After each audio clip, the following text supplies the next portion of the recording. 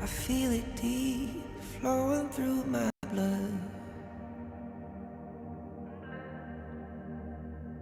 Rising up to become someone. And taking it all on my own. What a sweet victory. Taking on the pursuit of the prize of a toad. Ain't no way to survive, keeping all of this fire that's locked aside. When this is the time, enter the ring. All those mental chemicals doing their thing. I got flashes of battles inside of my dreams. I was come out swinging when they open the gate. Go ahead, call passion, I'm calling it rage. I'm taking what's mine like I already own it. Watch but don't blink, going here to the moment. The sky rain down. Here's to the madness that's all around. Go on, tell them who you are, you are, you are. Go on, tell them who you are, you are, you are, you are. Here's to the moment, the sky rain down. Here's to the madness that's all around. Go on, tell them who you are, you are. My name is Strength. Tell them who you are. My name is Pentakill. You think it's strange? My name keep ringing inside of your brain. I hear it every line. Here's to the moment the sky rain down. Here's to the madness that's all around. So tell them who you are, you are, you are. Go and tell them who you are, you are, you are. Here's to the moment the sky rain. You are, you are, you are, you are. Here's to the moment the sky rain down. Here's to the madness that's all around. Go on, tell.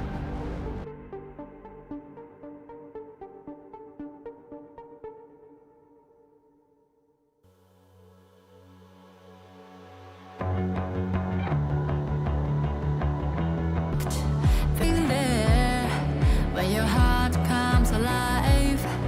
It's a dream I've had, and it never dies.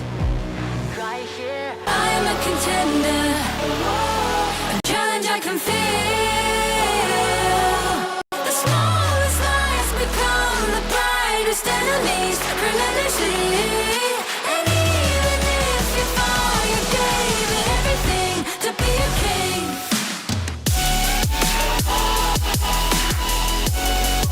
Brightest enemies, relentlessly. And even if you fall, you gave it everything to be a king. You carved your way with a sharp attack. You watched it all burn, and you never looked back. There will come a day when your fears will rise. You protect your crown, so it never dies. Never a surrender, a fight and never fail. I am a contender, a challenge I can feel. A speaking way, dream I can feel. The smallest lies become the brightest enemies, relentlessly. And even if you fall, you gave it everything to be a king.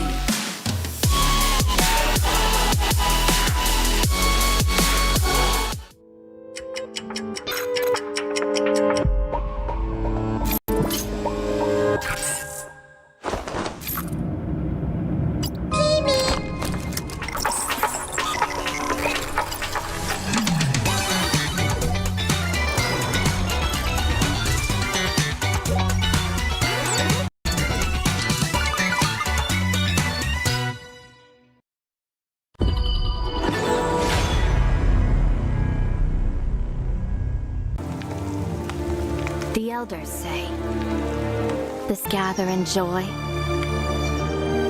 for dear friends to stay together, for the peace of the bird tribe and the forest. Even if my feathers burn away, I will never fear. Even if the sky falls and the earth shatters, as long as we stand together, as long as we endure, we will surely, losing everything. everything. Just as I did.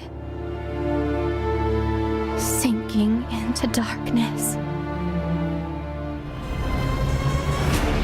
My old self is already buried. How amusing. This eternal, blissful heaven. What a beautiful little...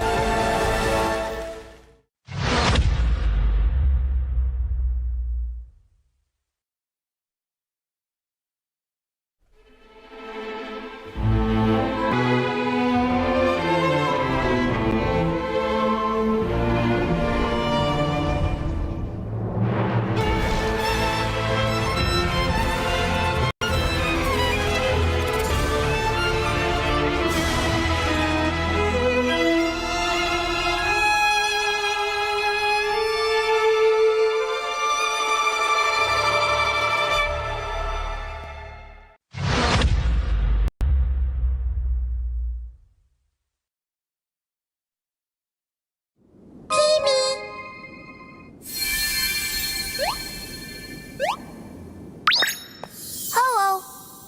I'm a spriteling. This world is so strange. Happy people are colorful. So beautiful.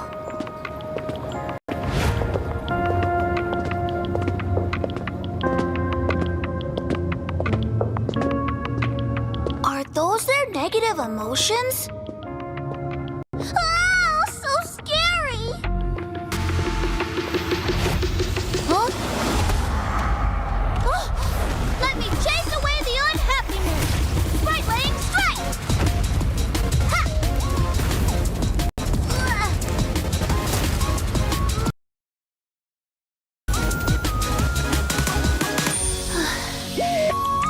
Let's be friends. Welcome to the world of spritelings! I'll take you to our annual Spriteling Festival! I'll take you to our annual Spriteling Festival!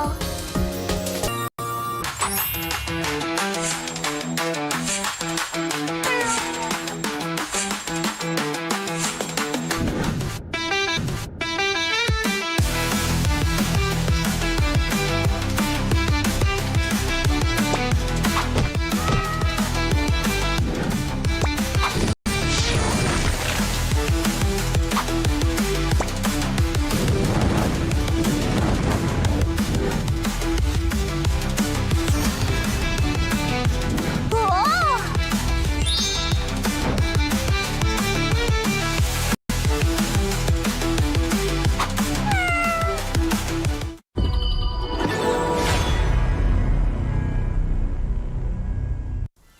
Life's growth has always been bound to conflict.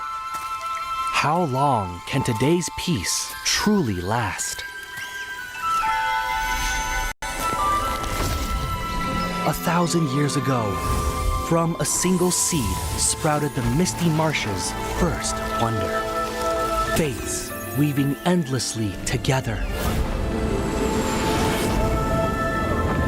With the deities came the first enforcers, becoming the misty marshes' first protectors.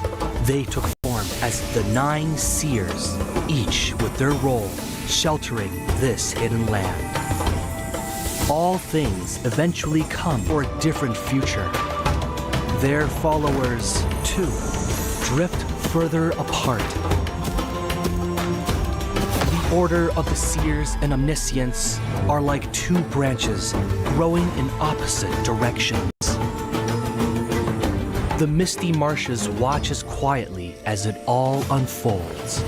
For from the moment that first seed sprouted, the deities already knew the life they nurtured would one day choose its own future.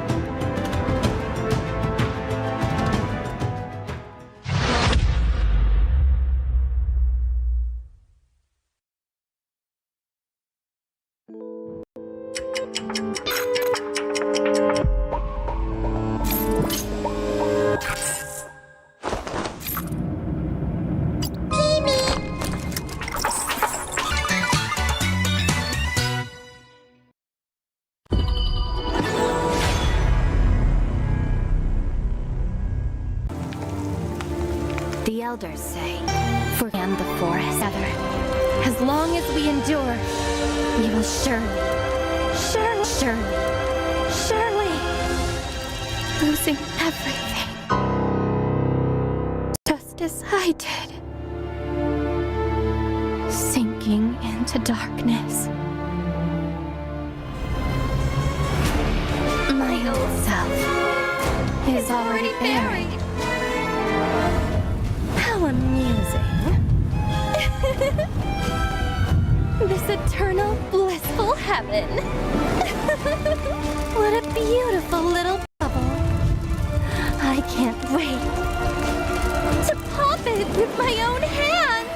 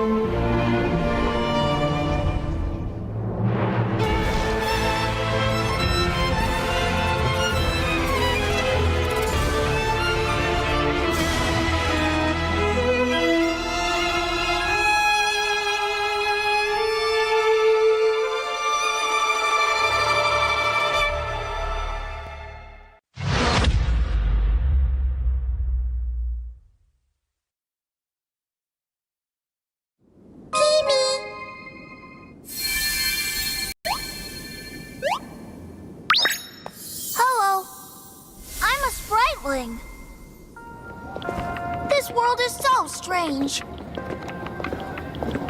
Happy people are colorful. So beautiful.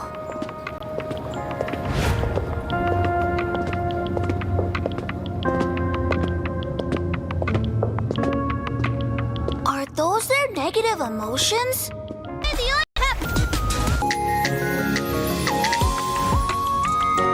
I'm a spriteling.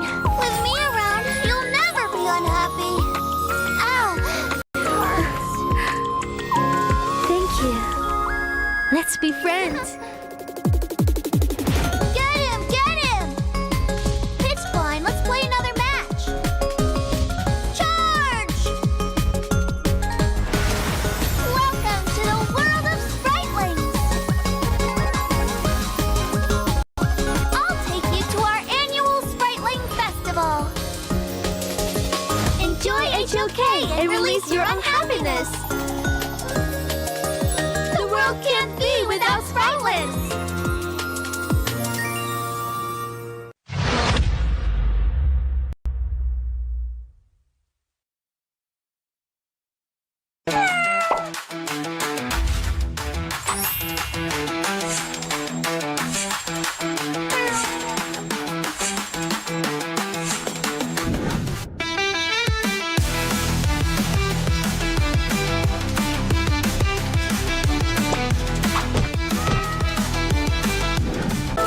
Born of wood, growing into a forest, gathering countless living beings, growing into a forest, gathering countless living beings within.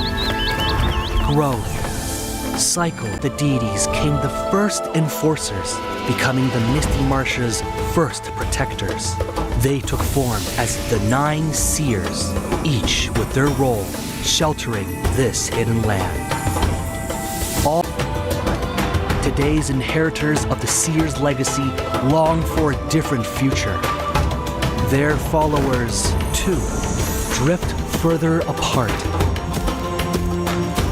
The order of the seers and omniscients are like 2 branches growing in opposite directions. The Misty Marshes watches quietly as it all would one day choose its own future.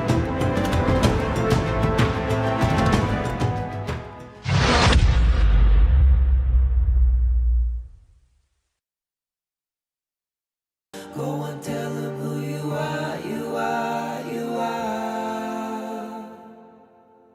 Here's to the moment the sky rained down. Here's to the madness that's all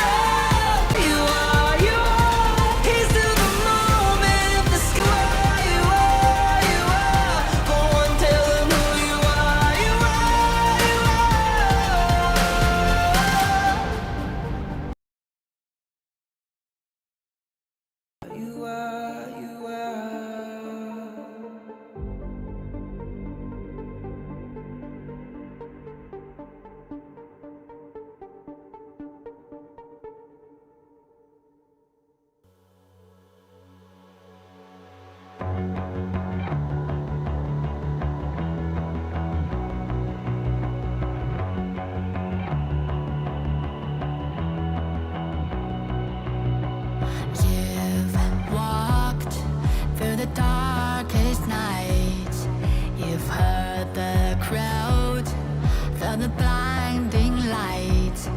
You were standing there when your heart comes alive. It's a dream I've had, and it never dies. Right here, right now, give it all, get it out. Never surrender, I fight and never fail. I am a contender, a challenge I can feel. And even if you fall, you gave it everything to be a king.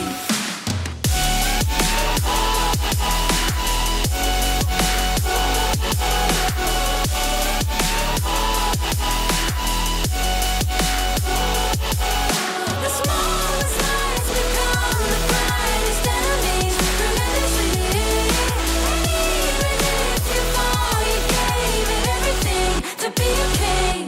You carved your way with a sharp attack. You watched it all burn, and you never looked back. There will come a day when your fears will rise. You protect your crown, so it never dies. Never surrender, I fight and never fail. I am a contender, a challenge I can feel.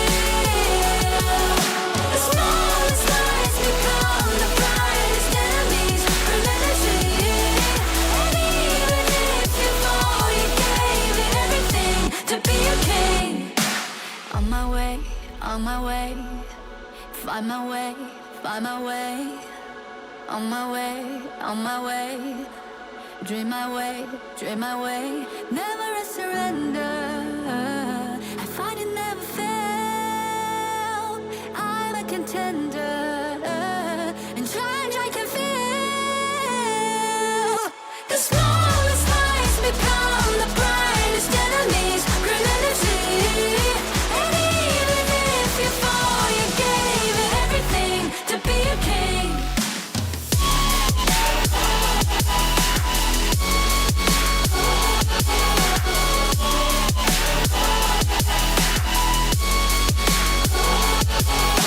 Fall, you gave it everything to be a king.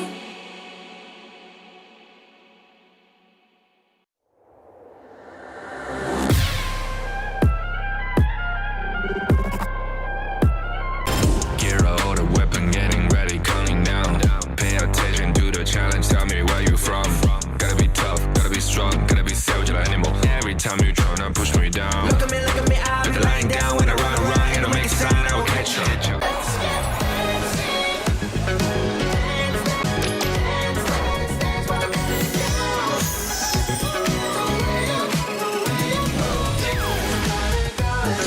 Real Me 15 series.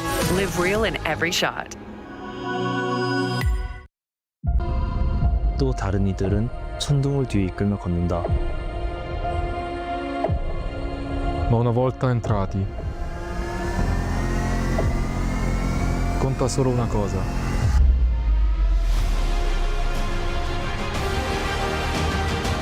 Each splash writes a legend.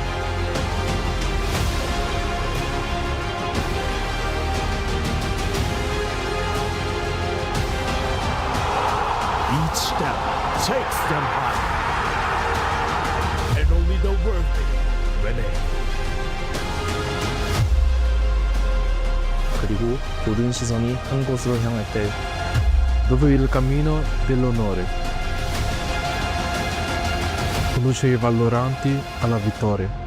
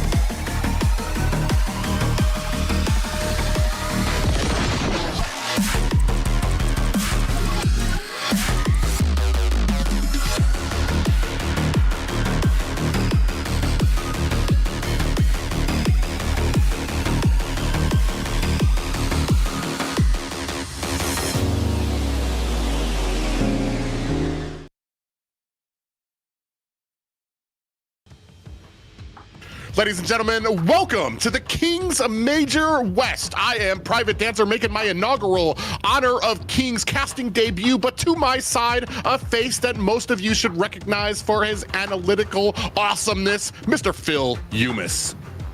Thank you, Private, for such an amazing introduction. And speaking of amazing introductions, we are starting day one of the Major West League today. You don't want to go ahead and drop into that A group here. So lots of teams. We just saw the team intros there. We leveled up. You know, last year we had pictures. Now we have the full cinematography out there, lighting and everything. And all the players look ready to rumble.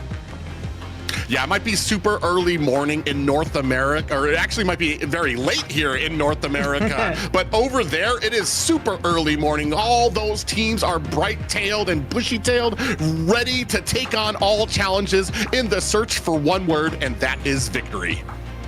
Absolutely, and today is not only the start of the Major West League, it is also when the Mirage City skins arrive here on September 11th, and then you get a chance to get a free Fong skin too. Very exciting. Make sure to log in and claim all that stuff. And all throughout watching these games, we're going to show CD keys on screen for you guys to go ahead and... Need to hurry up and put those keys in quickly. Well, I think everyone gets a shot at them, so you're gonna be too quick, but just in case, you don't want to risk it, you want to make sure you go ahead and get those. So type them in as you're watching there and make sure to share them around with everyone in the chat here. But today we have 4 best of 3s coming up. Very excited. A lot of teams are going to be playing here. We got some old faces, right, but also some new ones that I'm very excited to see how they go ahead and play here on stage. Yeah, so much going on, and we talked about it a little bit earlier, what these teams are all kind of colliding for. We can take a look here at the prize pool, $50,000 in total. First place, the champion is going to be walking away with $10,000. Second place with $8,500. Third place with $7,000, and on. Fourth place with $6,500, and finally, 5th through 7th place will be walking away with $6,000 USD. So everyone going ahead and joining here will get a big cut of that prize here. And here's a look at the participating teams that are going to be playing for that.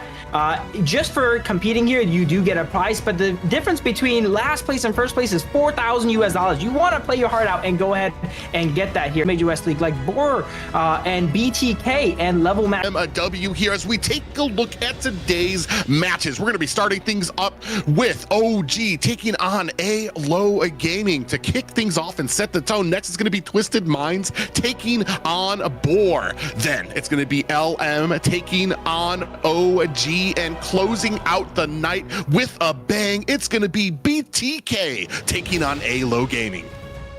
Very excited for that BTK versus Aylo Gaming match here at the end of the night. Everyone's speculating, right? How are they going to do? They've been training up. We've been hearing rumors, hearing a lot of smack talk, you know. About veterans, both of these teams are veterans of the Major West League. I think oftentimes in the last league, OG got the best of Aylo Gaming, but are things going to change here today? Yeah, there's a lot of history between both of these teams. I think we talked about it a little bit off air. Aylo used to have a pretty high running here when it came to a KMW, but maybe in the most recent time can come out on top. Absolutely, all these circuits are now just starting up, and this is my favorite time to go ahead and watch and analyze these games, because the meta is still kind of unproven right now. Everyone's still kind of discovering what's good, what's not, what these pros go ahead and do. Yeah, but let's go ahead and take... You gotta fight for it.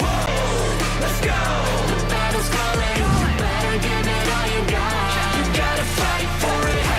The time is right for you to raise a bar. Yeah. Cause you could be the greatest of them all. Yeah. Let's go.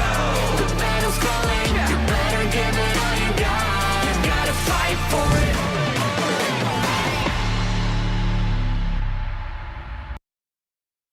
We're going to give them one anyway here with Keke in the Clash lane. This is a team that has had amazing performances in the Kings Major West League. They were dominating the last rankings week, 2-0ing everyone, end the game super quick. Here's a look at them here trying to replicate that last tournament success. Determination. Maybe came up just a little bit short, still got that invitation. Unfortunately, on the other side of that, their opponents here looking to kind of bring up their own story as well.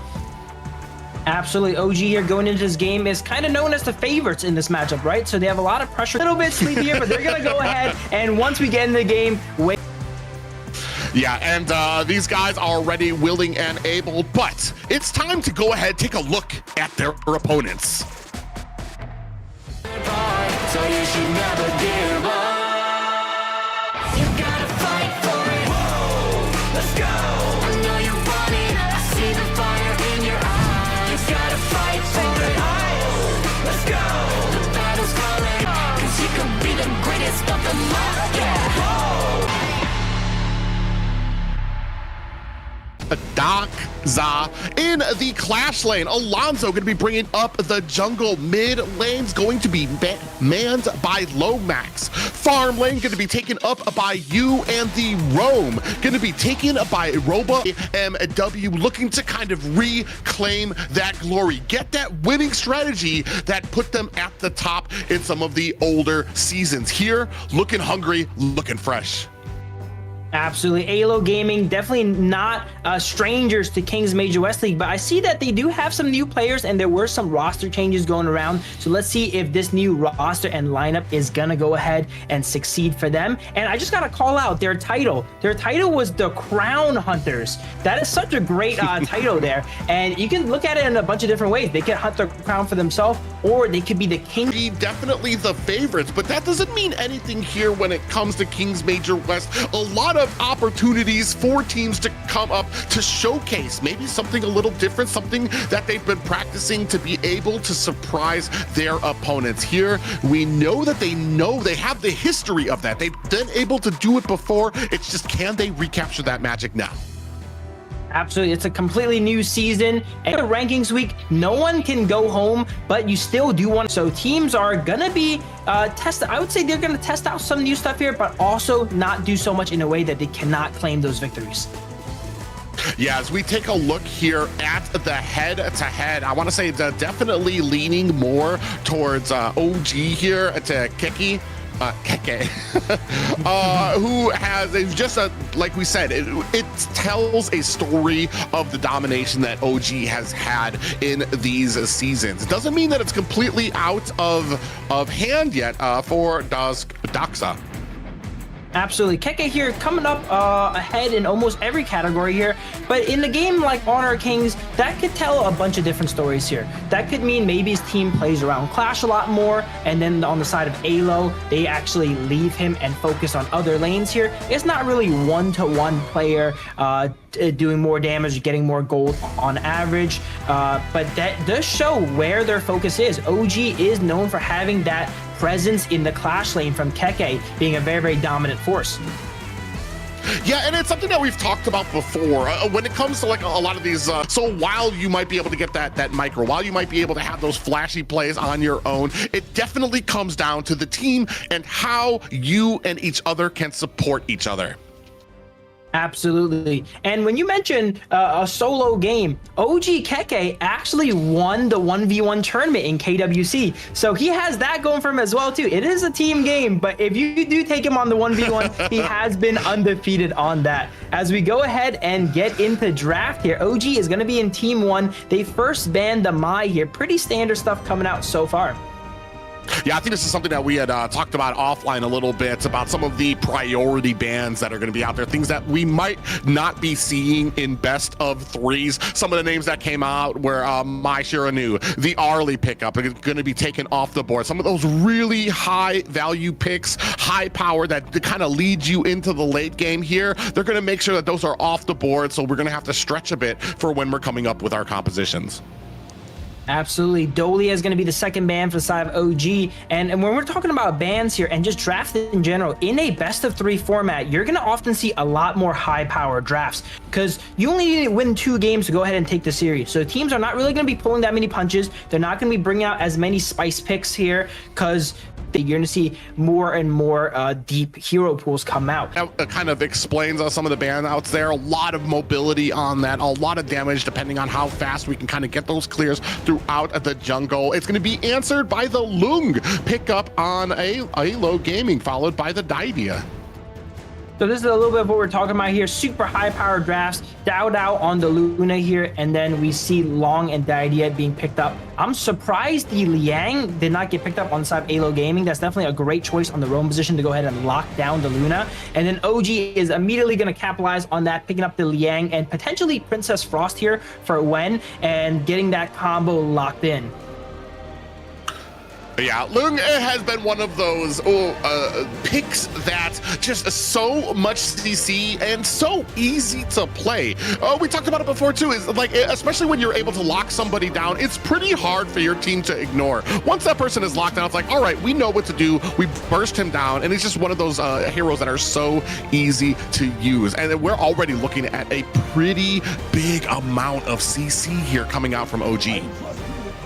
Absolutely. Aylo rounds out their first and remove that before OG gets a chance to pick it up, and they won't want to use a ban on it. And we see Ogren and Charlotte being banned out here in some of the remaining bans. But I do want to call out OG's draft is very OG style, right? They like picking these synergies together. They pick out the Liang. They notice the Liang and Princess Frost are up. We're going to go ahead and lock that in. And that's a great 3 hero core for the side of OG. They're able to have that lockdown. Yeah, and right now they're going to go ahead. They do take Ogren off the board so that I want to say they're trying to get a little bit more of those squishier compositions out from Aylo Gaming. Yeah, OG having the Luna, they definitely don't want to go against someone that is too bulky for Luna to pick their Clash laner yet, as removing some options away from Keke here with the Mayin ban, Dharma ban, and the Charlotte ban. A lot of focus being put on the Keke here. Not many options are left for him, but I do notice Byron is still up, and that is a OG favorite here. Oh, yeah. And with that, we're going to go ahead. Fong and Mulan picked up for the side of OG. They're going to round out the composition. They're still waiting on that last pick on and Mo. Such a menace in that mid lane, especially with how quickly he can scale the damage output he can do. But I do want to say, like, usually you like damage coming out from him. Yeah, absolutely. That's a great point. Usually Ganamo compositions have stuff like the Liang there to go ahead and lock down targets for him here. This Ganamo pickup is strong on the side of Aylo Gaming, but it does not have that much setup, so it's going to be a lot hold down. And then they round out their composition with the pay as well too. Another interesting note, we mentioned there's not going to be that many spicy picks here, but the Fong getting locked in here in game 1 for the side of OG, definitely something a little bit unconventional. Maybe they're trying to get that skin that we were talking about earlier. Signature picks. It is not the strongest in the meta, but it's kind of like... Yeah, and it's going to be very interesting to see how these compositions kind of roll into each other.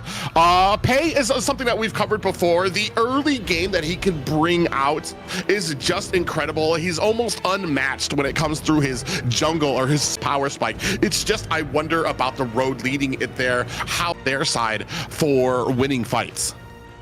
Absolutely. Aylo Gaming is trying to fight fire with fire right now with that pay. OG known for being one of the most devastating early game tempo style teams. So they're going to pick up that pay to try and match their pace here. And this is very interesting. Aylo Gaming historically, you know, they like dragging games out. They like dragging games to Tempest here now. But now with some of these new players and a bit of a roster switch up, we see their theme kind of... It comes into play too, especially when it comes to a task. The problem comes though, are you laying a path for that late game? Because there's only so much of an advantage you can give an early successful team like OG before that snowball becomes too big to handle. Absolutely. Here's a look at the lineups once again here. Nothing too out of the ordinary when it comes to skills here. We did mention there were some new skills being added to the game here in that teleport and the prison sprite, but not coming out this game. But I'm definitely going to be keeping my eyes out on the skills throughout this circuit here. We see the Guan Yu with the sprint as well. Speaking of sprint, let me sprint into the phones that they're using here. The Realme 15 Pro gaming phone is the official phone for Kings Major West League. It is built for performance, made for gaming, smooth, cool, reliable, and fast, just like Guan Yu, just the way esports demands it. And when you are fighting and playing at this level, you're going to want the best, and that is what you get with a real me side of Aylo, trying to go ahead, push themselves into the jungle, even though it's not for like they're not already at the buffs. They're just trying to let them know they are there. They do end up taking that lizard there, from my understanding. So already, not just in draft, even in game, they're putting a lot of pressure on Keke here. They banned out a lot of his picks, and then they're sending 3 people up to his lane, ensuring that he cannot really get ahead, because they know Keke is going to be one of those star players on the side of OG, and they cannot allow that to happen. And hopefully you guys didn't miss it. There was another CD key there for you guys to redeem and get yourself some dragon crystals. Yeah, a lot with the farm, trying to keep that pressure up. You can see teleport to the bottom, looking for something. Actually did catch a kill, and that is going to be one very early for the side of OG. And just at the backside, when running for the hills, auto attack be danged, able to find and escape. The Ganimo just barely missing the blades. They're using the flash to try and connect it, and it barely missed. Wen gets away with just a sliver there. It did not happen on camera, but Keke actually found a solo kill onto Guan Yu as well too, which is extremely impressive. And he found another one onto Ganimo. Keke is being real sneaky right now, getting all these kills off of camera here. Yeah, if we go ahead and take a replay to see what we missed there, just a 1v1 there that was able to go ahead, find the mark and put on the button there. And that's going to speak pretty well for OG here, because it wasn't even kind of the team fights where they were focused. We're talking just about the solo lanes and the amount of pressure that they're able to put on just... Especially in the hands of someone like Keke. Guan Yu once again, this time not respecting the Liang as he gets grabbed up under tower with that Princess Frost ultimate on top of there too. And there's not much you can do. This is not looking good for Doxa here. He came in the lane, got solo killed, now came back, gets 3-manned. They are really behind. Yeah, and Doxa, especially when it comes to something like a Guan Yu, the amount of CC, and as we take a look at this replay here, that auto attack coming out from Keke, they're doing such a good job of finding some of these, I want to say, lackadaisical types of rotations coming from the, actually brought a very deep onto enemy territory. He's going to have to find himself and escape. There is a Aroba.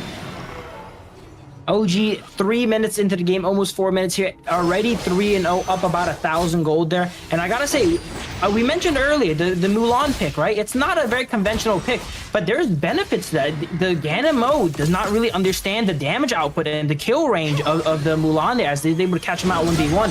Same with the Guan Yu as well.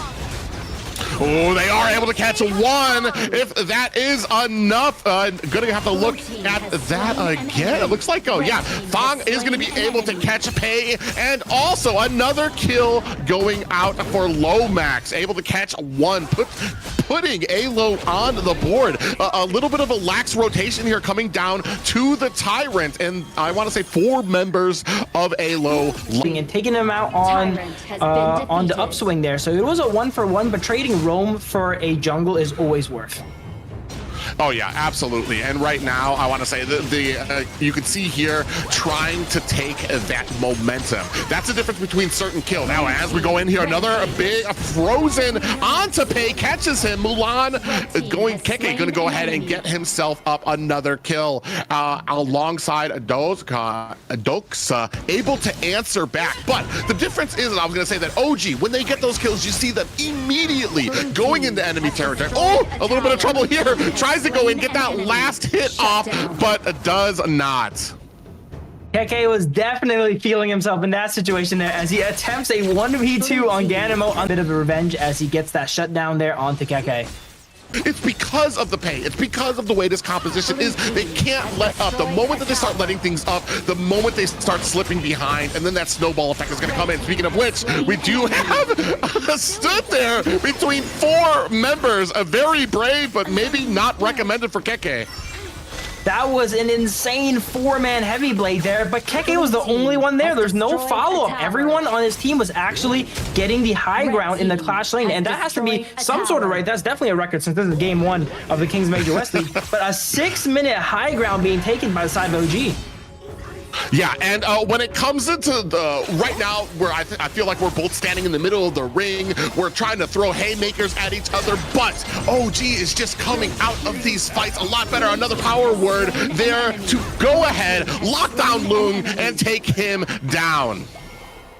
There's the Liang here. All throughout the game, all these plays, most of the kills OG got is just off of Liang's ultimate. He's able to flash in or just walk up to someone from a bush there, get the grab on them, and then Princess Frost Wen just follows up with that ultimate there, and that combo is really, really hard to play against. Yeah, and this is kind of one of the questions I had is when you let something like that through. We've talked about it before, and just how easy Liang is to play, to be able to kind of get those lockdowns. When you've locked down an enemy player for that long, everybody knows, attack, take him down, and you can see the points start to add up. Absolutely. OG starting to run away from the game with the game here now as they're up 4,000 gold and taking more and more towers. We haven't seen much of On, but he's just been farming up on the Fong, and Fong is one of those marksman picks that's relatively durable as well. It's able to side lane alone. It is not, you know, when Pei jumps on Fong, there is outplay potential. It's not like other marksmen that just gets deleted here. So being able to get farmed up here with that Fong pick, not using a pivotal pick as well too, as we see Luna in a 1v3 in the jungle of Aylo Gaming. Not just a 1v3, but still able to take it onto the teams. I was actually getting a little worried there for the side of Aylo Gaming, as you can see that Dido was actually taking it to them, took 2 of them down to about 10% health, but the cavalry came in. Aylo Gaming was able to go ahead and get the kill on there. The problem here is, with each of these kills, they're not able to make any movement on the board. They're not able to push, they're not able to get towers, and that is exactly where OG is starting to shine. Absolutely. Aylo Gaming to get a kill, they need to throw. Kills are all going down in the jungle of Aylo Gaming. As you mentioned, they're not able to break out and get any other resources, where OG, sure, they may have lose the kill 1-for-1 here, but they're getting all the jungle on the side of Aylo Gaming. Yeah, and I feel like they've kind of been shorted out from where a lot of their picks shine. The Ganon Mo really hasn't gotten the item spikes where he's going to be that dangerous with a lot of those coupled blades. The damage that you want and the positioning from Doxa on the on the Guan Yu, it just isn't there. He's not even in tower, got CC'd down and taken down by the side of OG. Muchin doing his job there, trading his life away for, you know, relatively higher value targets here. First it was Pei, and now it is the Guan Yu. But the thing is, Guan Yu's blades, and that's exactly what we just saw there. A little bit, Roba actually going in and on the backside, coming in with that Mulan, finds a kill along with Fong. They pick up 2 on Aylo Gaming. OG is playing so confident right now. Almost all of their members we've seen constantly take these disadvantaged fights. Keke jumping in 1v4. Dao, that's the second time doing a 1v4 or 1v5 play there in the enemy jungle.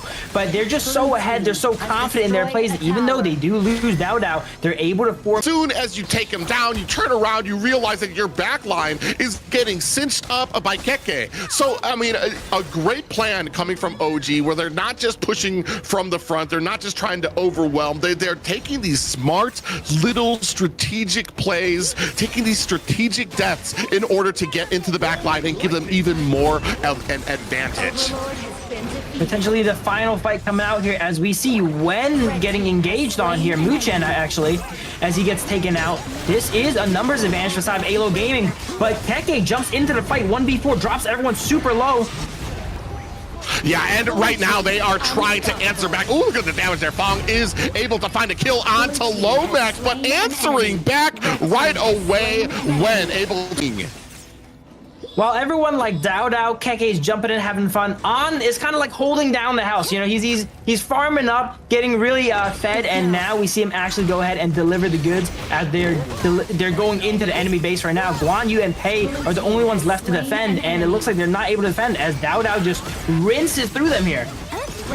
Yeah, and I think that's going to be it. Setting a standard here in game one in the first series of the day. OG Gaming, come ahead.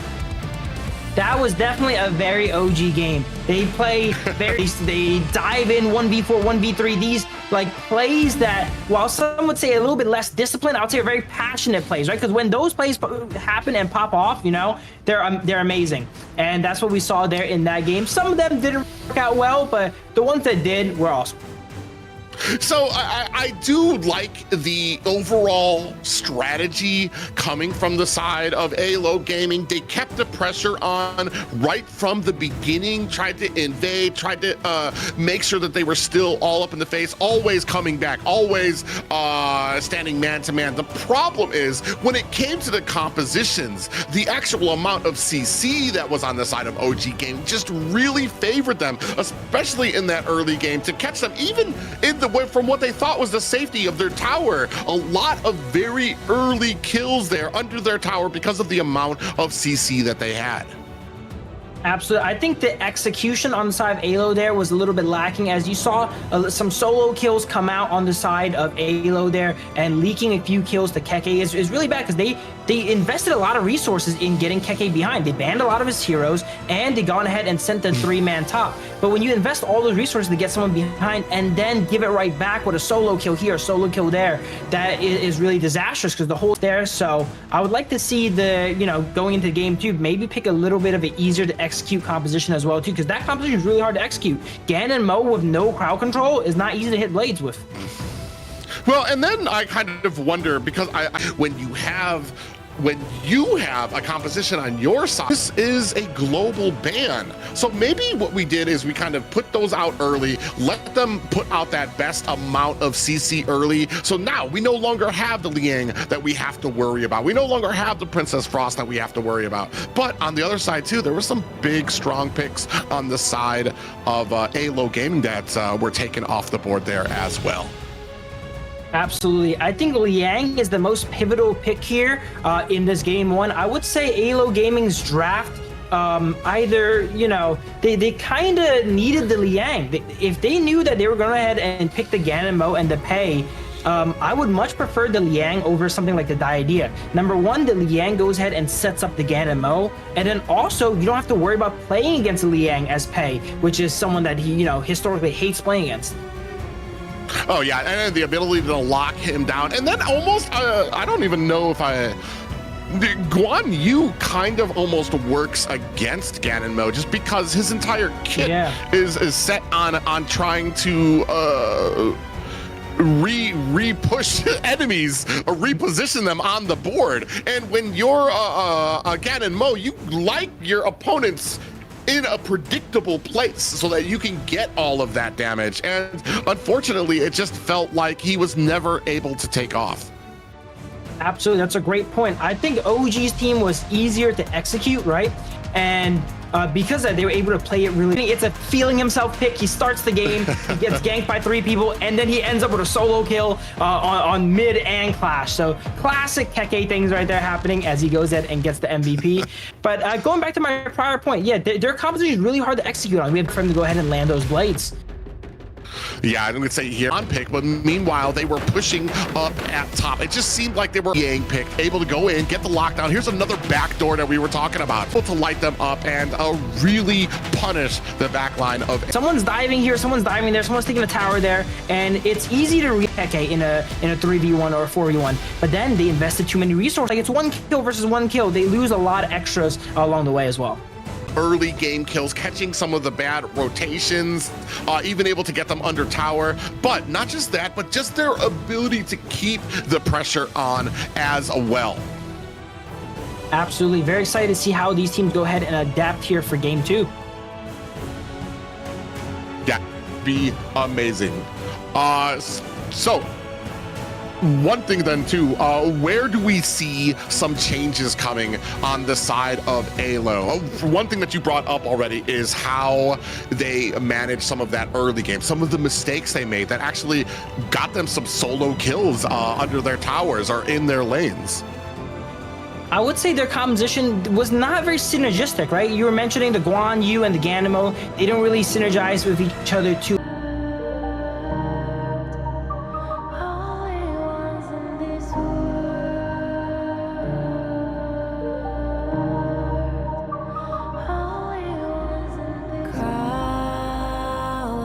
Sound of the rain. No matter how I feed the flame, you know I feel the darkness and the pain.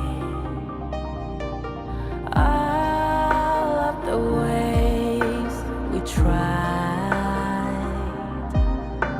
to break free from the night, you know we made it out, we found the light. I fly so high, like it's a whole new vibrant world.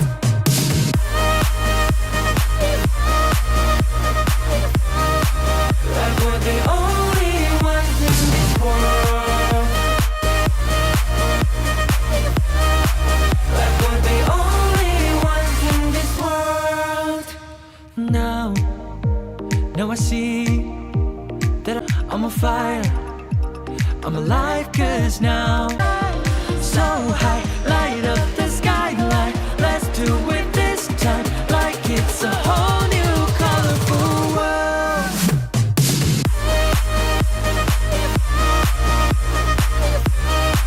Like we're the only ones in this world. Like we're the only ones in this world. How we get this far. Like we're the We are going to be stepping into game 2 of our first season,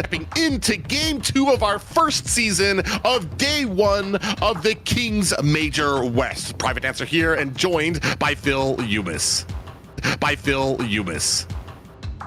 Yep, we just saw game 1. Pretty quick game there from OG and Logistic here, but this is global pick ban, so all those heroes that OG used to claim victory in game 1 are no longer available to them, as we're gonna be able to get into draft here soon. Here's a look at OG there. They're up 1 game. It is match point for their end, and then Aylo Gaming and their coach here are coming up with some strategies to see how they can go ahead and tie that up to a 1-1. Yeah, and that's the thing, is that there's a few during the laning phase of it, and right series. We talked a little bit before. Nobody's being kicked out. Nobody's going home today, but you do kind of want the relaxation of that good positioning from a few wins here. Not just that, but it kind of sets the tone. OG, we knew that they were going to come in here. They were going to come in big. They were going to come in hard. They were going to come in powerful with some of their picks and with their play style. And I want to say they have not disappointed. Absolutely, Game On was not disappointing at all there. And as you were mentioning there, they want to go ahead and get that Group S, right? The top 3 teams advance in the Group S, and they have a much easier time in the Survival Week. No one is going home this week, but that does not mean you want to go ahead and go into Group A, because then your seeding is not going to be as favorable. You're going to be playing against the strongest teams and risk getting knocked. Arlie and Luna being removed here. As I say that, that means Mai is open. Dharma, they're going to go ahead and pick that up. That leaves open the Mai and possibly Uan pickup, but they go ahead, pick the comfort of the Lung. Pretty standard draft here. Mai actually being kind of ignored here, right? The Long and Ogren getting picked up here. They know that Aylo Gaming cannot play the Long again, but they opt to go ahead and pick it a little bit earlier so that maybe they can hide some of their prior picks. Maybe the Mai is a trap. I always say Mai is on fraud watch, but we see Mai getting picked up here for Aylo Gaming. Super well-rounded team there with the Mai, Agudo, and Dharma. Yeah, that's going to give them a lot of mobility. The Dharma, I like, has been a very strong pick. Maybe not strong enough to get a lot of those bans just yet. But also, I'm wondering if we take the well, I mean, we don't really need to take the Uan off the board just because of our picks that we already have on the side of OG. That really wouldn't, never mind. There it is to go ahead, because that's one of the bigger counters that really shuts down, as great as a My Share No pickup can. Wants to go ahead and assassinate their targets, taking them out and burst them out really quickly. And Yuan just puts a complete stop to that with that ultimate. So they don't want to deal with that. They go ahead and ban it out. As you see the Liang getting banned out by OG. They just used it. They know how deadly it is, and they do not want to deal with it. And then Charlotte is being hovered here for Keke. They're kind of making some decisions here. 5 seconds left. Let's see what they go ahead and round it out with. It is the Charlotte here for Keke. Their team is pretty built here now with the being able to ride each other's skill ones. So here's the interesting thing too. When you have that Mai pickup, you have a potential mid laner that doesn't synergize well with anti-heal, and that's something that you really want to have as a focal point when you're facing something like an Ogren. And I'm wondering how well that's going to come into play. Where the anti-heal is going to come from the side of Aylo Gaming. It is likely to be coming from Agudo maybe, or perhaps Ming. Yeah, not too many good anti-heal builders on the side of Aylo Gaming, but they're definitely going to need it against Diadea and Ogren, and even the Hain picks, and then they throw a little bit of spice in there, and in this game it is Wen with the Haino mid. Yeah, so while we have all the picks up on the board, it's going to be very interesting to see how we manage them. Mai has become a quick favorite of mine when it comes to the mid lane. It's like poetry watching the abilities go off, get that dash off, make sure that you can get to the side lanes very quickly. There's just a lot that you can do to be helpful for your team. On the side of Aylo Gaming, that's something that they're going picked off in the early game. Having the Mai Share now might be... It's no secret that Mai is one of the strongest picks in the game, but picked up, usually the opponent's team has a strategy in place. Yeah, it's one of those that you really do have to its positions. Aylo Gaming at 0 points, OG Gaming at 1. It is game point for OG. And the point we didn't get time to glance over here is the Chano and Ming to go ahead and pocket him throughout the game. So let's see how... Already taking a little poke at the enemy jungle there. Yeah, you can see Daudo doing a good job. I want to say it's those little things. Take away the jungle that's a little bit in your pocket. It's a little bit out of their pocket. You continue this on in the early game, and look at already on enemy territory, trying to put some pressure onto them at that clash lane. Yeah, some interesting matchup happens here. So great adaptation by Aylo Gaming here. Now OG is forced to play a little bit reactively and send the Diadea back up to try and equalize that lane here. And Aylo Gaming does end up taking the teleport sprite here and opening that up. And from here, they're once again focusing down Keke. It is 4v1 there. This time they actually get their mark here and get the kill.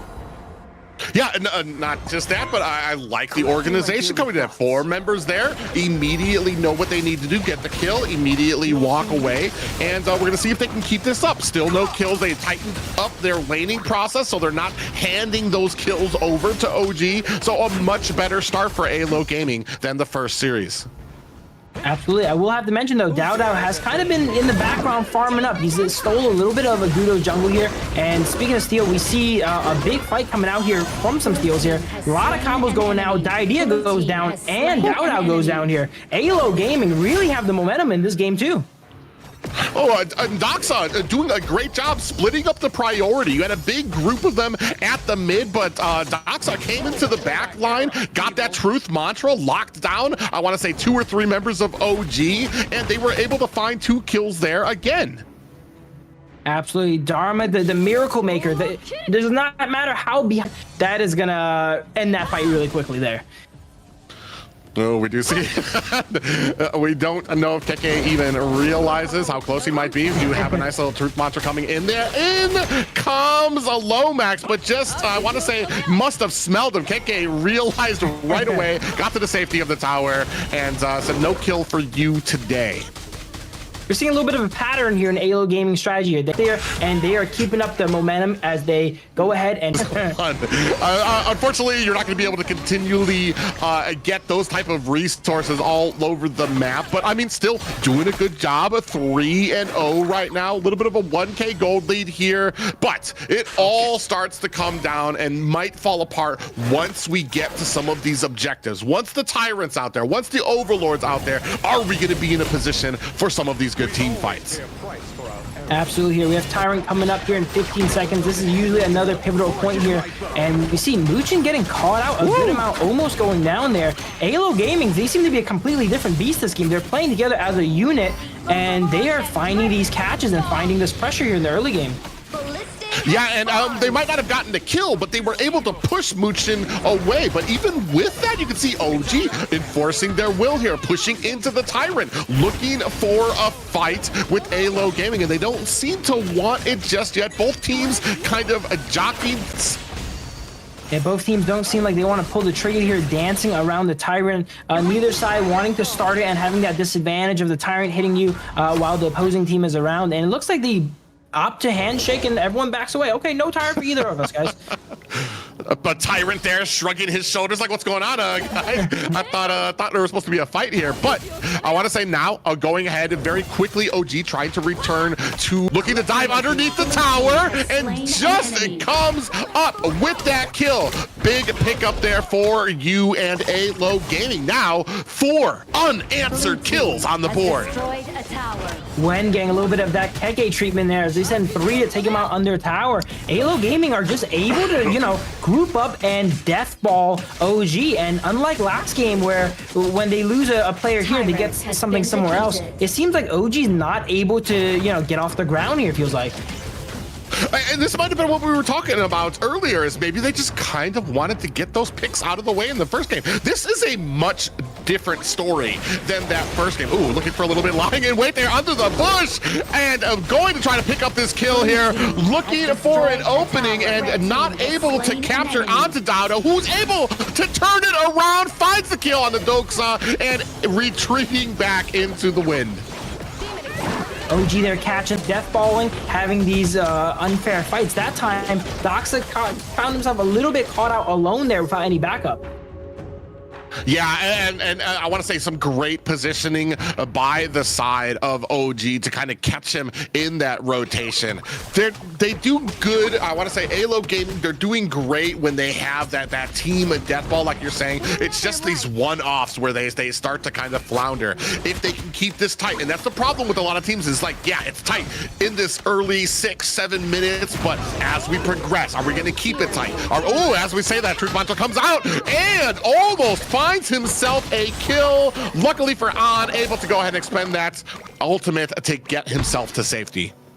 And that's why Long is such a reliable marksman. You put all this investment into your marksman, and then a lot of them, they could just get one shot in a fight. Not Long, though. Able to use that ultimate, that infinite fastness to get away into safety there. Always going to be frustrating. Oh, no, in trouble here. Taking a heap of damage, but that is an Ogren, baby.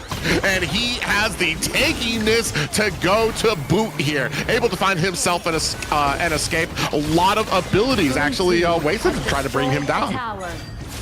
Absolutely. He has the Eye of the Phoenix on him as well, too, so his healing is even more amplified as normal. And we are mentioning a little bit in the draft, there's not many anti-heal users on the side of Aylo Gaming. They're going to have to kind of shoehorn it into their build here. And look at Ogren running around without any anti-heal on him. He's just able to heal back to full. Yeah, and I want to say that that's what I was gonna. Once he starts getting those items and he's able to kind of sustain himself through who has the advantage in a lot of these fights. Absolutely. It looks like Aylo's going a little bit more of a hybrid build on the Guido to try and make up for the lack of damage here. As we see Keke in a 2v2 here, Muchin comes out. Channel's getting a bit caught. Uh-oh, tries to turn it on Keke, but actually gets it turned on him.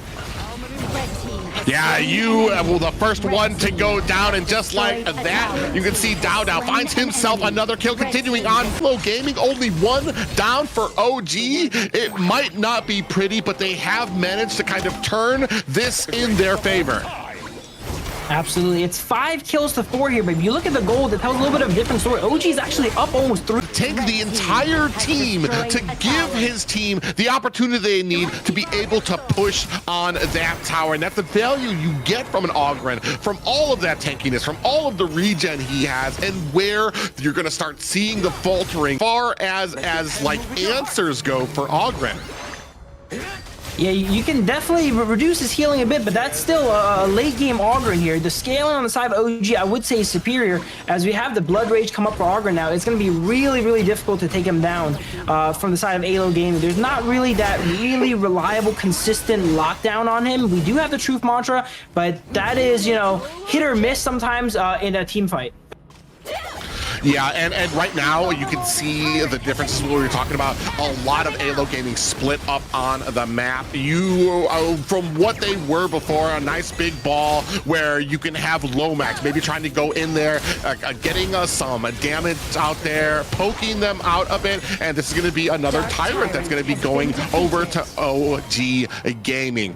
Now kind of continuing on with this snowball that they're feeling here in the late game.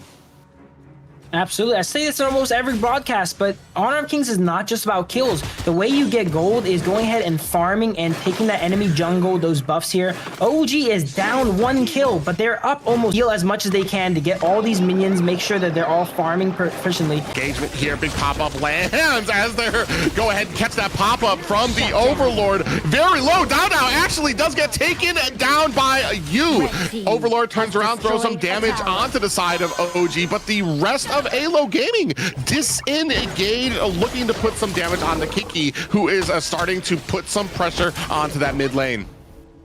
Yeah, we're starting to see Aylo Gaming kind of go back to early in the game, right? They're good at this death ball. They have the Ming, they have all this follow-up with the Dharma here. They want to force these 5-on-5 team fights. They don't want to split up and take these skirmishes. That's exactly what OG wants. So they're able to come in together as 4 and catch out Dao. And it doesn't matter how tanky you are, how fed you are, if 4 people, 5 people are focus firing you down, you will go down.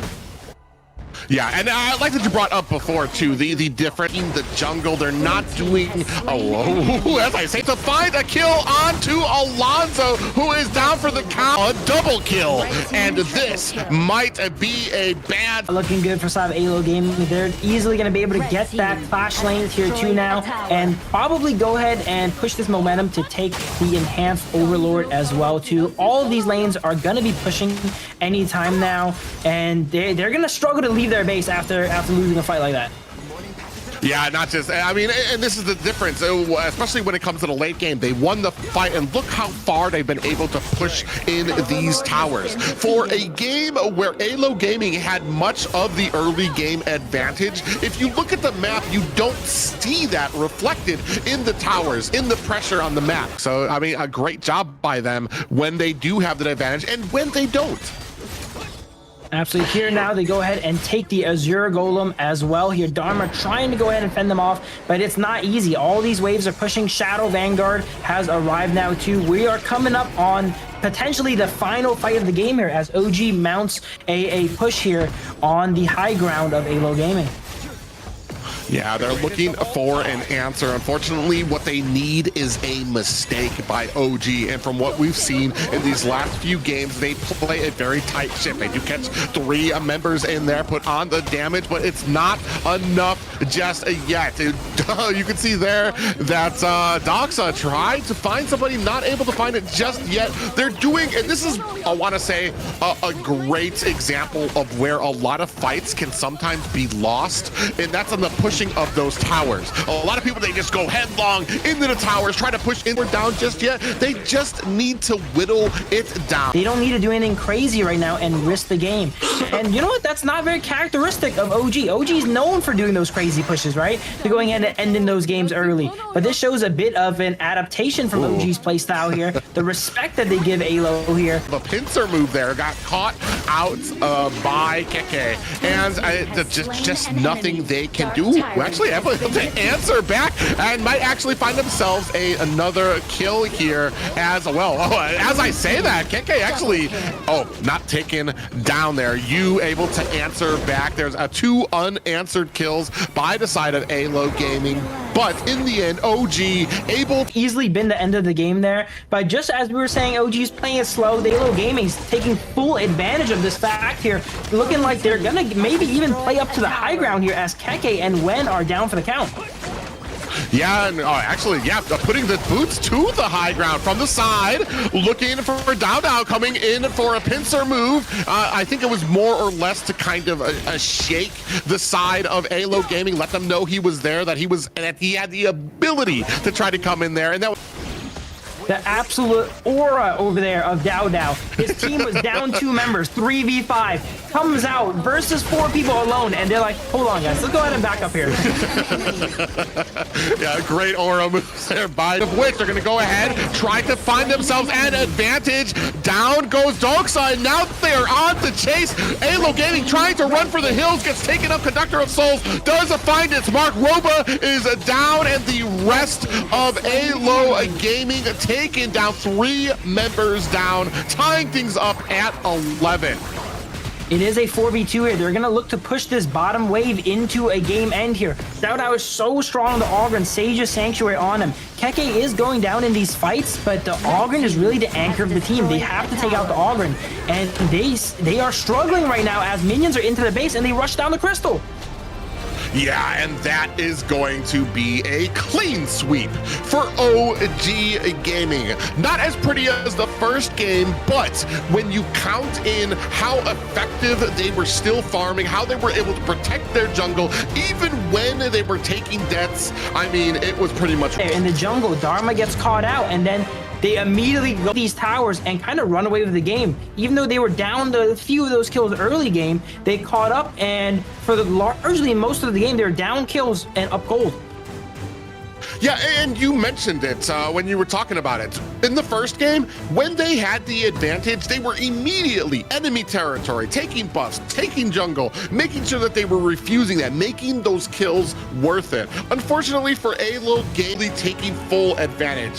And this is just one of those games where kills just don't mean a lot if you are not getting in, if there's not an objective tied to it, if there is not a jungle creeper tied to it, if you're not hurting the enemy on their side when it comes to their economy.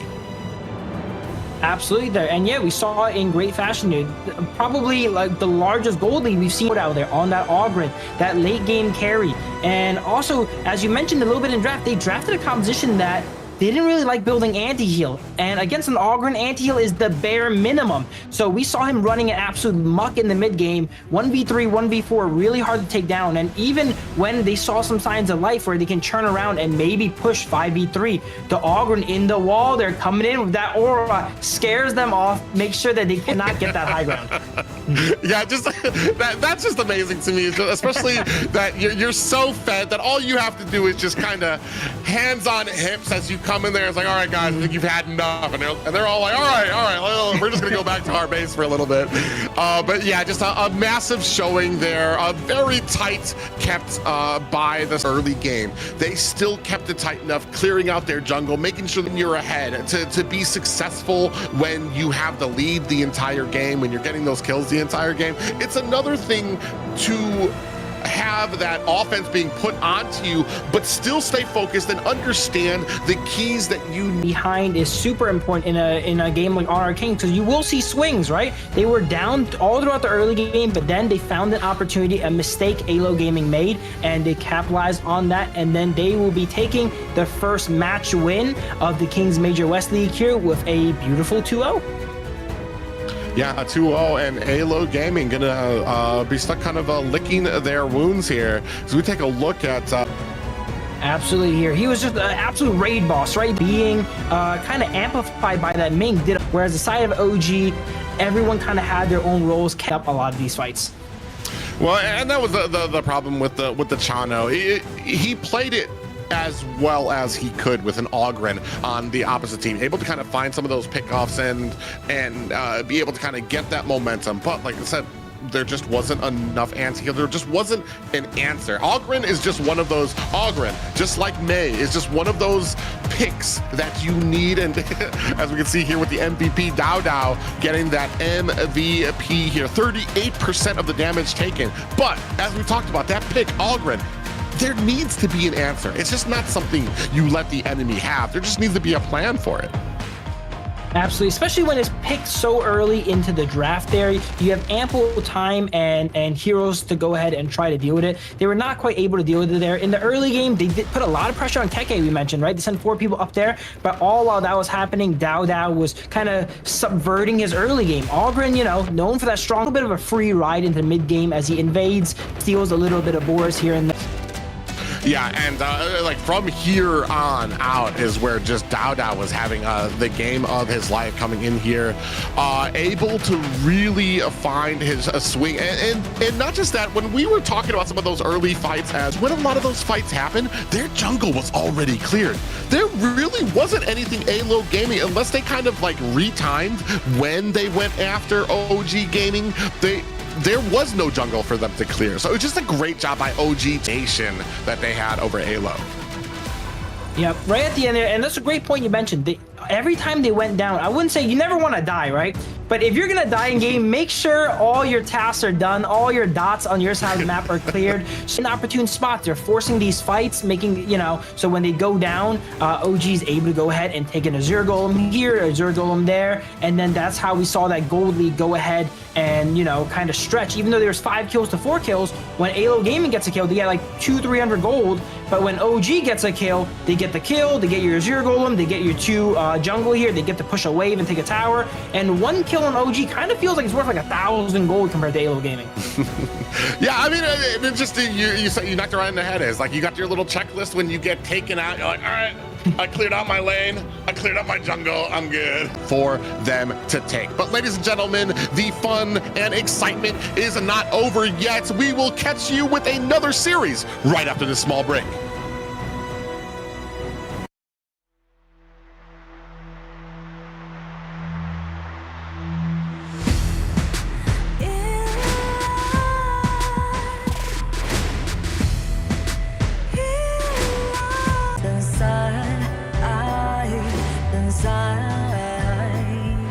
When you let fear decide your fate, you don't choose which path to take in life. In life, I'm finally letting go of everything that still holds me. I'm against all odds, but I won't give up, 'cause it's my time. Destiny is calling hard. Victory is on my side.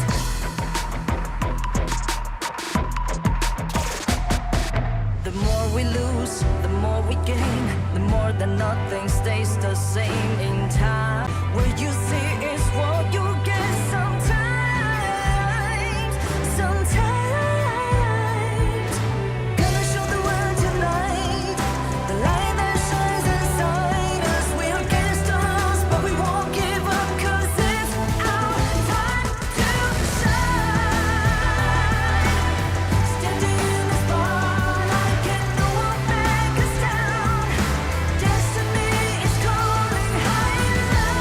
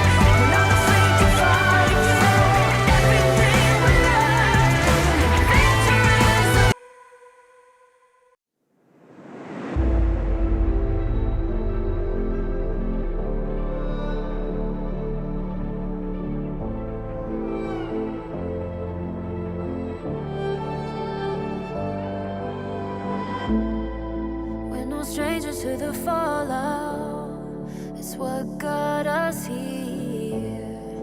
Ever changing, some chameleon. Blood, sweat, and tears. We'll never make it if we fall to everything that brings us down. With a comeback is now. Blood, sweat, and tears. Fight for what we want. Doesn't matter the cost. Every day, put in work. Blood, sweat, and tears. Nothing comes overnight. Strength in numbers start to line. We don't bow to fear. Blood, sweat, and tears.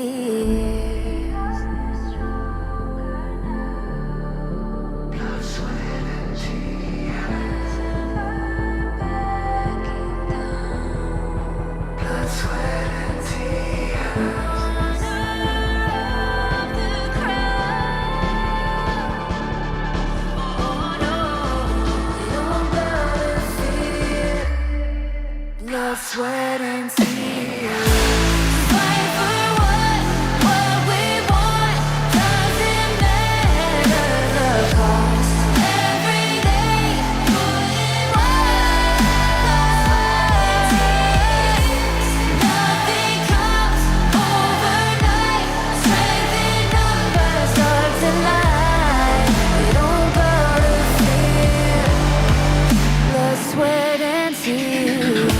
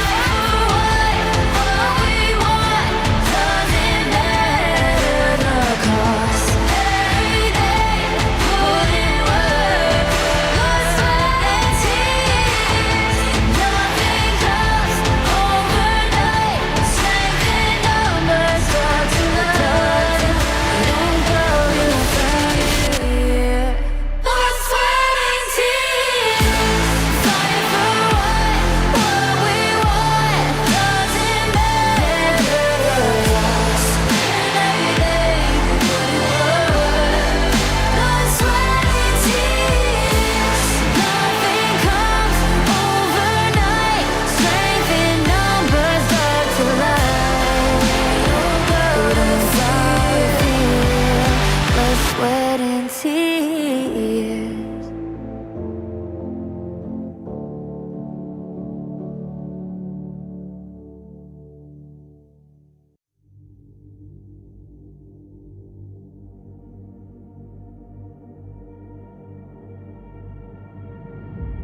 I feel it deep flowing through my blood.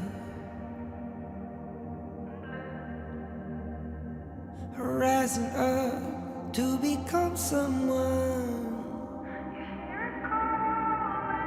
And taking it all on my own. What a sweet victory. And taking all of my control. Awaken something deep in me. Like flames, feel it burning inside. Take a hold in pursuit of the prize. I've been told, ain't no way to survive. Keeping all of this fire that's locked up inside. When this is the time, enter the ring. All those mental chemicals doing they thing. I got flashes of battles inside of my dreams. I was made for this moment. At least now it seems like it's time to come face to face with your fear. Been battling reasons for all of the years, and I learned how to fight them with style and grace no one's ever encountered. You say it's amazing, I'ma come out swinging when they open the gate. Go ahead, call passion, I'm calling it rage. I'm taking what's mine like I already own it. Watch but don't blink, going here to the moment. The sky rain down. Here's to the madness that's all around. Go on, tell them who you are, you are, you are. Go on, tell them who you are, you are, you are, you are. Here's to the moment, the sky rain down. Here's to the madness that's all around. Go on, tell them who you are, you are, you are. Go on, tell them who you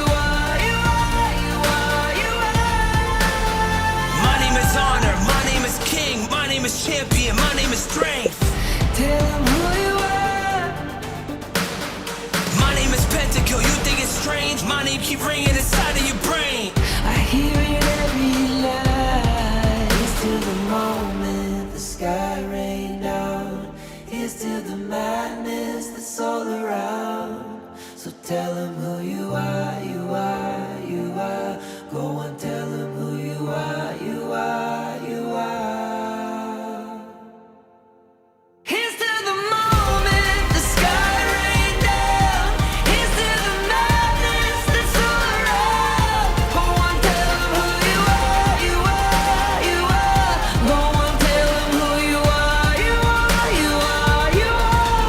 Here's to the moment the sky rained down. Here's to the madness that's all around.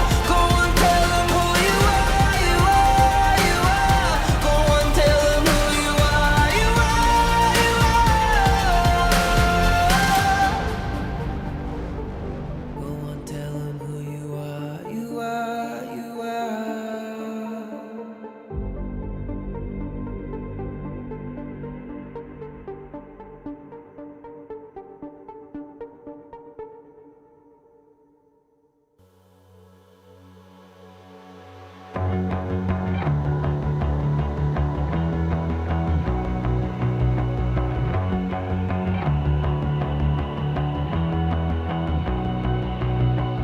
You've walked through the darkest nights.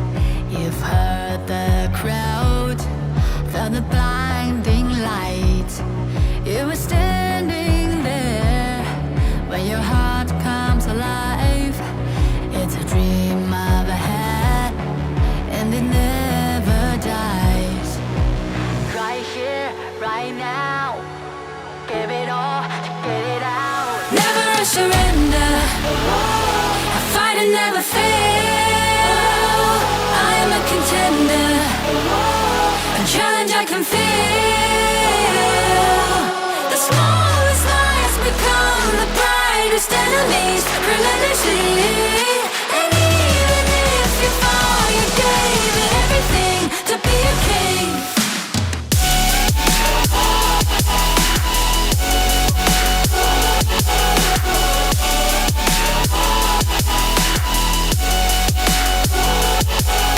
The smallest lies become the brightest enemies. Relentlessly. And even if you fall, you gave it everything to be a king. You carved your way with a sharp attack. You watched it all burn, and you never looked back. There will come a day when your fears will rise. You protect your crown, so it never dies. Never a surrender.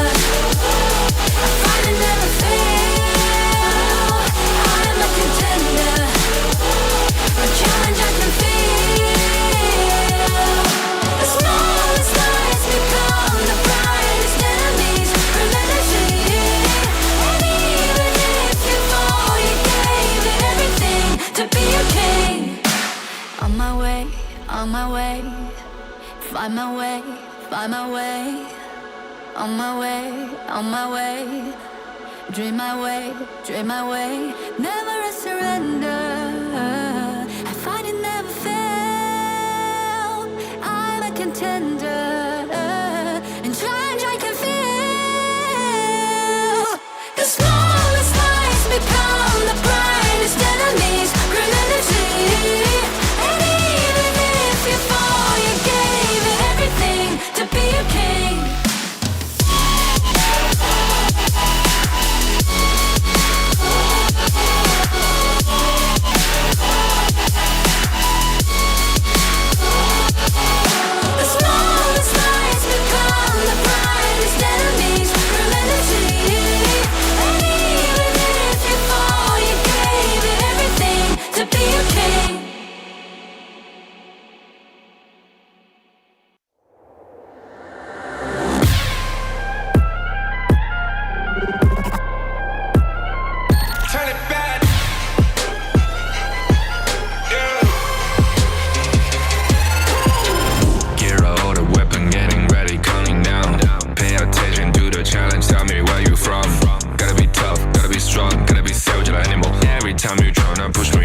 Look at me, I'll be lying down when I run, and I'll make a sign, I will catch you. Watch out, it's better feel, got no mercy. Look at me, I'll be rising. Carry the season, you got a damn, gonna wibble. You never hesitate for another moment, but my bone is golden. I'm invincible, just let him know. I can show you all the glory I own. Through the jungle, find a way to the pad. It's time we go. Live from how can we go? It ain't a river, tiny bed. Storm is coming, tired of your cold. It's my kingdom, fire blowing up. We the kings, it's our honor showtime.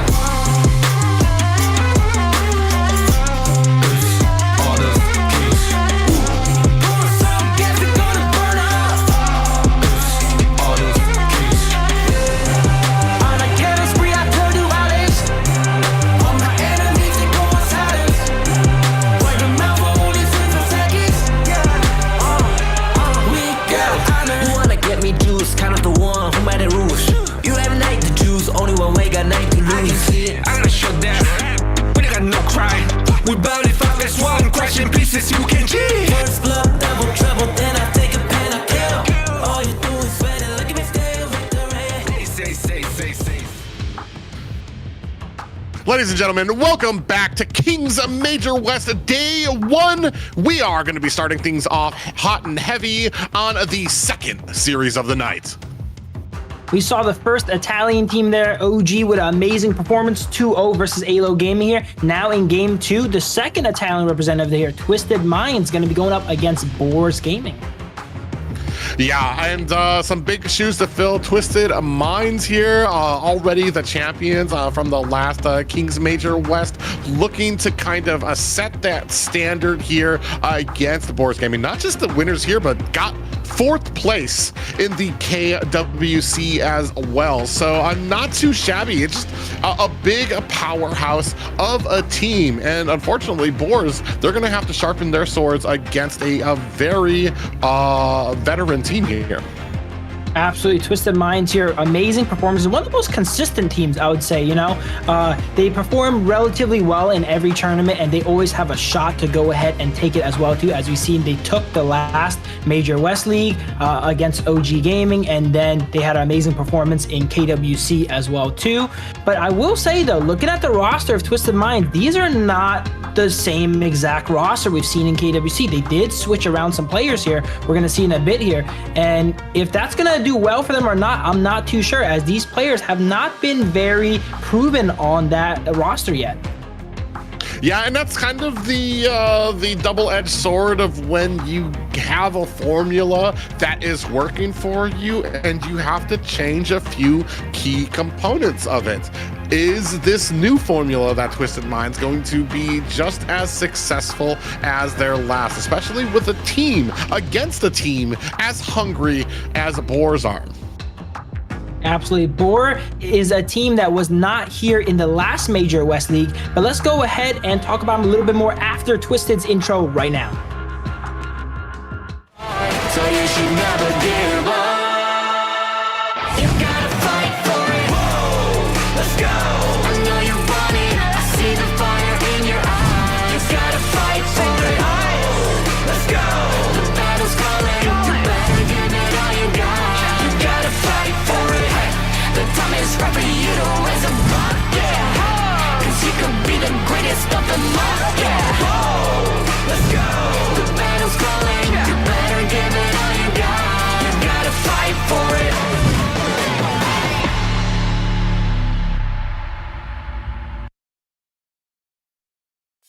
Here's a look at Twisted Minds, the masterminds here, with Highlang front and center, as well as Clean and Shanks here in Clash and Marksman roles respectively. And then those are, you know, the roster that was on their KWC lineup, but now we have some new faces as well, with ACC on the roam position and Jue on the jungle.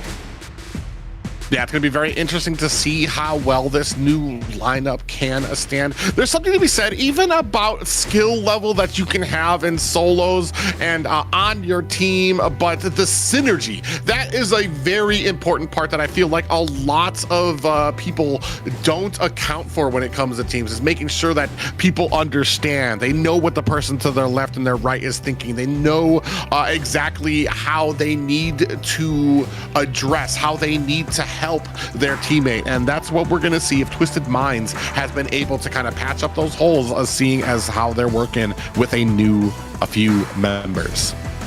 Absolutely here. And Twisted Minds, one of the teams that was very passionate and very hyped in KWC. I remember watching them. They'd always be hyped and passionate here before they got into the games. You see, they're very happy and excited and ready to get in the games now here too, versus their opponents, Bor Gaming.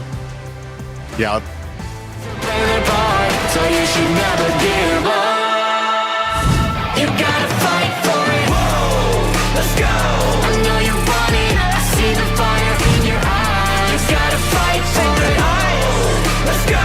The battle's calling. You better give it all you got. You gotta fight for it.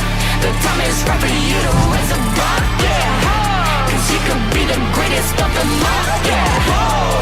Let's go. The battle's calling. You better give it all you got. You gotta fight for it.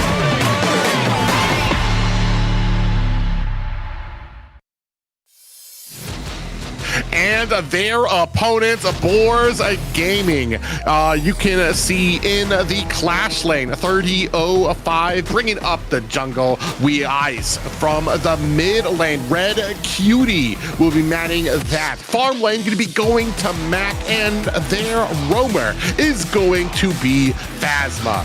Any way you cut it, Boars Gaming has a lot on the line, and they are looking up a mountain at their opponents. You know that of any of the matches here tonight, they are going to be taking this seriously.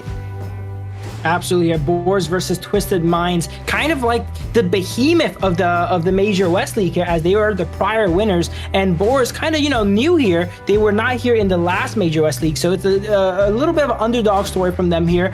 And speaking of underdogs here, we have some players on the side of Boars here. The mid lane here, Red Cutie, has some experience in the Major West League. He's played last time, switched up some rosters here. It was on a different team last time, now is on Boars, so it's not their first rodeo. And I'm excited to see how they go ahead and do versus Twisted Minds here. Yeah, you kind of have the new coupling versus the veterans, but even the veterans have a few new cogs in that machine. So I almost want to say that they're kind of like on an even playing field here.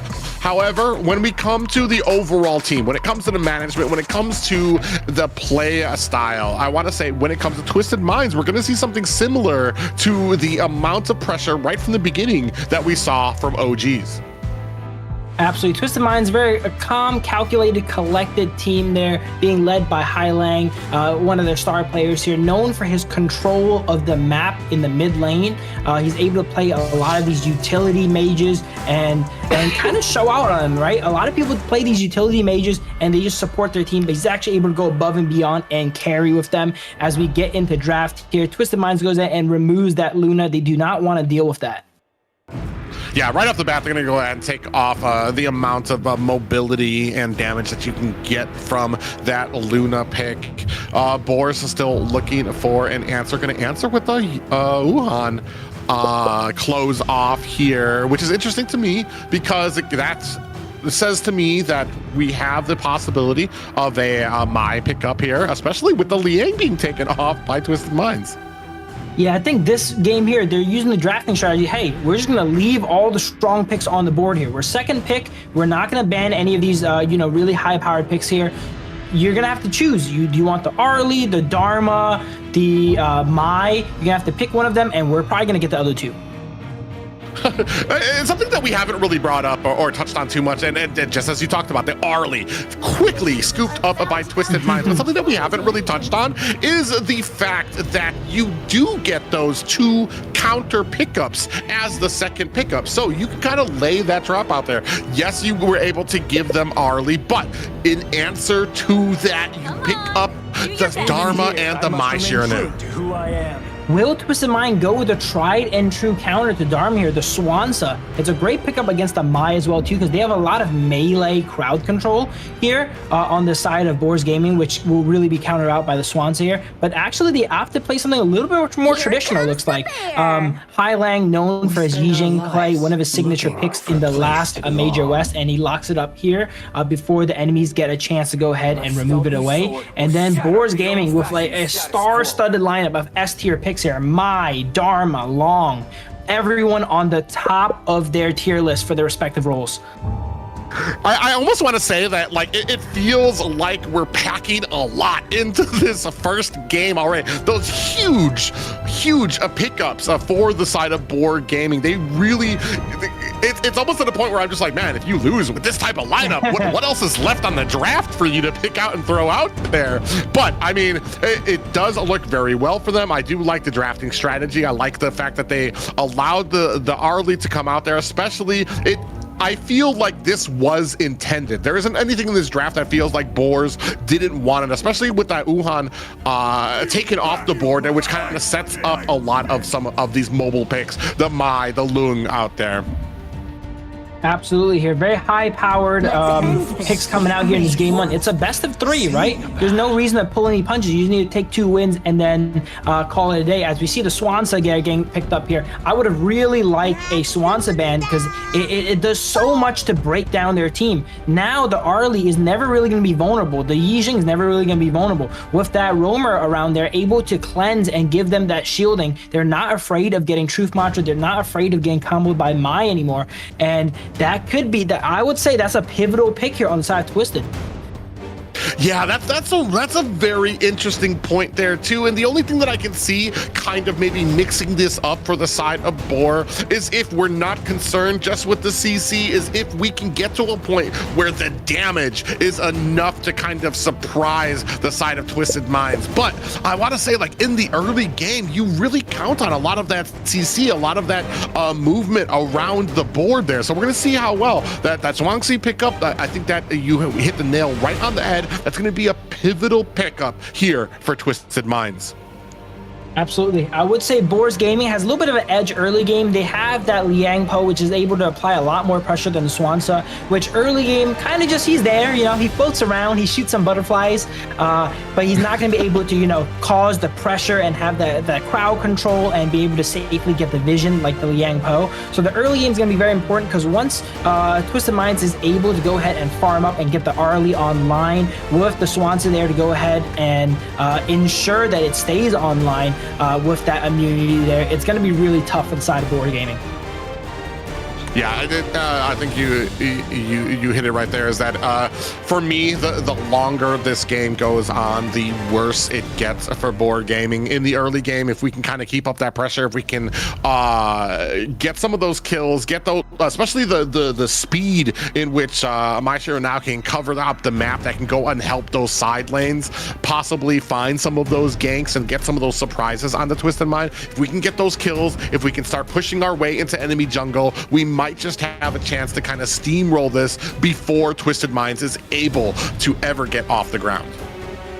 Absolutely. And also another thing, Boars Gaming's composition is relatively low range. All they have is the Long on the range there. Everyone else is melee. And when you're playing 4 melee into Yijing, he's able to trap you with that board. Later on, he's going to get anti-heal burn slows on every single one of you guys. It's going to be really tough. So they need to go ahead and get ahead early game before they scale up. With a heavy melee composition like that, onto the Swanza, versus the Yijing as well, it's really, really tough in the late game.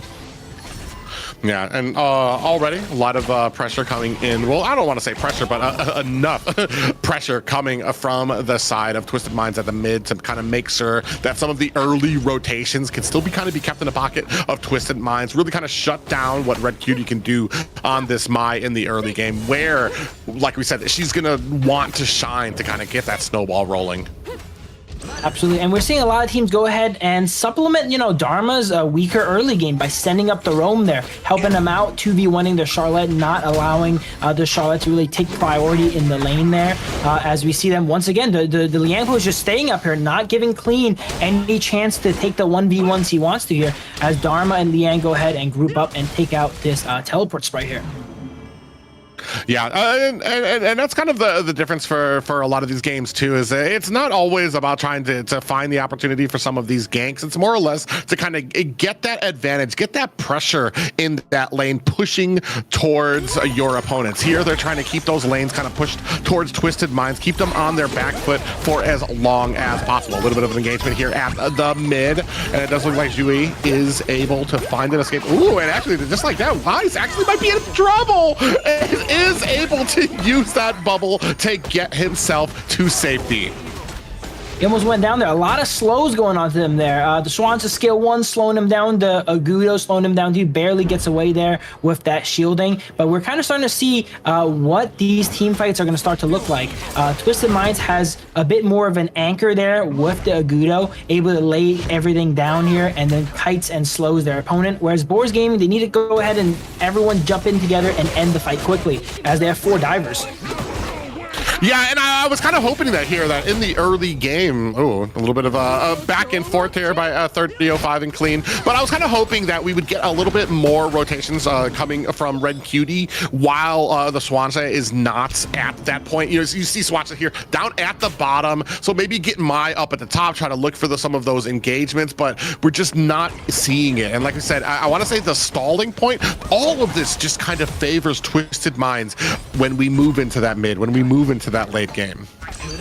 Absolutely, yeah. They have so much scaling on their side here too, so they're doing a great job of, kind of like neutralizing the early game. They're making sure that their opponents are not really able to get ahead, making it 0-0. If this game drags on 0-0 into the 10-minute mark, into the 12-minute mark, they have the scaling advantage. They have the Yijing, they have the Arlie, right? And they have ways to go ahead and protect those 2 investments on their team as well. Yeah, and right now kind of at a standstill. A little bit more pressure here up at the top, still trying to continue on. No real ways moving forward. Both of these guys are very careful. A lot of respect, I want to say, for both of these teams. Nobody really putting themselves in the harm's way. As I say that, we do have a flash there expended by Halang, who's going to be able to get himself to safety. Little bits of a, I want to say, they dedicated a lot to try to get that, but the flash was already right there for Yixing. I think Boars they're feeling the pressure, as we mentioned, they don't have that scaling factor, so they kind of feel like the pressure, they got to make some plays right now. They got to do something with these picks here and get ahead early game before it's a little bit too late. So you see them trying a little bit of overcommitment there on Hai Lang. He's able to get the flash, but we see another commitment coming out here. Hai Lang with a beautiful 2-man, but it's not enough as he goes down now that he is flashless. Oh, yeah, able to connect there with the Dream Roam into the back line. And as we see, even you can see 2 down for the side of Twisted Minds. Halang Shakes suffered the fury of the Boars, and does look like they're going to go ahead, turn their attention quickly to this Tyrant. We saw Swanson get a multi-cleanse, but as you mentioned a little bit in the draft, it's there to cleanse crowd control. It doesn't make you invincible, right? It's not able to cleanse that damage. There's a tiny shield in the early game. It's mainly used just for that that cleanse factor. It gets the 3-man cleanse, but that's not able to go ahead and give them enough durability to actually survive. Yeah, and that's why I was kind of hoping to see just a little bit more from Boars in the early game. Kind of continue on. We see a little bit of a push there. We do have the board out there. Does a trap the side of Boars. Not able to make anything happen. Just a 2v2 here, more or less, to kind of stave them away from the push they had under their tower. Meanwhile, I do believe I saw 3005 in the Twisted Minds jungle there. Yeah, 3005 taking a bit of jungle here, trying to really dangerous actually, going for I think those wolves there, super deep into the enemy jungle, but he finds a great time to go ahead and do it while everyone was kind of away doing something else. That's a little bit of art too, like invades and these steals, you kind of have to find a time where no one's really looking at you, maneuver into the enemy jungle and take it and get out safely here, because you can easily go down and you pick the wrong time to go in there for sure. Oh yeah, that's something that I pretty much make a name for myself when I'm in my games, is to go in there and get caught trying to take enemy jungle. He's able to smoothly find himself an escape there, and here still trying to mount that pressure, but I want to say doing a good job, doing a great job. Both of these teams, Twisted Minds, they're not able to take any ground just yet, but they're not giving up any ground just yet. Gold very even by both sides, only 3 kills on the board. Yeah, Twisted mainly just playing to kind of protect their own jungle and their side. You see Swansea, they're going in and gaining a little bit of vision, but I don't think they're really trying to take a full-on fight right here as they're all kind of injured. But Boars Gaming is not going to take no for an answer as they go ahead and push them away. No objective here, though, so it is an okay time to go ahead and back up and retreat. But Boars Gaming really keeping the pressure on and trying to close out this game early. Oh, actually dove in a little deep there. Did 30-05, got lured in, boxed out. But the mid tower does go to the side of Bor Gaming. They lose one, they pick up a tower. We'll call that an even. Yeah, they're pretty even there, but you're seeing in these plays here from Boars Game, they're a little bit desperate, right? They know they got to get things done right now here, and it's great that they understand that win condition here, but Twisted Minds, they're just turtling up. They're making sure, you know, they know they have the late game. We're good on that. Just everyone huddle together, protect ourselves here. All right, Dharma dives in, tries to look for a flashy play, and they take him out there in a 5v1, I think it was. And to a point you brought up earlier during the draft, there is not a lot of range for Boars. If they want to make something happen, they actually have to get pretty close to the enemy to make something happen. And that's where a lot of mistakes can be made. And just like you saw there, that 30-05 got lured in on that Dharma, got taken out. And that's kind of the problem here with this early game, with them being so hungry for a kill to try to make something happen so that they're not just stalling until that mid and late game power spike from Twisted Minds here. They're going to go ahead and have to find themselves a little bit of an escape. Let's get boarded in, looking for an escape. Wise takes a little bit of damage. Reinforcements from the side coming on to Twisted Minds. Are they going to be able to find that escape? Wise goes down, picked off there by Shake. They're continuing the assault, looking for an escape, and Clean comes in, finds himself a kill, while Zhui able to find his own as well. Twisted Mind says, if you guys want to fight, we'll give it to you there. They noticed two people on the Boar side actually pushing that tower, so they take the opportunity to go ahead and engage in the jungle, and knowing they have a numbers advantage, and they were able to go ahead and, you know, kind of win and secure an advantage in that fight quick enough before they can respond. And Boars tries to respond, tries to clean up the fight, but not really able to make that happen. So it is a 1 for 3 in Twisted's favor. I want to say it was a good read there by the side of Twisted Minds, because they noticed that the side of Boars was kind of split up. They found the box there, and even though they tried to come in for like a pincer move on the side, you were still dealing with a team that was kind of split up with with the chunky force up there toward the upper right-hand corner. Toward the left, you had a lot of squishy heroes that wanted to try to come and aid, but ended up getting taken down on the side as well. Was that stolen? That was stolen there. Boars Gaming had complete control of the Tyrant, but just over the wall, Highlang throws a stone there and gets the critical kill feed. That is tragic there. That has to be soul crushing for Boars there. They just lost the fight, then they go ahead and regroup, take position on the objective just to get it stolen by Highlang there over the wall. Yeah, and this is the position that they did not want to be in. We do have the board out on the field looking for an escape. It does look like Highlang able to find himself a kill. 30-05, ready for the hills, very low, about 10%. Health is able to find himself an escape, but on the back end here, we do have ourselves a little bit of a tremor there coming from Phasma is going to get caught up as well. That is 2 down for the side of Boars. That was such an impressive fight from Twisted, because the whole time I'm watching, waiting for Swansea to go ahead and ultimate. They won that fight without Swansea's ultimate there, so they could have kept going. Like, these are the fights that Swansea is super, super strong, and when everyone's grouped up all around the Swansea, he's able to group cleanse and group shield everyone, and he had his finger on the trigger, ready to go ahead and cleanse there, but they didn't need it. They were able to take a 2 for 0 without even expending the ultimate there. Yeah, and this is the position that you did not want to be against with Twisted Minds' composition here. Now that they've hit their power spikes, now that they're starting to get some kills on the board, you don't have the range that you thought. This tanky front line the tanky front line plus the CC that you held is now going to be kind of negated out, especially if you're kind of holding on to those abilities. We just saw ACC. He's not just going to use that cleanse all willy-nilly. He's waiting. He's patient with it. He's waiting for those big skills to come out from the side of Bor as well.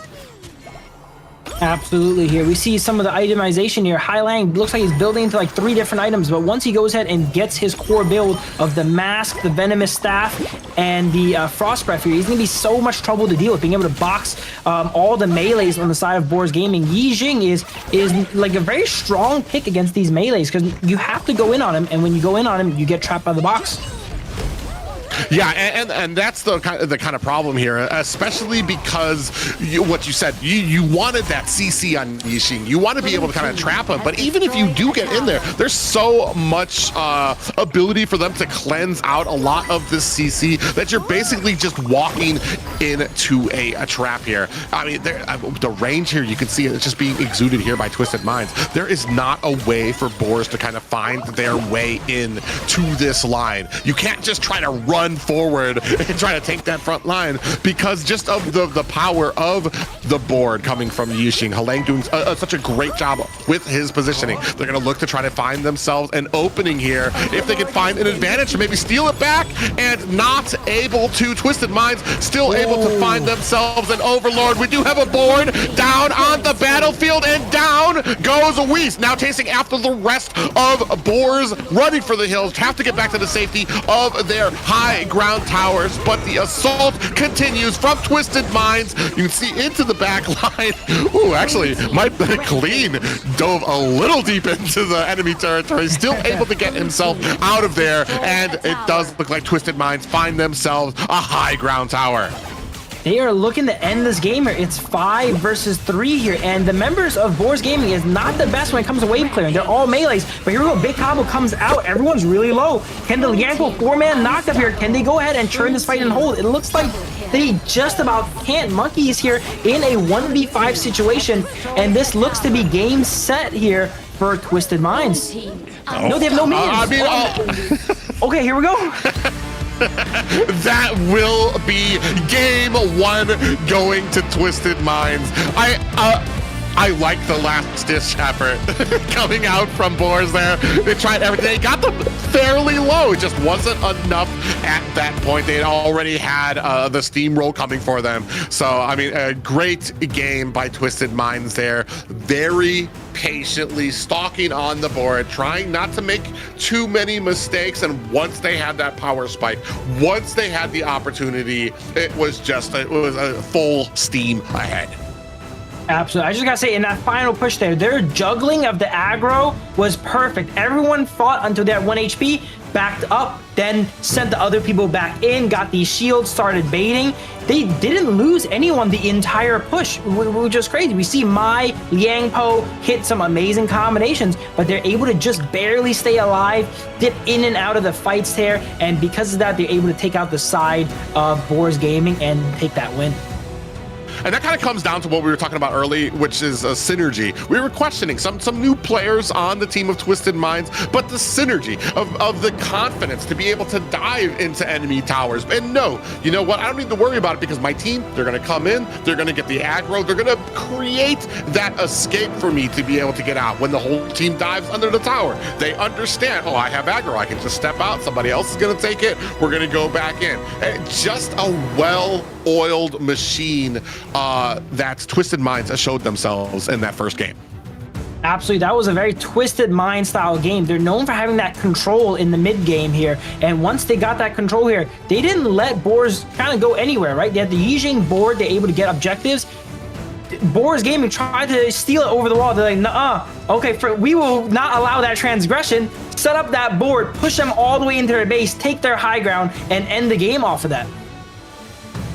Yeah, and just amazing when it comes to kind of the draft too. It looked right from the beginning very strong for the side of Boars, but you called it too, like that Shuangzi, a pivotal role for it. There's just nothing that they could do, adding to the fact that they just didn't have the range to really be able to test anything. They were running around the entire time just really looking for an opportunity. They were looking for a mistake from Twisted Mind, and unfortunately Twisted Mind did not show that to Boars.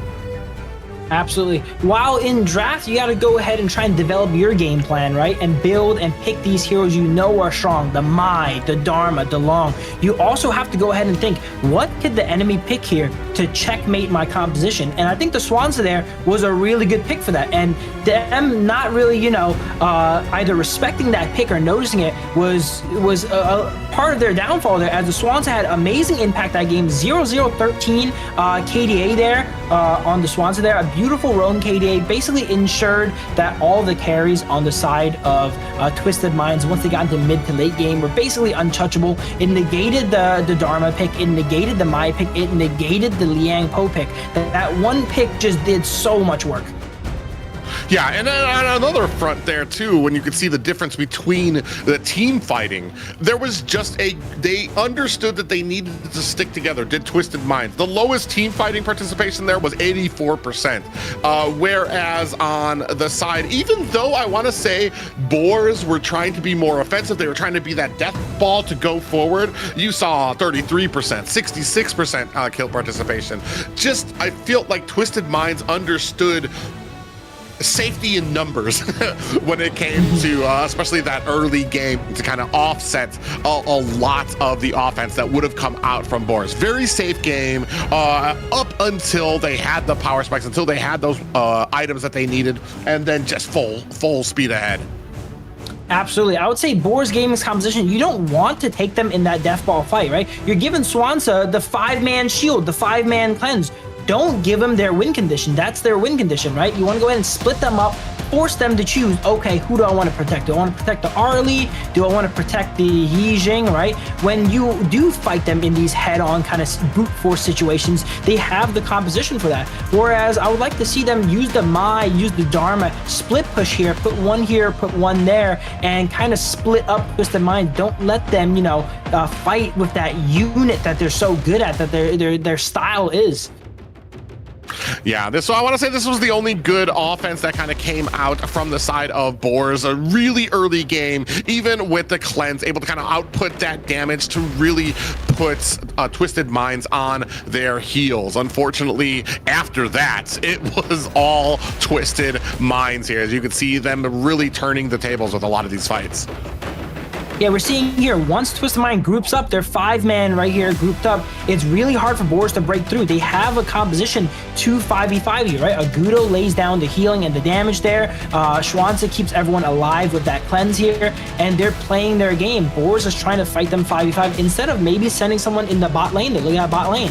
We see a minion up to Twisted Mind's tower. That could have easily been a nice trade, right? You give your top tier 2, you send one person down there to go ahead and claim it back, but instead they opt to play into the enemies there and try to beat them at their own game, and it's really not easy to beat Twisted Minds at their own game.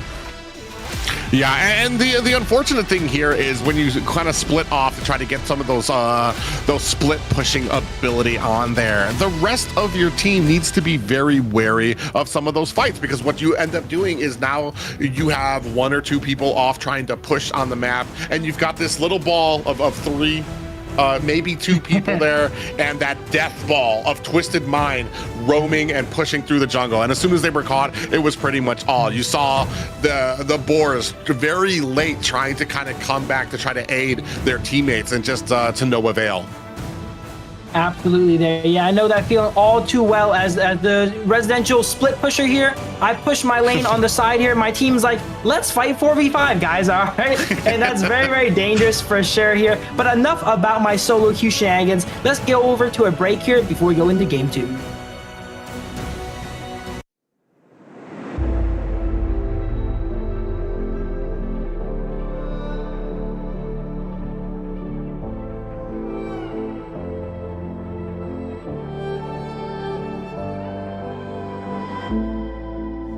Strangers to the fallout, it's what got us here. Ever changing, some chameleon, blood, sweat, and tears. We'll never make it if we fall to everything that brings us down. With a comeback is now. Blood, sweat, and tears. Fight for what we want. Doesn't matter.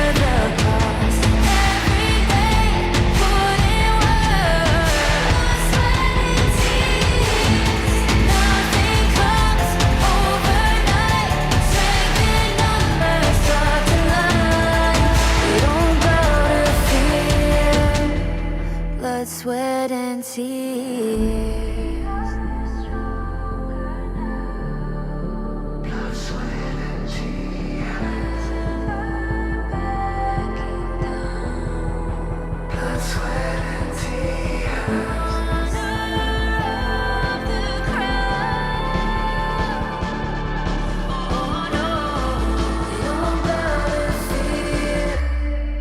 Blood, sweat, and tears.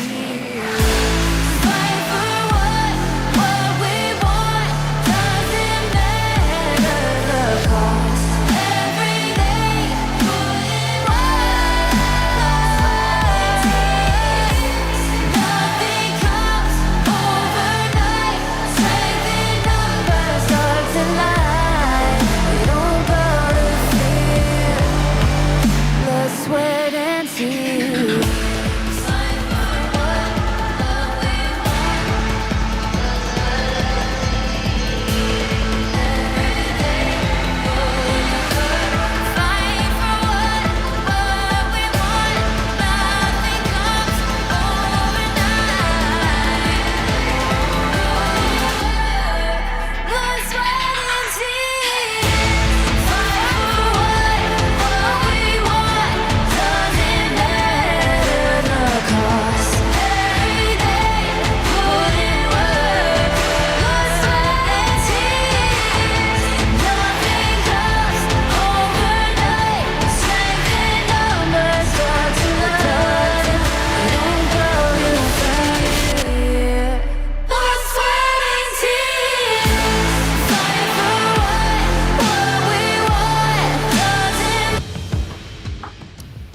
Ladies and gentlemen, welcome back to the second series of day one here at the Kings Master West. We just saw a match between Boars and Twisted Minds, and Twisted Minds playing the patient game until that mid-game, I want to say steamroll coming out. Will Boars have something in mind here for that second draft? Absolutely. And as you mentioned prior, they used a lot of powerful picks here. We're saying, what happens if they lose with all these powerful picks? Well, we're about to find out. They use all these picks like the Mai, like the Dharma, like the Long here, and then they ended up losing here. So game two, they expended a lot of powerful stuff. So either they need to go ahead and ban it back away from the side of Twisted or let it go. Both are not very good options. Yeah, that's the unfortunate part here. Those words really kind of came back to bite me there. Where do you go? Those were some very strong picks. I mean, they're not uncounterable. Arlie and Dharma can kind of be switched up when it comes to counters. Wuhan and me are big counters, or I want to say Wuhan is a big counter for me. I don't really think she counters Wuhan at all. But so there are counters out there for them to pick if you kind of want to bait out those picks. But I mean, it's still enough on the floor. There's just certain little aspects, certain little boxes that you need to check when it comes to this composition. And they're just, I want to say, two major factors that you had mentioned from the first draft that really kind of were the issue. The Zhuangzi pickup from the side of Twisted Minds and the lack of range in their composition. If that would have been handled, I feel like this could have been a completely different game, especially with them so hungry for some type of engagement, some type of kill, basically chasing Twisted Minds throughout the entire jungle. If the factors would have kind of been changed, I feel like this could have been a much different game. Unfortunately, it wasn't, and it's just something that you live and learn with when you're kind of coming up with these compositions, coming up with these bands, and coming up with these picks. Absolutely. Here, as we get into draft there, Yuan again does not get to see play here, as it's a priority banned by Bor Gaming here. I would say if I was Boars here, I'm against an opponent like Twisted. They're so structured. They have so much experience in the game, right? I don't think you want to play them with something fairly traditional, right? They have so much experience, so much practice, so much time against that. Maybe this is the time to bust out something new, a strategy that, you know, is not very proven yet, but could throw Twisted off. Because that last game, it felt like Twisted played it by the book, and it was just another day in the office for them, right? We're gonna play through and chill out in the early game, scale up, and then we're gonna win the late game. Maybe pick up a composition that Twisted Minds does not really have the formula for. Yeah, I mean, if you're talking about things that you don't see too often, Ukyo Tachibana is something that we don't really see very often, but and a Byron pickup there to go against the pay pickup from Twisted Minds. The only problem that kind of comes from reaching outside the box is that the box is there for a reason. You know what I mean? The meta is the meta for a reason, and there are reasons, not to say, I mean, there are some players that are just really great on certain heroes that they can just really kind of like offset a lot of the weaknesses that some people see on it. For a team like Twisted Minds, is that the time that you want to experiment? I think against Twisted Minds, it's really tough to play traditionally, you know, because they're so good at playing traditionally. That's why I recommended that, though. Also, I'm a big proponent of letting players cook, right? And we got some cooking here coming out from Bor here. They have the Byron pickup and the Yukio to go ahead and try to match that Pei's early game. Now, Yukio, everyone says, is a counter to Pei. Now, I wouldn't disagree, but I do say, though, it's not easy to counter Pei, okay? Like, it can maybe go even against Pei, but then, you know, you have the downsides of being a Yukio.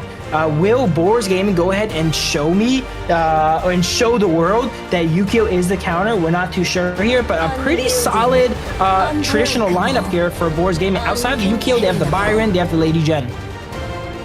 It's very interesting that you bring this up, because we talked about this a little bit offline, and I think the end line about it is who is landing their skills. You need to be able to land those stuns from Ukyo to be able to kind of shut down the Pei, because then you have that guaranteed damage that comes out, and Pei is actually pretty squishy when you kind of come down to it. But if you're able, if Pei is allowed to kind of get that mobility that he's known for with a lot of those the leaps that he's able to do to kind of get around the map, to get around your team, it might be better on paper than it is sometimes on the battlefield. Absolutely there. And Yukio is one of those picks that is very like momentum based, is very snowbally. If you do not get ahead on Yukio, all you really, you're an assassin. All you really provide is damage. You have a little bit of crowd control, but if you're ever behind, you jump in there and you land that stun, and then you're gone. You know, you get deleted here. And that's why, as you mentioned there, it's very important to who gets to jump on the other person. Both Pei and Yukio both have enough damage in their kits to take each other out. It's a matter of who gets to jump on the other person, who gets the ambush off here. And that's what we're going to be seeing here in this game. Yeah, it's going to be very interesting to see how these teams kind of go at it. We do see that the little Motzi taken off the board there by Twisted Minds. Oh, we do have a Ming pickup by Boars. I want to say, as far as this composition goes, it's basic. I always say we got some frontline, we got some CC, we've got a decent amount of damage from it, but it doesn't shine the way Twisted Minds does when it comes to setting up potential. And as I say that, adding Guan Yu to this just adds a little bit more CC to this composition that is, I feel, is going to be very dangerous for Bor. Absolutely here. When I look at this composition from Twisted Minds here, if I was a Yukio player, I would be crying right now, because that's a very tough composition to go ahead and play against. Your one real targets here are, you know, the Pei and the Direnji, right? But later on, you want to be taking out the enemy marksman. You're against Direnji. He's able to cleanse your stun, which enables your whole combo, right? And then Direnji is able to retaliate and go ahead and stun you back up. You're against the Shi, so you got to really watch your footing. She's able to pull you from super far away. And then if you play too far away, Guan Yu is going to flank you and push you around here. This is a game that, while the Yukio we mentioned here is good against the Pei, there's 4 other characters that he's actually bad against on the side of Twisted Minds now. Yeah, and the thing too is Shea actually needs to get a little bit closer than I'm sometimes super comfortable in the mid lane with, but with Zhang Fei on your team, you really kind of negate that. You've got a lot of peel for her, so that if they do kind of try to latch onto her, you have the unbridled outburst to go ahead and get the stun, and after that, it's pretty much just, it's CC City, because you're going to have the Zhang Fei to deal with, you're going to have the Guan Yu to deal with, who's going to be able to kind of get that positioning, push you more towards them. It's going to be very interesting. You're going to have to play a very precise game if you're Boars to be successful here. Absolutely. And another strategy that's incorporated in Bor's composition there is that Ming and Lady Sun. This is another one of those funnel compositions we're talking about. They want to funnel resources into that Lady Sun, have the Ming walk around with it. If they are able to get ahead early game and funnel resources into Lady Sun, and then Yukio is able to match or maybe get a little bit ahead of the pay, it's very dangerous for side of Twisted Minds, right? They have the Lady Sun and the Ming and the Yukio all roaming through the side of Twisted Minds in the jungle there. But again, all the things I mentioned there were fairly conditional on them being ahead. They picked a composition that's pretty good if you can get ahead, but that's a little bit of win more, right? It's not easy to get ahead. We've noticed here so far. Yeah, especially against a team like Twisted Minds, who understand compositions. They understand where their weaknesses can be in certain compositions, so they're going to play back if they're weak. They understand where their power spikes are, when they need to attack. And that's something that Boars need to understand here as we go into this second game. It's game points for Twisted Minds. Boars looking for an opportunity. And Twisted Mind starts off with an immediate invade here, and it looks like Boars is going to go ahead and trade Azure Golem for Azure Golem as both sides go and invade each other's buffs there. But it looks like Boars is staying for a little bit extra, goes for these wolves and the lizard as well, and it's just a madness right here. We see Guan Yu's looking at it happen, but there's three people. He's like, what do I do, guys? There's three people in my jungle here. They're like, don't worry, sit back, relax. We're doing the same thing to their jungle here. So a bit of a handshake coming out from both sides there, and that makes sense because we mentioned the Yukio and the Pei are pretty evenly matched in the early game there. Yeah, and that's a big thing too, is the invade. You want to make sure that you're kind of keeping on this pressure for those type of jungler heroes. We talked about how quickly that they can move through the jungle, so you want to kind of establish early in the game that, hey, just so you know, we can get into your jungle. We can go ahead, we can get that surprise onto you, so nothing is going to be for free here. And do see a little bit of pressure here up at the top. Yeah, very high tempo game. Both teams moving around a lot here, clearing each other's jungles, using that teleport to go ahead and maneuver around the map as well. We already see the Lady Sun getting funneled a good amount here. Lady Sun got a lot of that jungle that they stole there, and then the Ming is going to be with them here. Flash coming out from 3005 there. Doesn't want to get cheesed by the Guan Yu. Guan Yu's known for repeatedly pushing you under the tower there, and he didn't even want to try it, right? He's full HP, but I'm not even giving you the chance here as he goes ahead and flashes away. Yeah, he's a smarter man than me in mid lane, because I get caught by that first one and I'm just walking into towers like, oh man. So, I mean, and that's already, I mean, that is an early spell already expended by the side of Bor. That's something that they're not going to have left, and they're already still continuing their prowess, continuing that little get into enemy territory. Yeah, we mentioned both of these are fairly explosive compositions, but we're actually seeing very little combat. They're choosing to kind of avoid each other in here, and then, you know, taking each other's jungles there. We saw there, they just backed up and got away. Right now, we see Yukio going ahead and securing his red side, so Pei is going to secure his own red side. Surprisingly, not that much combat.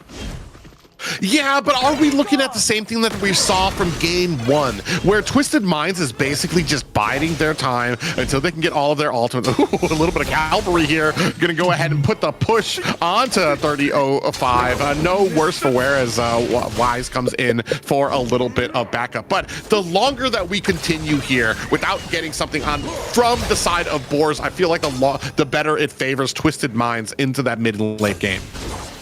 I think while that is the case here, the compositions are not the same as game one either. Twisted Minds, they're not as clear of a victor in the late game as they were there in game one. Boars here, they have the Lady Sun late game. Yukio, while doesn't scale that well, probably does eventually scale better than something like the Pei once he gets 5 items. He's a Siege Breaker user as well, right? He has a very rich build here. He can go ahead and make some things happen here. So Boars Gaming, while they probably want to do stuff early game and go ahead and neutralize the Pei, I think their late game, they have a much better shot than game one.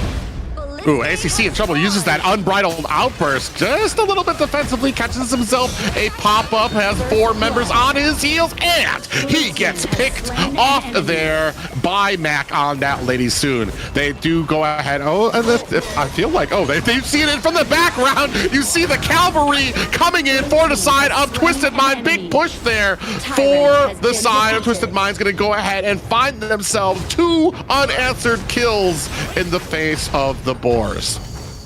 And that's what I was talking about right there with the Yukio. He's playing against the show. One wrong misstep you saw, right? And then Highland goes ahead and reels him in and fishes him into his team there. And when you're a character like Yukio, which is extremely squishy, you cannot afford to get caught by any crowd control. But there's just so much on the side of Twisted.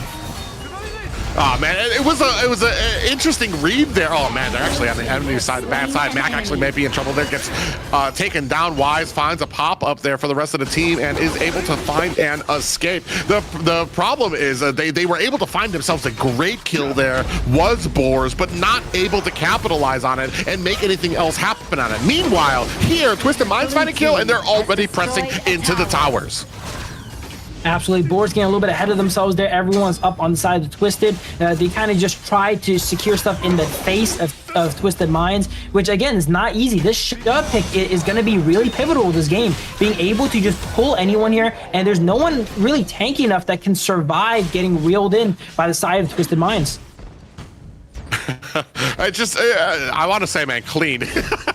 I was actually surprised because I'm like, why are we not going under the Tyrant? Meanwhile, clean all the way across the map. It gets behind the entire Boar team, comes in with that cavalry and able to push them into a fight that they just were not prepared for. 3-1, not exactly a high kill game just yet, but I feel like Twisted Minds just starting to eke a little bit ahead. They do find themselves the tower. Ooh, might be a little bit split up. Comes in there on that Guan Yu, does find threats out a unbridled outburst, but it's not going to be enough. They do find a kill onto Waze, 4-1 in favor of Twisted Minds.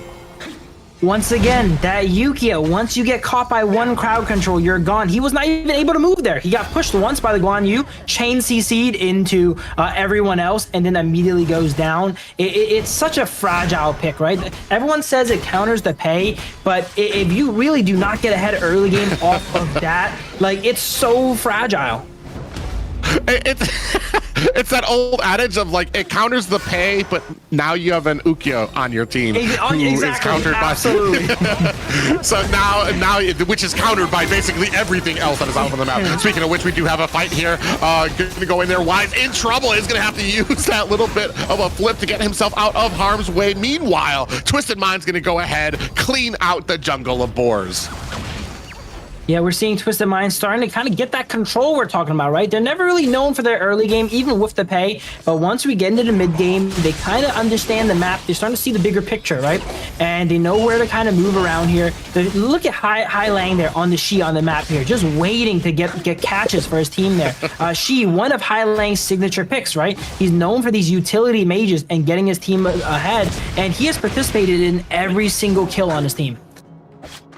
Yeah, the gold lead starting to spread to about 3K for the side of Twisted Minds at the 8-minute mark. And unfortunate for Boars, they have just not been able to put a scratch on the macro side of Twisted Minds. No towers down, barely any threat there. We do have a minion, a lone all-star minion there at the bottom lane that is pressing onto the tower for Boars. Give that minion a bit of a raise while the rest of Boars just trying to find an opportunity. And this kind of feels like some small shades of game one here. They just are not able to find some of those ganks, not able to find those opportunities, just the crispness of Twisted Minds and their playstyle.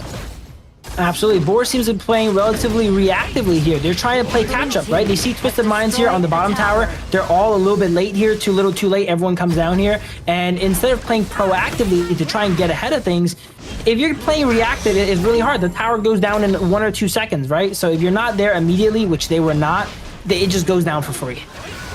Yeah, and that's a great point too, is when you're playing reactionary, instead of instilling your own game, your own strategy on there, you're constantly reacting. Oh, actually, I'm not sure what the plan here was. Against 3 members, tries to get over the ledge there, misses it, and is caught on the wrong side of a rock, and 3 members from Twisted Minds, and that is Wise down on the ground. I didn't even notice Yukio was there, neither did Twisted, but he kind of just jumped out, and then they're like, oh, okay, you're in our jungle, man. Like, 3v1 takes him out there. A bit of a desperate play we see coming out from Boars Gaming. They understand that they're behind. They're trying to do some, a little bit weird stuff here to try and get ahead. Did not quite work out. We see towers going down for the side of Boars Gaming here. I would say that was a proactive play, not the proactive play they probably needed there. But it was proactive there.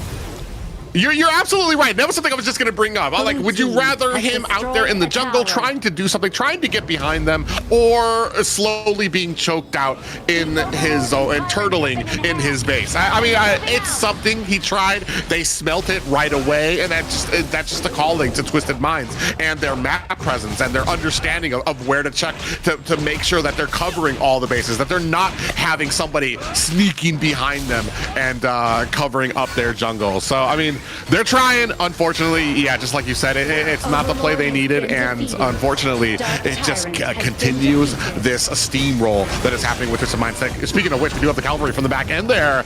Clean comes in. A little bit of a scare there from Boars as he pushes, it gets in between 4 members back there. Unfortunately, Twisted Minds just not in a position really to go ahead and take advantage of that. We're seeing Boars here kind of churling in the base, like we were mentioning a bit before, but that allows Twisted to go ahead and deal, the Honor King death sentence, right? They're able to take both objectives at the same time. When you are churling in your base, this is one of the best ways to counter it, guys, right? Even for your games at home. If you see the enemy team just wave clearing, sitting in their base, you can go ahead and take both objectives here at once, which is exactly what they did. They have both the Tyrant and the Overlord now, and when that happens, the game is bounced around you only having one of them, So if you get 2 of them, it is really going to be tough to hold for the side of Bor Gaming. Yeah, and with all of this crashing at the base right now, as you said, Boars right now stuck being reactionary. Not enough that they can do to try to find some type of offense. You're basically waiting once again for Twisted Minds to make a mistake. However, they have showed how tight they are, how great their rotations are, how small this little death ball is, that they kind of stick together to try to be safe. That even if Boar do find something, you're going to have the rest of Twisted Minds with some great abilities to be able to offset this. Here's a look at it. They play really safe and they churtle up, but oh my god, Guan Yu pushing 3 people out. He's not letting you play safe. Yeah, and he catches 3 of them, but suffers for it, though. Does go down. 2 members down for Twisted Minds. This actually might be the mistake that I was talking about. A little over-eager there, Boar. Have all of their members out there. This might be when you want to kind of get that momentum going for you. But very quickly, very wisely, Twisted Minds, they back up and they clear out the Boar jungle on their way out. While they didn't get what they wanted, which is probably the win there, they do take a high ground, and that is permanent there. Look at that. 1 catch on the Yukio with the Shi there. Loses about 80% of his health there. That's why it's so difficult to navigate this game here as West on the Yukio. It's just there's so many things to watch out for. You get hit by 1 pull from Sha, you get taken out. You get pushed in, you get taken out.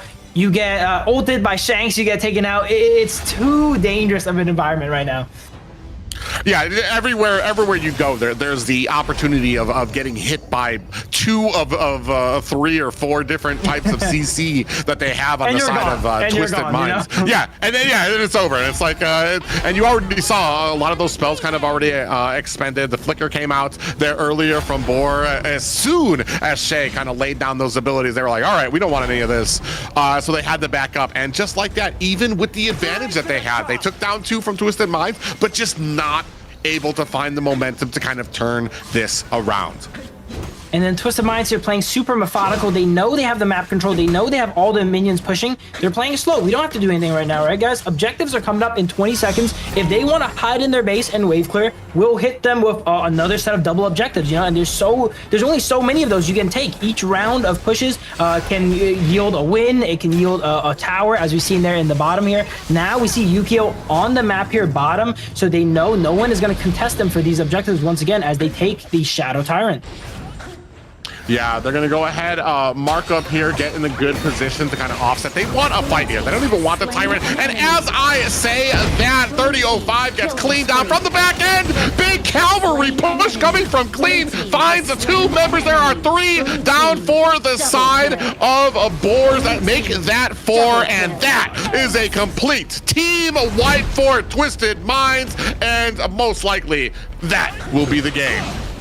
That is going to be the game there. That usually Guan Yu goes tank here, but I'm pretty sure Clean has a few damage items hidden in that horse there, because he just absolutely one-shotted Red Cutie. He wasn't expecting a horse to come from his base. Not many people do. Gets up behind him, one-shots the mid laner there, and then from there, the complete formation of the side of Bor Gaming was broken there. They lost all their damage. They lost their front lines, and their spirits look like they're a little bit down right now as they get 2-0'd by Twisted Minds. Oh yeah, and that's unfortunate when it comes to the composition. You were talking about it. We kind of saw this coming from the draft there. Ukyo a pick up there to try to counter the pay, and then there's just this immense amount of CC coming from Twisted Minds, and it just felt like there just was no room for Ukyo to do anything.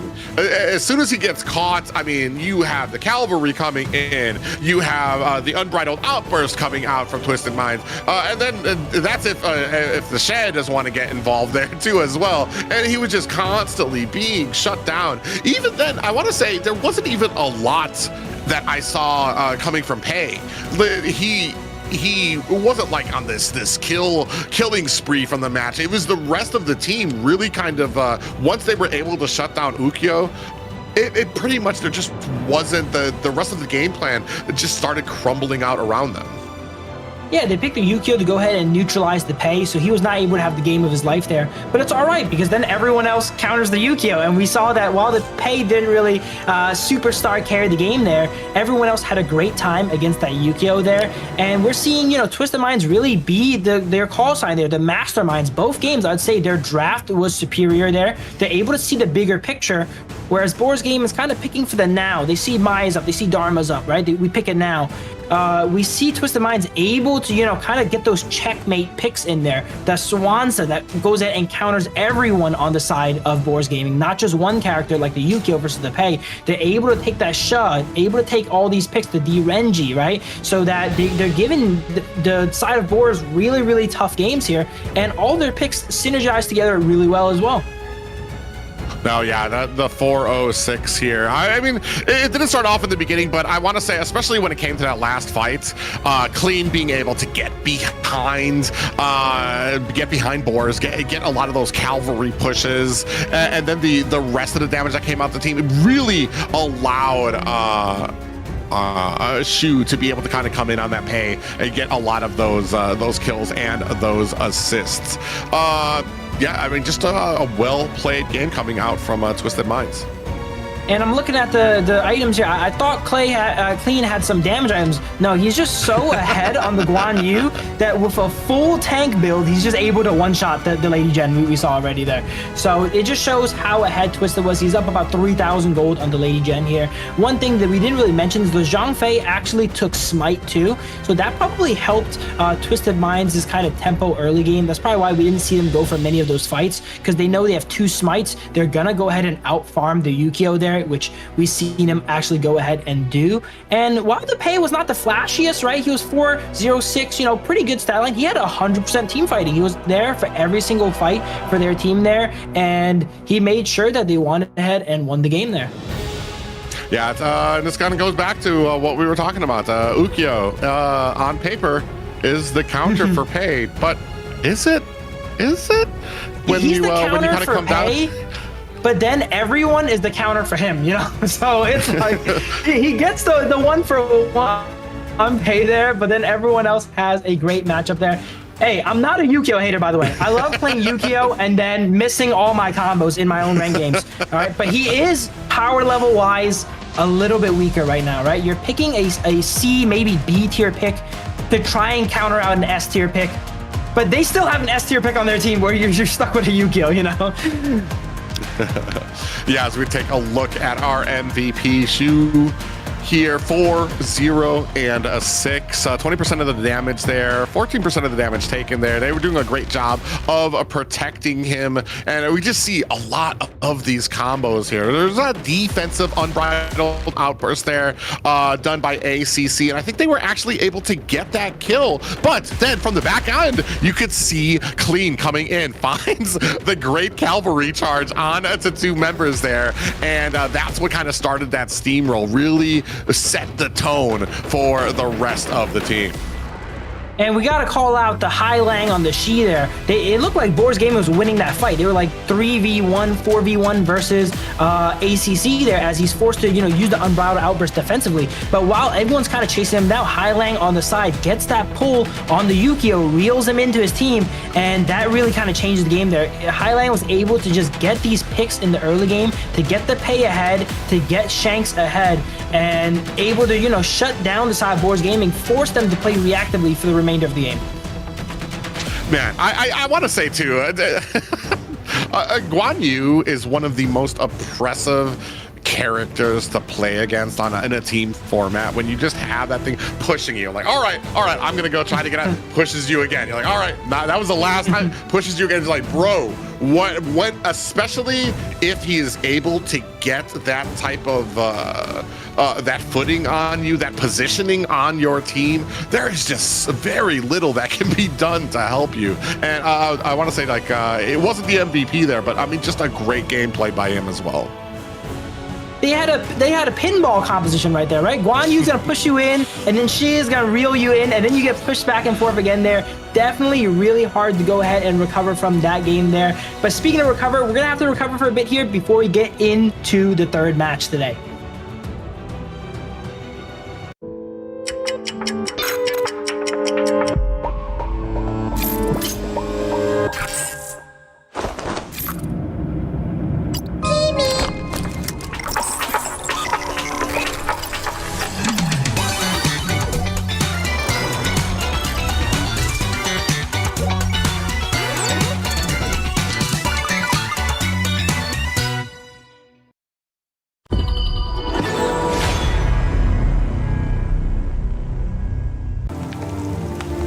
The elders say the seers have guarded the misty marshes for generations.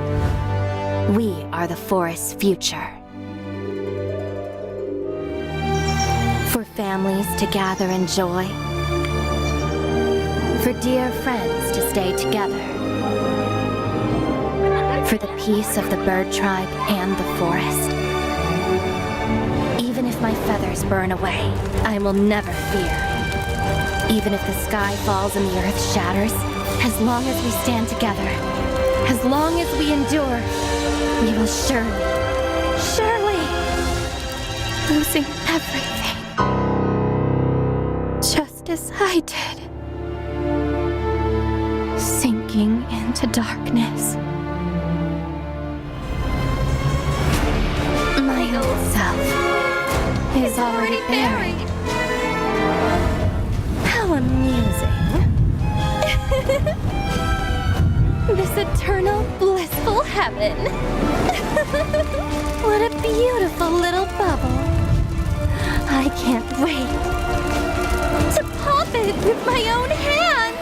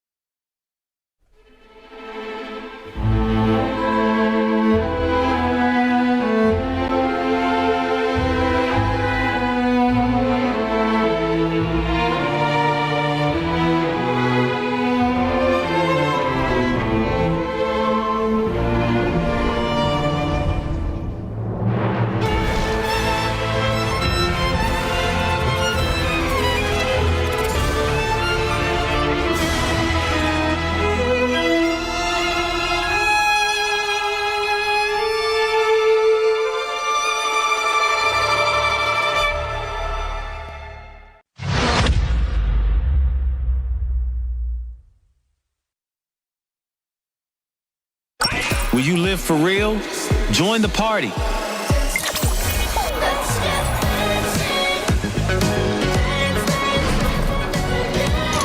Make the whole street a party and add disco balls.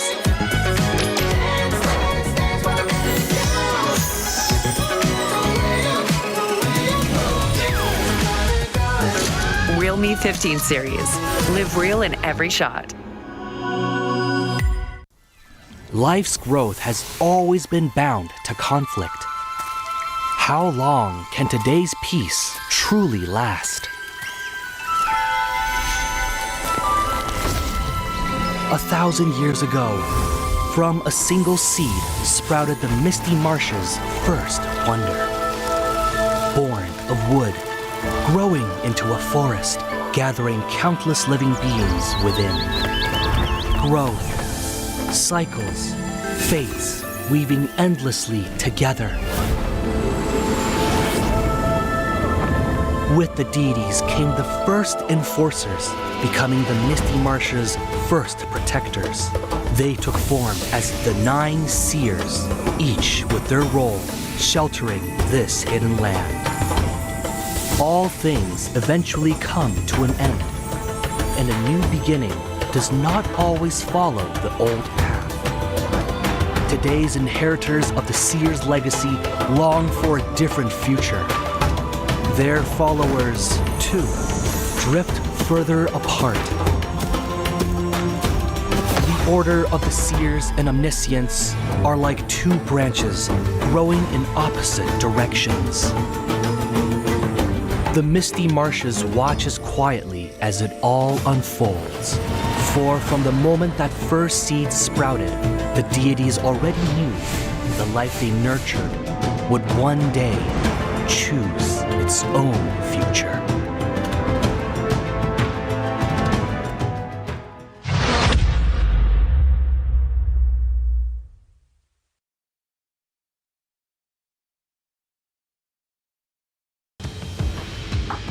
Ladies and gentlemen, welcome back to KMW Day 1, and we just had ourselves a very exciting second series, but possibly not as exciting as the third we're about to come up on. Absolutely. Here we have Level Max Club. These are some of the new faces we're talking about here, right? A team we have not seen in the past before here, qualified through the open qualifiers here, beating, you know, one of the teams we have coming up next, BTK, for this spot here. And they are facing up against the Titans, OG Esports. Yeah, and that's going to be a very amazing game there to see how well they can stack up. That's something that you brought up about how they beat it. But guys, you can get those Mirage City skins that arrive today, September 11th. You stand yourself a chance to get a free Fong skin. Absolutely. You could be like OG Esports. They were playing Fong earlier. Didn't have the skin yet, all right? But because they're busy playing, you guys at home have the opportunity. Go ahead and get that skin. Make sure you guys are entering in all the CD keys that pop up on screen here. Get yourself some Dragon Crystals and some rewards along the way here, because you do get that for watching and supporting the stream here. But yeah, this game coming up is going to be very interesting. We don't know much about Level Max Club. We know they're the new kids on the block here, and that's very exciting, right? They could either, you know, be a lot better than people expect. They could bust out unconventional strategies here, but they definitely proven themselves and earned a spot here in the KMW.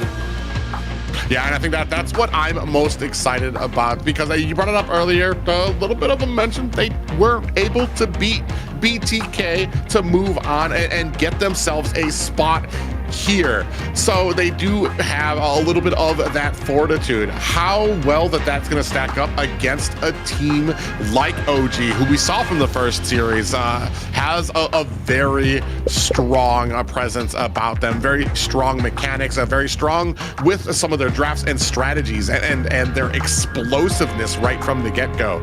Will they be able to stack up? We're going to try to find out here.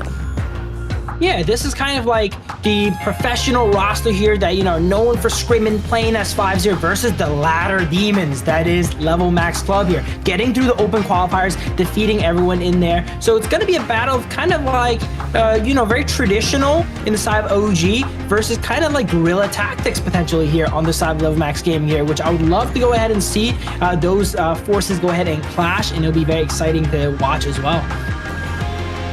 Yeah, and that's the kind of thing too. And one of the things you gotta wonder when it comes to seeing a clash like this from a team who does well on the ladder, who does well in the rank, that have been teaming together, does the live stage play a factor for some of these teams when you've got a team like OG who's been there, done that, has the experience over here? Maybe they still get jitters, but definitely not those first live stage experience jitters. Is that going to be a factor as we go ahead, check out this first video of LM Gaming?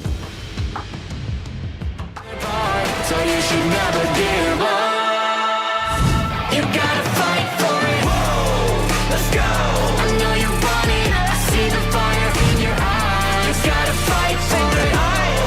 Let's go. The battle's calling. You better give it all you got. You gotta fight for it. The time is right for you to raise a bar. Yeah. Cause you could be the greatest of them all. Yeah. Let's go. The battle's calling. You better give it all you got. You gotta fight for it.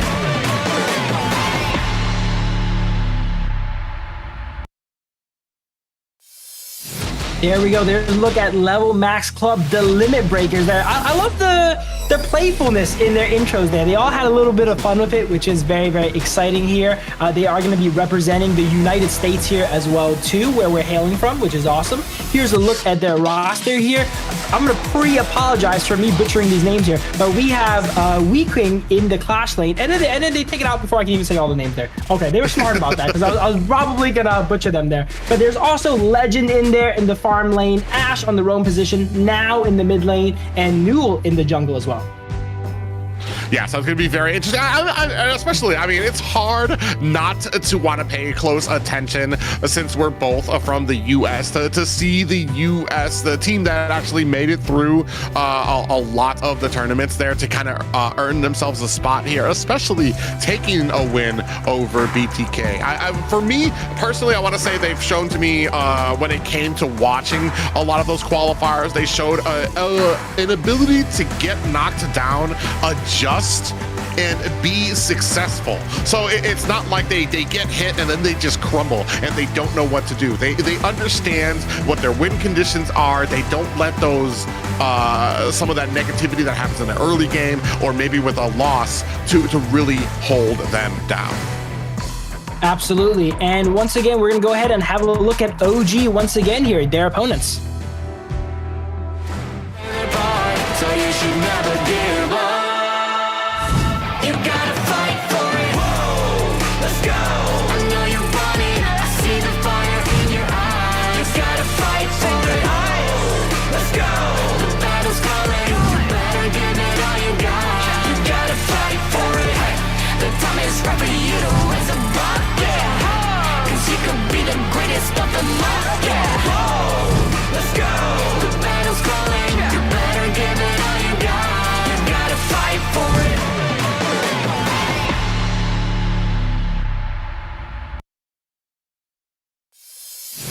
And fresh off their victory in the first series, it's going to be Team OG. Clash Lane's going to be having Kiki. Dao Dao's going to be bringing up the jungle. Mid lane's going to be handled by Wen. The farm lane handled by An. And the roam being picked up by Muchin. As I said before, fresh off that victory in the first series. This is going to be a really tough game for Level Max here. They're against probably, you know, the favorites of this tournament here, OG, and on top of it, they're warmed up, right? They got the momentum. They got the 2-0. Look at them. They're all enjoying themselves here. They're definitely a little bit more awake now. Before we saw Kepe with a few yawns there, but now they've eaten some breakfast. They got a win under their belt, you know. They're ready to game here, and it looks like he's trying to make some shots before the game even starts. Whereas Wen here, stoic here, locked in, envisioning how he's going to play this game. Yeah, envisioning a back to victory. You hit the nail on the head. Definitely more awake. They were riding that struggle bus in that first series, a little early morning for them. But man, here they look energized. They look ready. On the other side there, LM. They are looking, they understand, I want to say. They're not going to be a team that underestimates OG, that thinks that this is going to be a cakewalk. They understand that this is probably one of the favorites here, and this is going to be a big look for them. Can they set the tone against a team here like OG? you can definitely feel the difference in how they're taking it here. You see OG kind of lighthearted, everyone's kind of having some fun here, shooting some trash into the bucket there, whereas LM, look at them, they're all locked in, they're focused, they know this is going to be a tough game, this is not going to be easy. They're quickly checking up all their settings, making sure all their builds are correct here. Everyone is focused and ready to go ahead and take this game, and I love how seriously they're taking it. They understand that this is going to be a really tough match. I want to say the biggest transition I sometimes see from teams who kind of get it up to the main stage and to those veteran teams that have seen it before is the early game advantage, the aggression that you usually see. OG, we've seen it before, especially from that first series where they like to go ahead, get those invades and get the pressure on, whether it's the mid or going into the clash lane. They just want to keep that pressure on.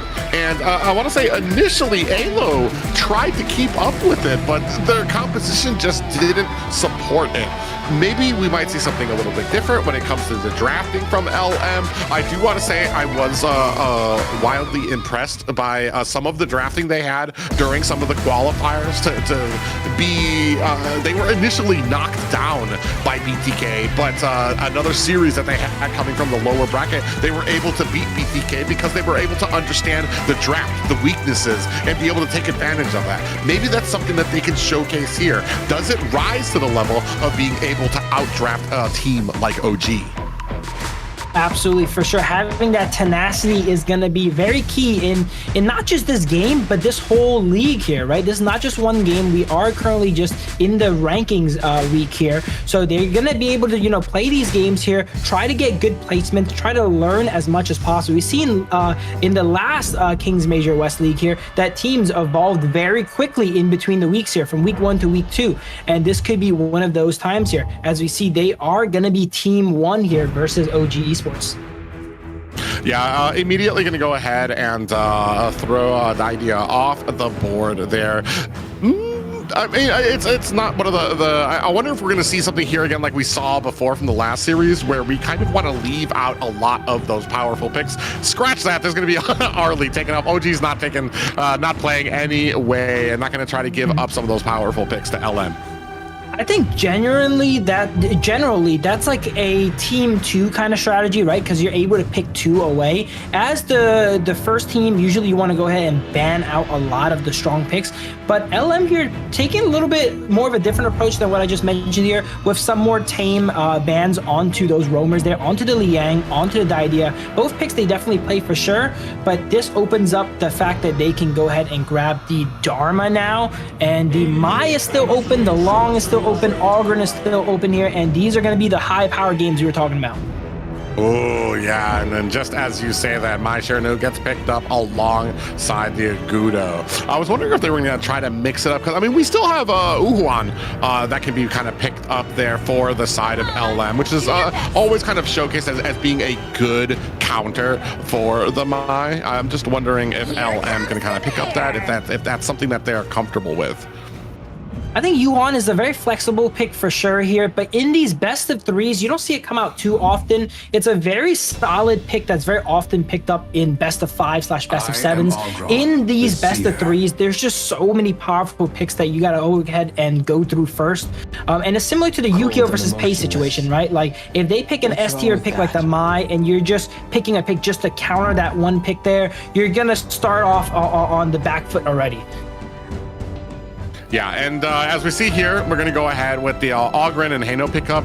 Lung pick up as the final pickup for OG before we go into the second banning phase here, and wonder where they're looking to lock things down. We have a little bit of mobility, that speed that comes with Mai, who's going to be able to kind of get to those side lanes, aid there, and then as we saw before, a large amount of tankiness that comes from that Ogren pickup, especially because, like we said before, with a Mai on the side, well, we don't actually know if she's going to be mid lane, but if she is mid lane, you've kind of taken her off the board as somebody that's going to be able to dish out a decent amount of anti-heal to kind of offset the Ogren pickup. Absolutely there. Mai is probably going to be in the mid lane there unless OG really starts cooking up there. But they do. LM does pick up the Hano, which is a pick we've seen OG actually use to counter out the Mai earlier. So they're kind of They definitely watched that series, you know, they're learning here and they're trying to pick up on some of the tricks that OG is going ahead and use here. I'm surprised at the amount of Hano that we're seeing here today. That's not really a conventional pick in the mid lane. It looks like teams are starting to use it against the Mai though, because it's not really vulnerable to Mai's combo. Usually Mai's never really going to kill a Hano in a one-on-one situation. But we see the Shoyue and the Zhongfei being locked in. Another kind of unconventional pick there. One of my favorites, the Shoyue here. A scaling marksman on the side of level max here. They have great late game here with the Shoyue, the Dharma, and the Ogren and Hano. Now it's a matter of can they make it there against the side of OG, which locks in. I don't think it's locked in yet, but they're thinking about locking in the Sakir and the Byron, which is going to have a really, really strong early game. Yeah, and that was actually what I was going to call out. You talked about that great mid, that great scaling coming from LM, but what do we have in the early game to kind of lay that path for us on the side of LM? Or are we looking on the side of OG that they're going to just kind of steamroll from the beginning? So it's going to come down.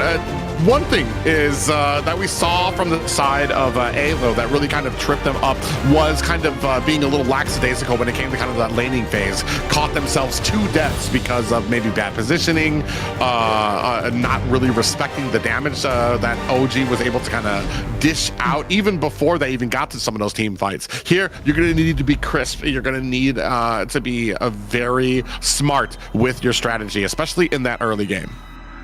Absolutely, and it's going to be very dangerous here to pick such a scaling focused composition against probably, most would say, the most deadly and strongest early game team here in OG. They're known for ending out these games very quickly and controlling the early game. And when you pick all these scalers, it's going to be tough, but let's go ahead and see how they go ahead and deal with it in the early game.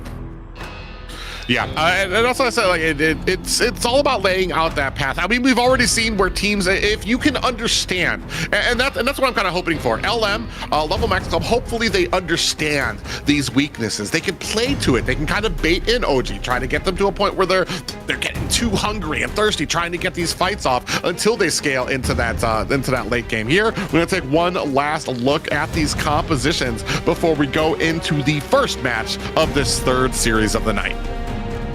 Yep, something interesting to note here with the Zhongfei here. Last time we saw it actually use the smite. This time it's taking a heal, so a little bit more of a defensive Zhongfei there, trying to keep the Shoyue alive here, as it is one of the strongest marksmen in the late game. Really high range. Those auto attacks are going to be nailing you there. But to go ahead and protect them, they have the Zhongfei with that heal. Yeah, I want to say a lot of my attentions here is going to already get themselves a 2-man pop up there from a Muchin on that Sakir. But I want to say, for me, I'm going to be watching out for Ash. Is he going to be able to kind of be that peeling he needs to be for LM in that early game to kind of offset it? Ooh, as we do have a little bit of a engage here. Wooking in a little bit of trouble, gets back to the safety of his tower. Yeah, while all that action is needed, what else is needed here is the devices these players are using here to get this action done, and that's going to be the Realme 15 series here, the official phone of the Kings Major West League here. Built for performance, made for gaming, smooth, cool, reliable, just the way esports demand. Are you ready to level up? Get yours today. Yeah, when you're competing at the top level like these players, you want a phone that can compete with you. Realme 15 being that of pro choice. As we continue here into the 1 minute and 20 second big, another 2-man knockup there coming out from Muchin on that Sakir, but no worse for wear on either side here. Both teams very respectable of the laning phase of the damage that comes out. Absolutely. And as we have a little bit of a lull in the game here, I would like to break out a point here on Legend here on the Shoyue. A lot of times you're going to see him. Oh, he's first. Let's go ahead and see if he can survive this 3-man dive here. As we have a skill 1 flash come out from Sik here. He gets dropped super low and goes down under tower there. That is definitely one of the weaknesses of Shoyue. You're a little bit vulnerable there. You're a very stationary target, especially before you get your ultimate and you're able to reposition there. But poor Shoyue, man, gets bullied in the early game. As a Shoyue player myself, I can relate there.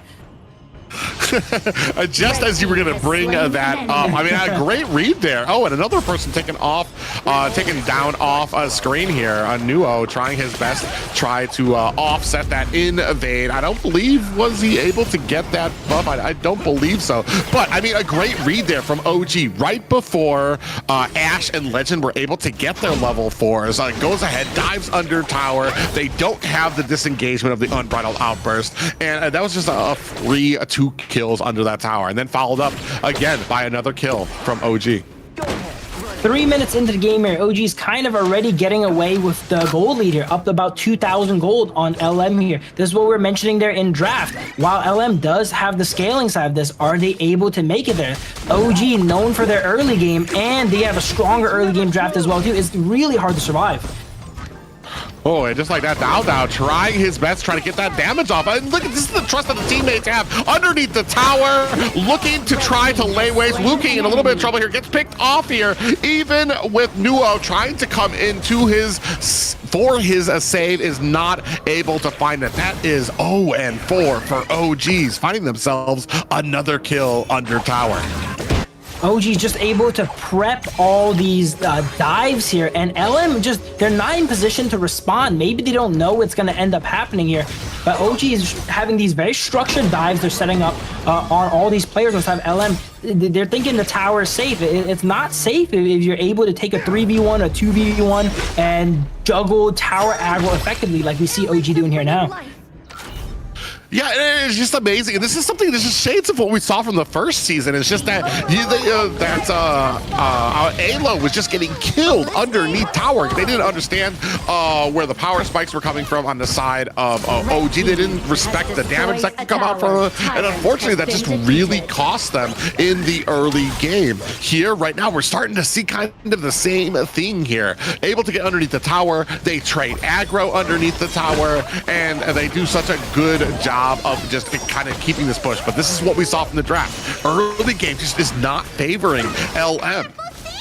And we've seen a lot of teams actually send their roamer into that Dharma lane to supplement that early game, but that's not something we've seen from LM here. And because of that, Keke was kind of able to run free in that 1v1, you know, get all the good trades he wants, and then set up dives where he can call in Dow to go ahead and dive the Dharma there.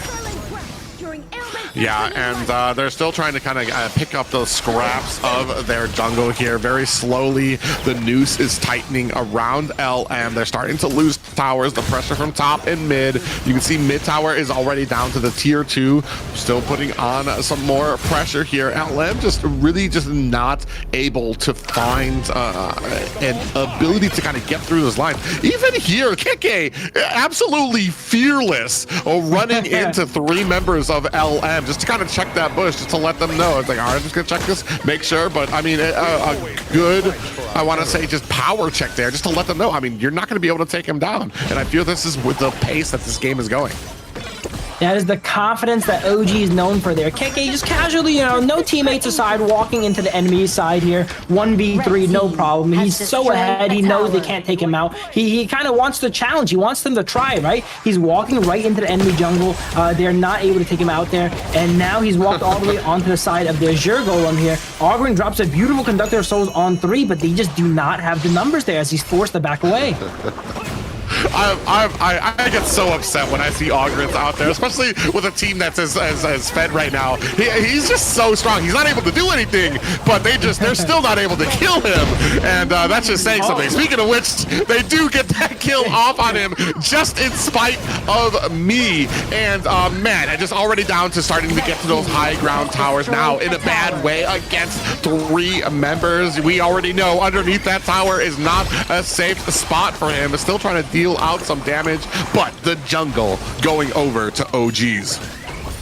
OG has complete control of the map right now. All lanes are pushing, and they have secured almost every single camp on the side of LM here. And when they want to go ahead and contest it, look what happens. They go ahead and force a fight, which they win because they have the levels, they have the gold, they have the advantage. They're not letting LM play the game. Oh, Just when they thought LM comes in, they try to get a gank onto On, who ults, runs away while reinforcements come from OG to offset that damage coming in from there. They're just a remarkable team right now. The pressure that they have here, they understand the damage that they're not getting out too fast. If you take a look here at the gold charge, it is basically all OG. Absolutely. And then we just saw there for a second there, LM actually using Hano's ultimate, Fate Rewind, to restore that high ground tower. The only hero in the game on global right now that can heal / restore towers, and he ends up doing it there. Really clutch use of the Hano. But is that going to be enough time that buys them here, as OG just continually knocks at the high ground of Team LM? Well, I was going to say, you know, there's only so long that you can put off the inevitable. But, I mean, this is your goal. You want to get to that late game. You're hoping that you can withstand. I think they understand this was going to be the game. They were going to be getting, maybe they don't think that they were going to get this many deaths, but I'm sure they were hoping that they could outlast long enough for them to start getting those power spikes, get to that late game to where you're facing the raid boss Ogren, where you're facing that huge tank in the Zhang Fei as well. So, I mean, they're hoping to kind of elongate it. It's just, can OG kind of continue to close this quickly shrinking map around LM? On just goes into the enemy base as marksman, kills their mid laner, and then ults away there. It is brazen what OG is doing now, but they know they have the stats, they have the numbers, they're able to get away with here. Huge truth module coming in on to 3. That is exactly what LM needs. Are they able to turn this fight here, though? They are able to take down 2 from it, though. That was a beautiful, beautiful truth module. Oh, yeah, but he's only able to take down 2, and they quickly, OG turns it around into a clean team wipe.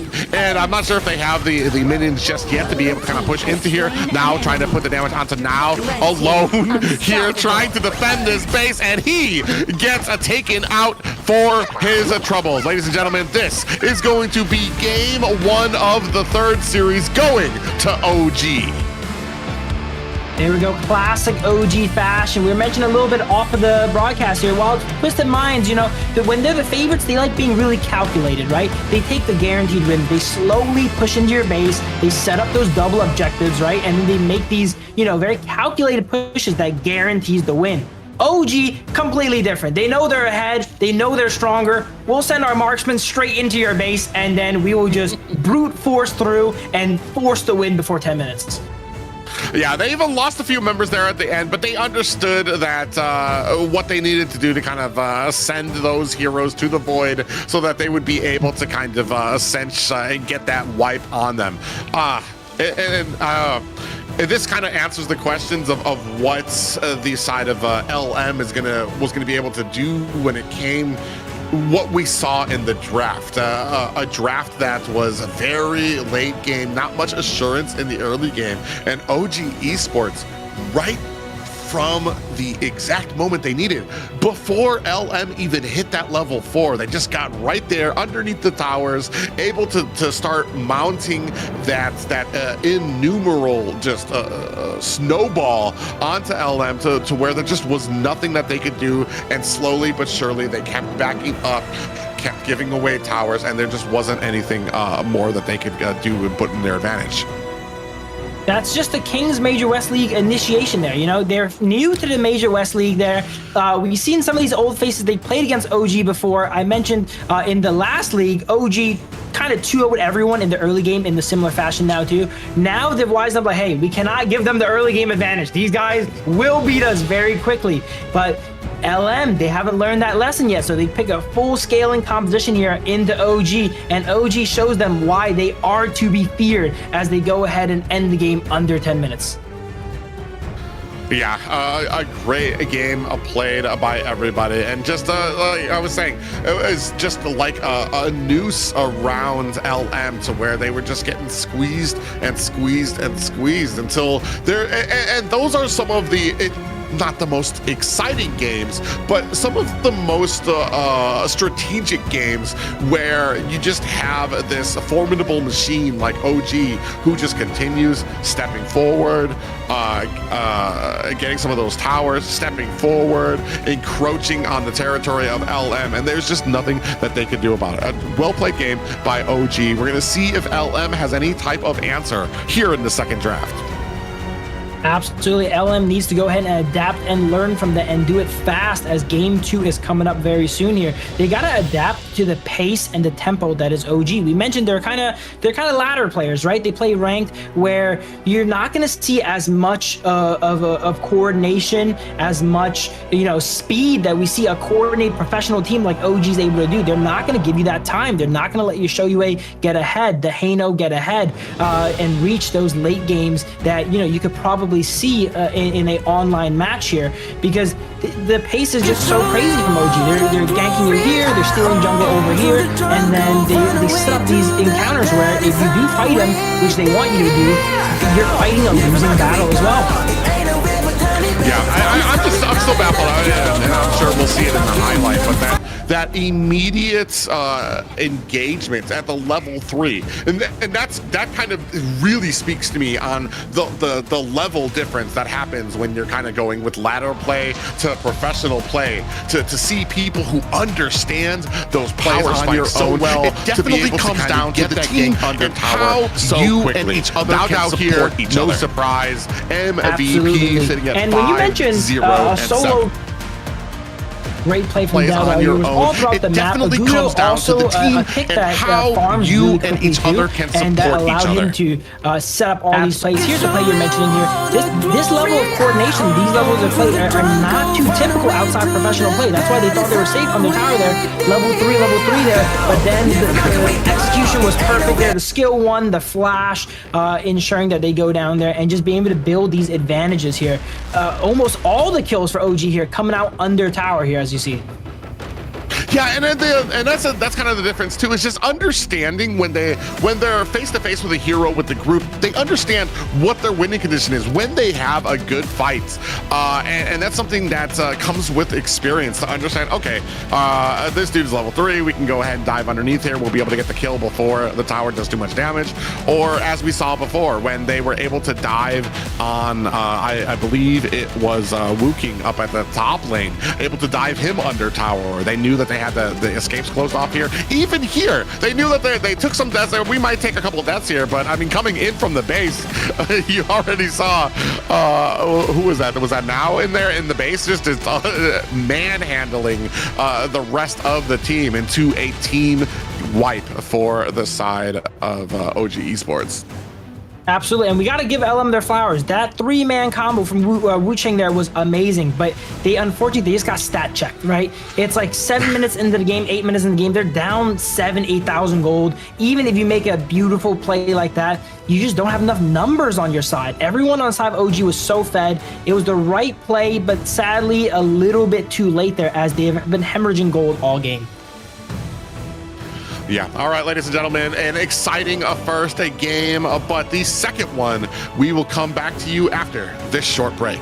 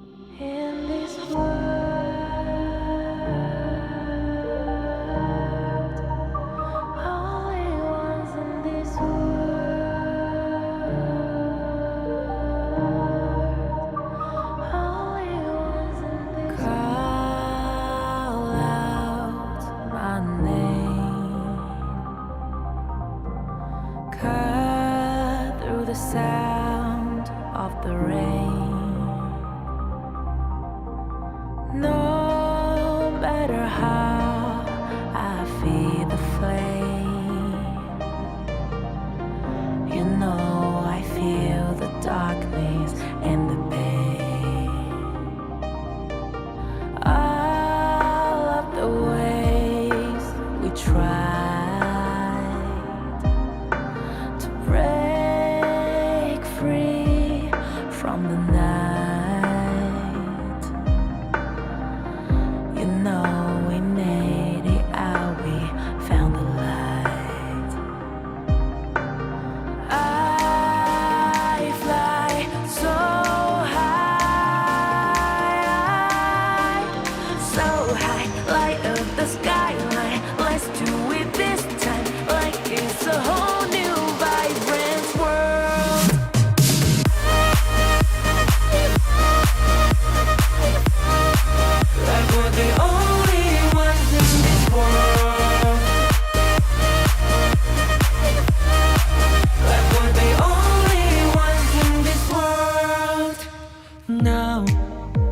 Now I see that I got everything I need. It's alright, I'm on fire, I'm alive, 'cause now I fly so high, so high. Light up the skyline, let's do it this time, like it's a whole new colorful world.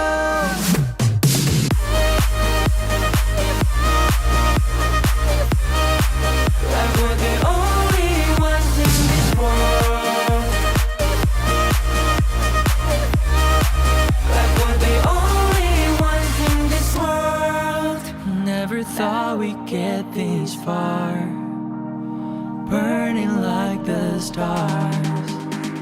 How we get this far, like we're the only ones in this world.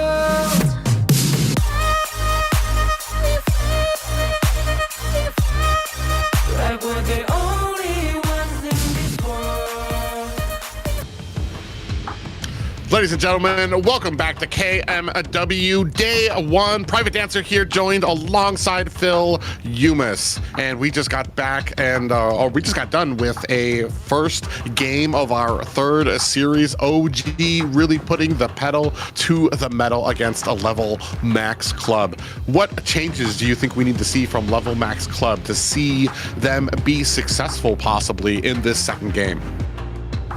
Absolutely. Here now, changes, I'm not too sure, because I personally don't beat OG too often here. But against OG, you're definitely going to switch up that tempo. You got to pick a higher tempo composition. You cannot let them dictate the pace of the game, because OG is a team that if you let them take an inch, we've seen earlier, they're going to take a mile, right? And if you draft the composition like LM did, we saw in game one there, OG just ran the entire game. They never let LM do anything. They played so proactive. I would like to see them try and maybe pick a composition that's even faster than OG. Because one thing that we know about OG, they're so used to being ahead early. They're so used to, dictating the game that maybe they have trouble when they're forced to kind of play safe and forced to play back like we saw versus Aylo Gaming.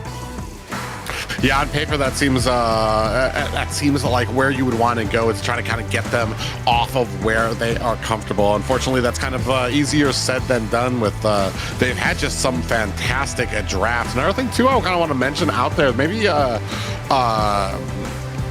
the vision, I want to say, when it comes to, I think we talked a little bit about that climbing from the ladder to pro play here. Those little things, those little nuances, like understanding that you're not safe under the tower you talked about a little bit earlier. And I want to say maybe we have a little bit more proactiveness on the roam side, who is going to be out there to let them know, hey, this team is coming here. We need to kind of back up from this tower. We're going to need to get to a safe space, or we need to respect what can be output by OGs. Here, it's a tall order for LM, especially, like I said, this is their first time here at the KMW. So we're gonna see how well they kind of match up here. But this is pretty much like you said before. This is their welcome to the big leagues. Absolutely. Yeah, LM not quite respecting a lot of the things that you could do with a lot of communication there, and that makes sense. They're probably not as used to and as seasoned as OG in competitive play, where there's maximum communication. The synergy between the players is amazing there. We saw the Shoyu and the Zhangfei kind of turtling under tower there, whereas OG, they were ready for that and ready to capitalize off that. And I think that level of communication and synergy kind of surprised LM here. By going into game 2 here, we see some of the picks that are expended here in game 1 above the bans here.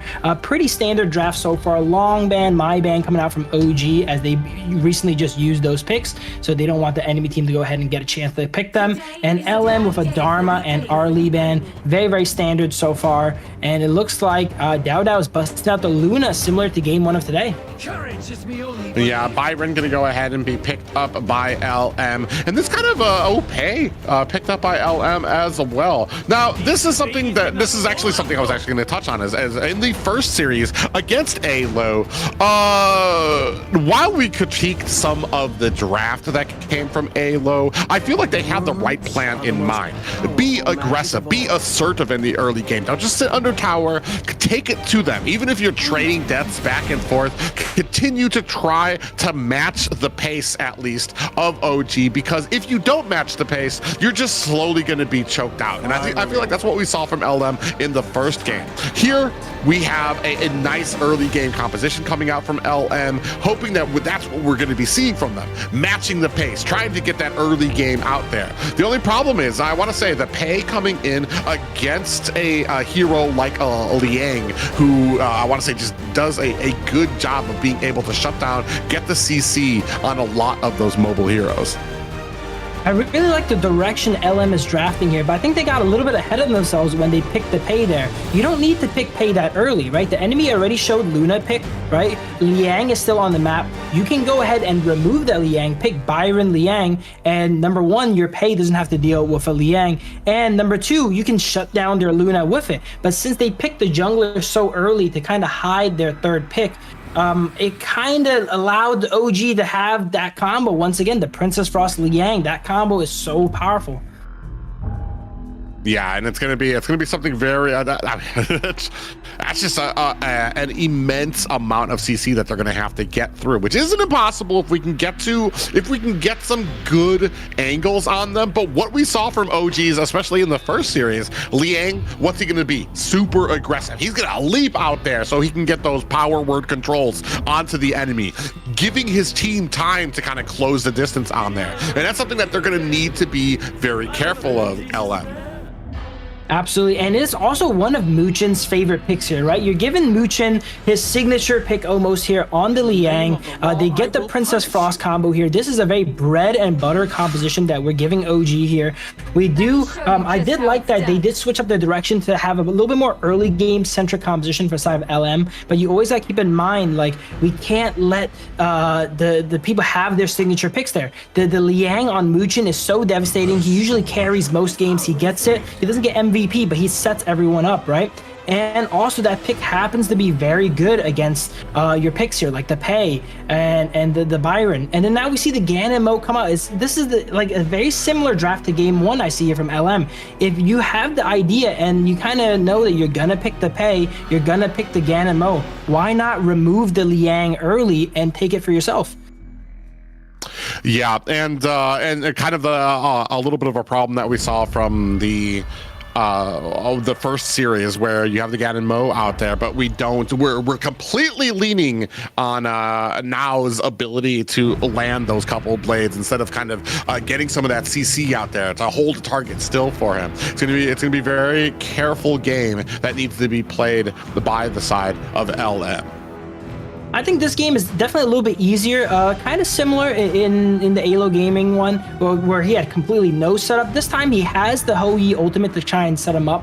But I would really like to see, once again, we're seeing today, at least in the Kings Major West League, the support or the roam pick is usually very pivotal. It makes or breaks your team, because the support is usually used to counter out the enemy carries. And we see the Liang to counter out the Pei, to counter out all these melees here, and also removing it from the enemy means they can't go ahead and counter out your carries.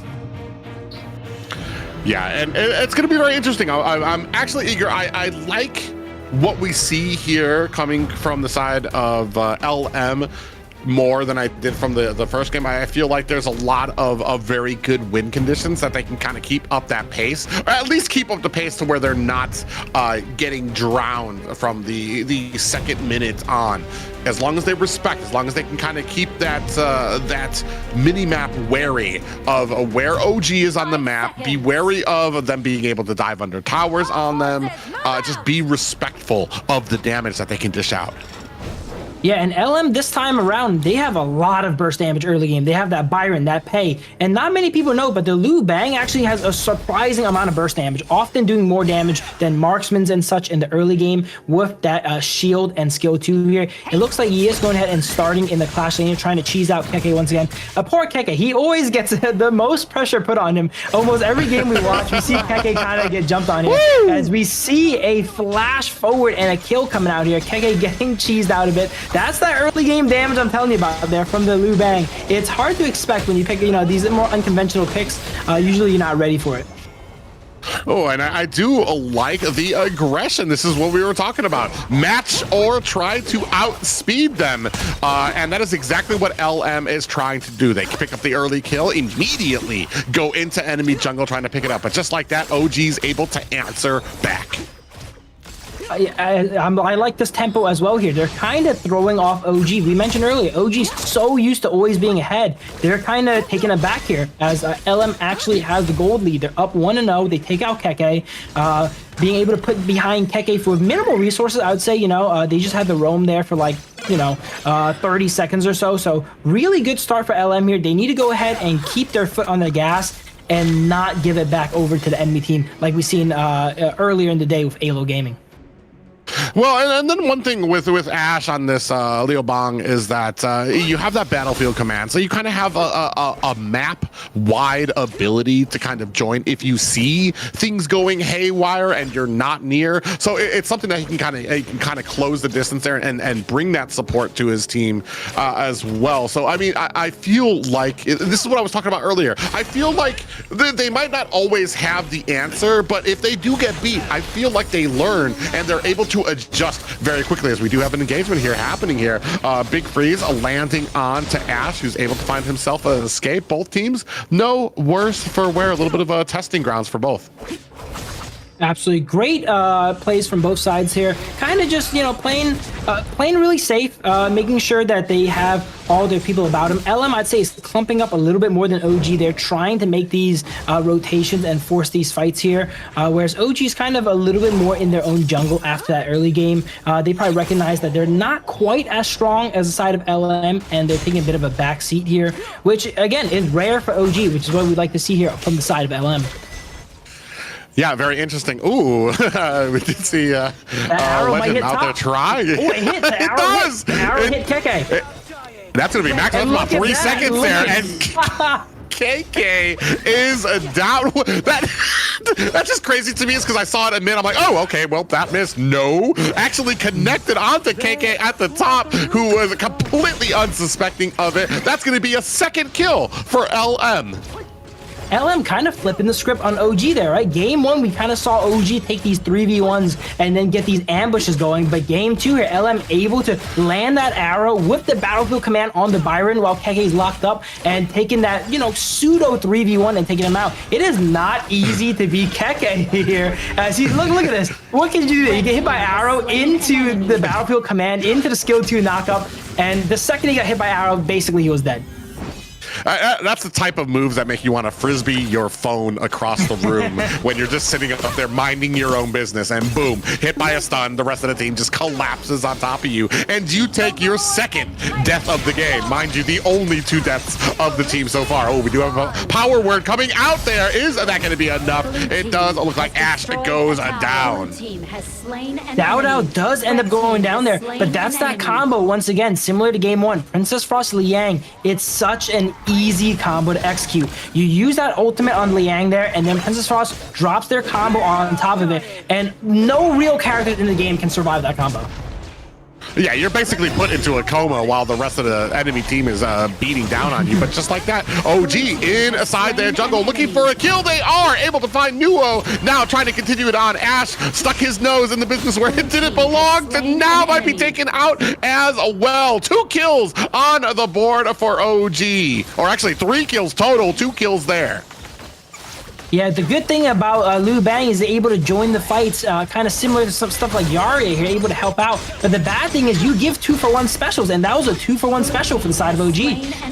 Oh, man, just that CC is just debilitating. You were talking about it. The combination of Muchin on this Liang, of Wen on this Princess Frost, as soon as you're caught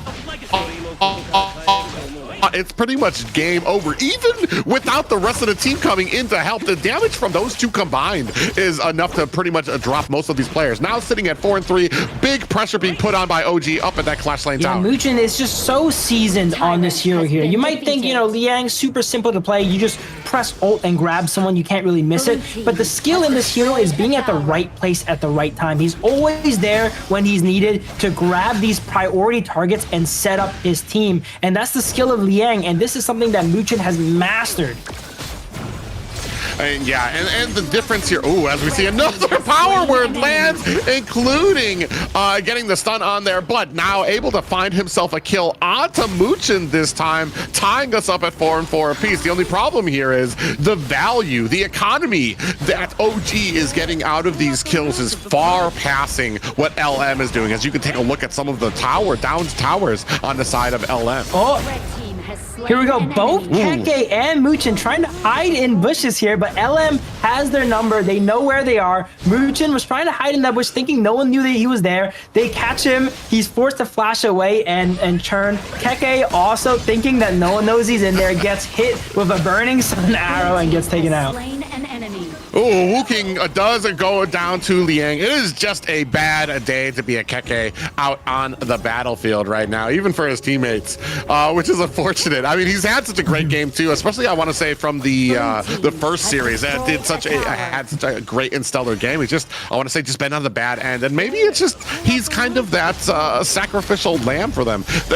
While they are starting to get these kills on the Keke. Oh, a lot of blades do land, and down goes Wen, and that's kind of the value. We were talking about how strong that Ganon Mo can be with CC. Here, just kind of blindly out there, throwing out those blades, doing a great job with the aiming, laying on that damage. Ash in trouble, gets picked off under his own tower. Now is just doing so much damage on that Ganon Mo there. And if we can get a replay, I think that was a pretty interesting situation. When there was kind of getting pressured by the Ganon Mo and was forced to flash away and ends up flashing into a burning sun arrow, which left her as a sitting duck to the said Ganon Mo there. If we get a replay of that, that would be awesome. But that was a really interesting interaction there. He jumped out of one danger into another here. Speaking of danger, we see Wei Ching here trying to 1v1 Dao Dao, and it's a pretty close fight. I actually can't tell who's really going to win. It looks like Byron's losing, but if he gets a nice shield cycle, no, he was not able to get cycle another set of shields here. If he was able to cycle another set of shields, maybe he had a chance there against Dao Dao. But here, look at Ash sitting in the bush waiting. Not much he could really do there. Maybe if Ash could have ulted Wei Ching there, they could have probably won that 2v1, but I guess we will never know. Oh, we do see that arrow comes out and is able to kind of find a stun. I'm not gonna lie, it's not the best game for LM right now, but definitely a more satisfactory game for them. I feel like they have the check marks for the victory. Another power word does land underneath the tower and throws out Ash, who goes down.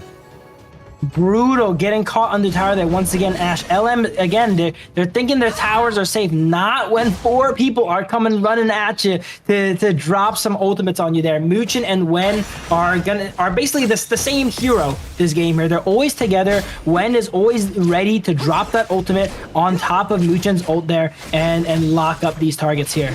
As you see, D-Renji here, getting a little bit of chip damage on that tower. You guys didn't know D-Renji is able to barely chip down the tower from outside of the range, so that's why you're going to see some D-Renji players in your games here go ahead and throw that auto attack there outside of the range. KK again might be caught in a bad place between 3 members of LM and goes down. Meanwhile, it does look like they actually might be able to find the flank. Wu Ching actually in a little bit of trouble between 2 members, goes in, gets the engagement, but on the side, putting on the damage, is able to find himself a kill. Ash in a bad way too as well, getting chased down by Dao Dao, and this looks like another one under the belt of OG. Dao just absolutely shredding Asha. As you can see, there's not much he could do there as he just gets slowed and just chipped down by the Luna here, while everyone's focusing Keke. This is something we see pretty often here for OG. They really focus Keke. They set Keke behind. They know he's that star player. But what happens when you invest so many resources in the Keke? Dao runs amok here, right? On has been farming all game. We didn't even mention him, but he's probably super fed right now. We look at the gold numbers. He has 2 levels on Legend because OG is able to just, you know, because of Keke's playstyle, right? He plays really aggressive there. He sometimes gets himself in trouble, but he aggroes a lot of the enemy team. He's kind of like a global taunt. Make sure all the enemies go ahead and focus him, while Dao and An and Wen and everyone else kind of holds down the game and gets all these objectives. Yeah, gets the objectives and able to get some great positioning onto the side of LM once they do finally get that kill on the Keke. So, I mean, in the early game, yeah, he got caught a few times, but here it kind of feels like it's just one of those sacrifices that they know they can have out there. Keke can go out there, he can find maybe himself a kill. They might be able to find a kill, but what he's doing is just trying to distract them long enough for OG to kind of just continually push onto these objectives. And look at the map. Oh, wow. I think there's 1 tower left for LM, and OG's towers remain completely untouched as we go ahead, burrowing into LM's core. The absolute bloodlust coming out from OG's Mooch in there. Flashes over the wall, presses Howl to go ahead and run into the base. Does not quite get the grab, but it speeds everyone up to go ahead and run down the enemies there. I would say LM definitely leveled up their game here in game 2, matching OG's pace there in the early game. But as the game went further and further, we're seeing that experience that OG has in the game there kind of pay dividends as they're able to get away with the lead there. Well, it's all about that learning experience. In game 1, they learned this is not a team to be safe with. This is not a team to be careful with. You need to have pedal to the metal. And unfortunately, maybe their experience doesn't really lie into a lot of those compositions, but this is where that learning experience comes. Now you're gonna have to learn, all right, what compositions do, where will we be favored? Because that second game, much more favorable from them than the first. Unfortunately, still the same result, but like I said, still all a learning experience here. OG setting the tone. Absolutely, and there was a time to learn it would be in the rankings week here, because no matter how your performance is here, you're not going to get knocked out. Obviously, you want to be on the top 3 teams to get into that Group S here, but no one is going to be going home this week. If you were to, you know, want to learn and get some L's as in learning, right? This is the time to do it, and then get them all out of the way as we go into week 2, Survival Week, where those L's really do matter. Yeah, and like you said, it's been kind of a big power creep when it comes to KMW with teams. They come down, especially when it comes to the opening matches. They kind of soak in. They get a feel for what these other teams can present. They get that, they understand, all right, this is what we need to do to be successful. Now let's start refining that. Unfortunately, like I said, there's just those teams that have just been doing this a lot longer, that understand it a lot better. And teams like OG just especially when it came to that first game too as well, able to kind of pick apart, understand that even though the enemy's under tower, we understand our power spikes, we understand what we can juggle underneath there, and we understand what we can take down. This one a little bit it felt better for LM just because there just wasn't this huge advantage in that early game that OG had. It felt like it was even. It felt like, oh, they can turn this around at any time. Of course, once you get to that mid game, once you've gotten to those power spikes, it starts steamrolling. But I mean, it's all something for LM to go ahead and bank on and review later.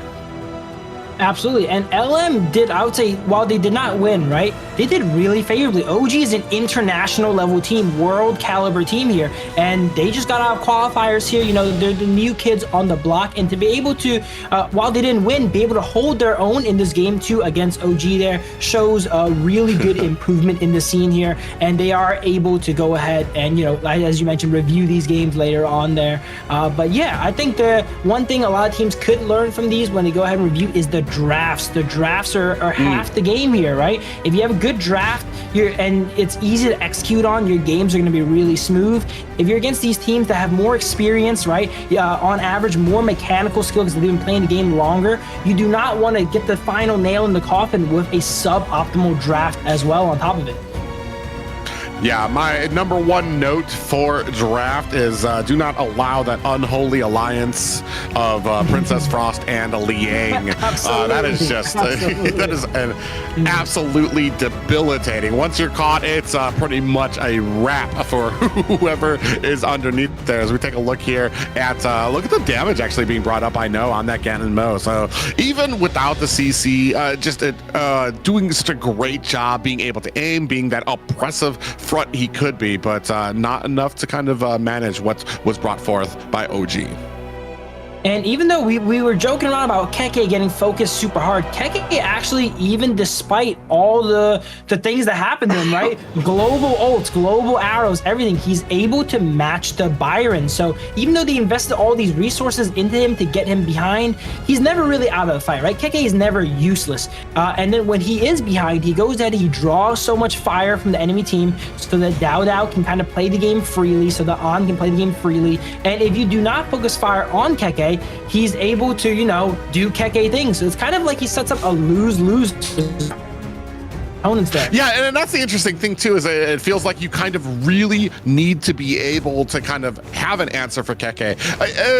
Or you have two options for Keke. Either he's going to be feeding early games because he's taking too many chances, or he's going to be that menace.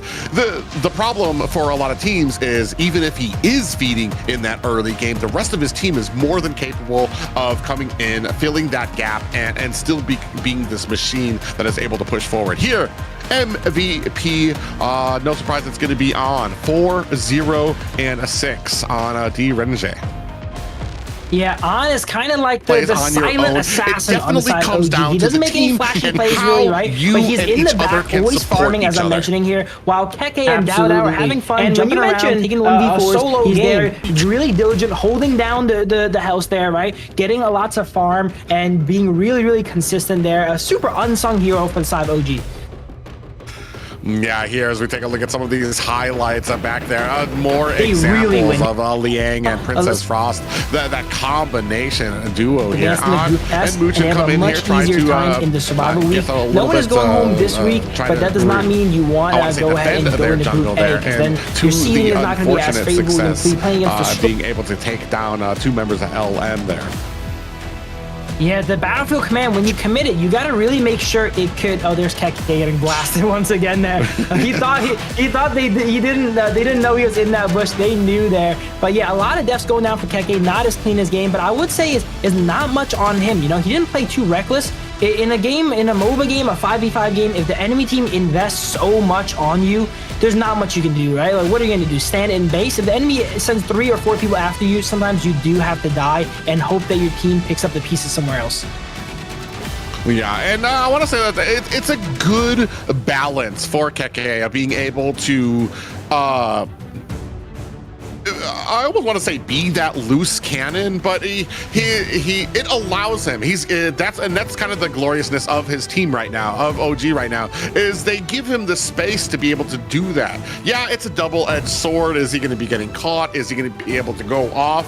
But they give him that space because in the meantime, they're already going and pushing. They're already getting those objectives. Just great game there by OG. And we were mentioning that LM are the new kids on the block. Our final match today are some definitely new kids on the block here, as we're going to get into BTK versus, I think, Aylo Gaming, if I'm correct. But it's going to be right after this break.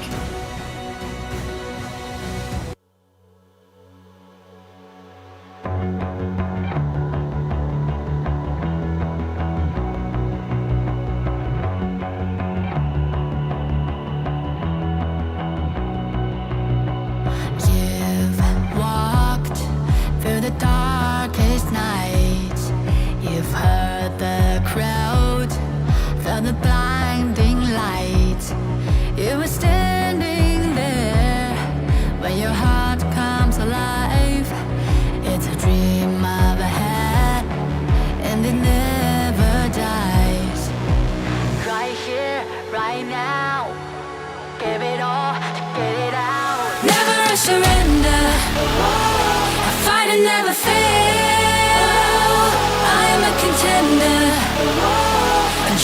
I can feel. The smallest lies become the brightest enemies, relentlessly. And even if you fall, you gave it everything to be a king.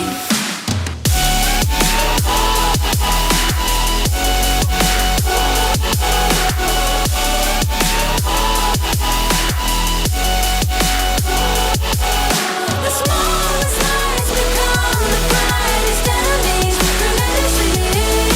And even if you fall, you gave it everything to be a king. You carved your way with a sharp attack. You watched it all burn, and you never looked back. There will come a day when your fears will rise. You protect your crown, so it never dies. Never a surrender, I fight and never fail. I am a contender, a challenge I can feel. The smallest lies become the brightest enemies, relentlessly. And even if you fall, you gave it everything to be a king. On my way, find my way, find my way. On my way, dream my way, never a surrender. I fight and never fail. I'm a contender, and challenge I can feel. The smallest lies become the brightest enemies, relentlessly. And even if you fall, you gave it everything to be a king.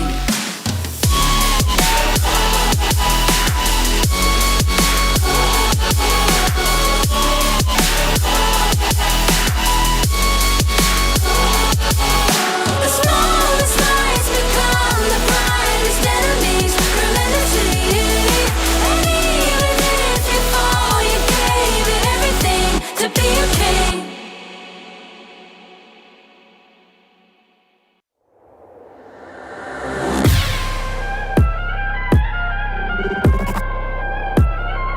Turn it back.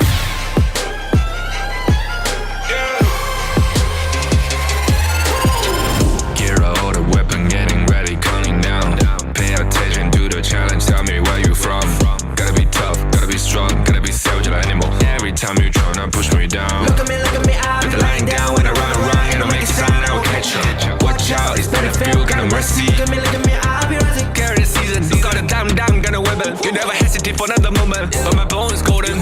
I'm invincible, just let him know. I can show you all the glory I own. Through the jungle, find a way to the palace. I'm waiting. Go, never mind, can we go? It ain't a river, turning back. Storm is coming, tired of your cold. It's my kingdom, fire blowing up. We the kings, it's our honor, showtime. On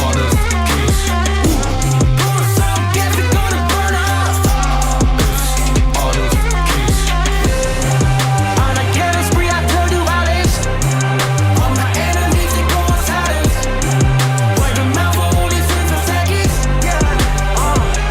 We got honor. You wanna get me juice, kind of the one who made the rules. You have night to choose, only one way, got night to lose. I can see it, I'm gonna shut down. We got no crime. We barely fuck this one question. Ladies and gentlemen, KMW returns with possibly the most anticipated match of the night.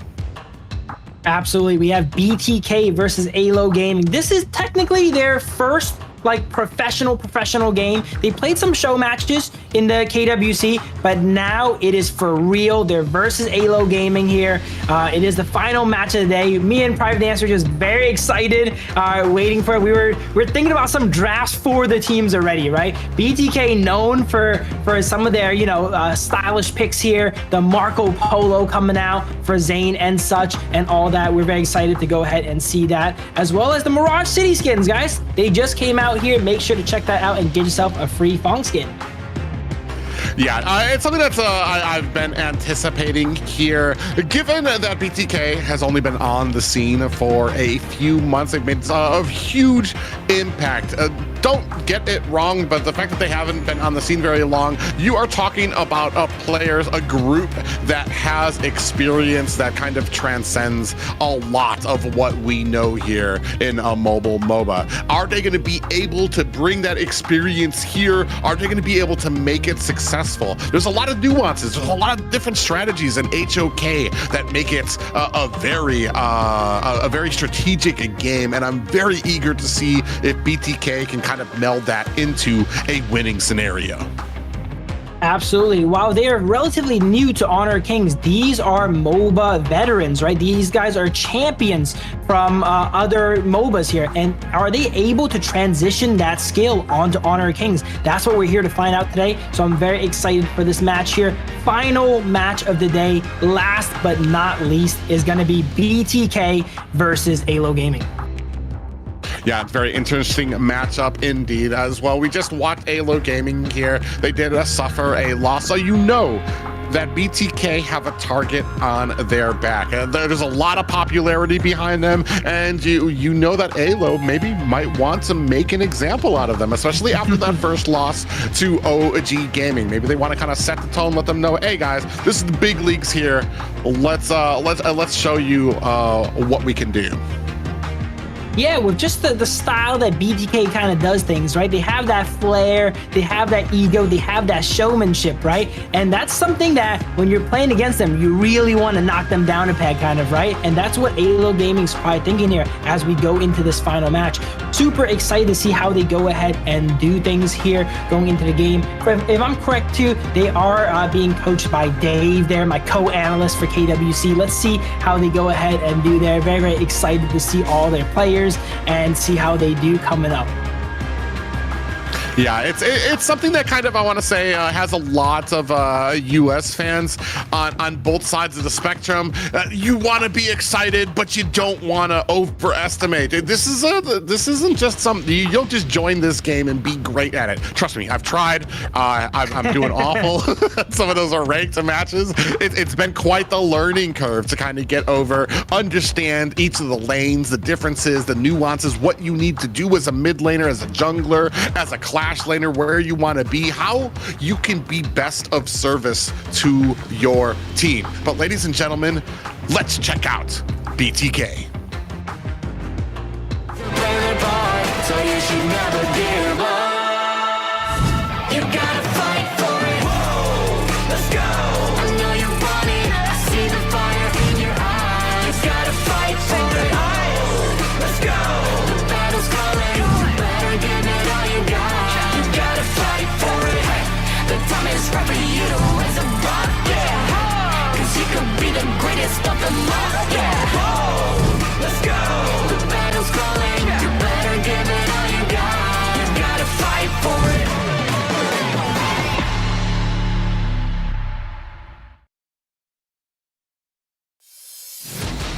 Ladies and gentlemen, the BloodThirsty Kings bringing up the clash lane is going to be Fried Chicken. In the jungle role is going to be Best Player 1. Bringing up that mid is going to be, actually yesterday, Birthday Boy Hoon.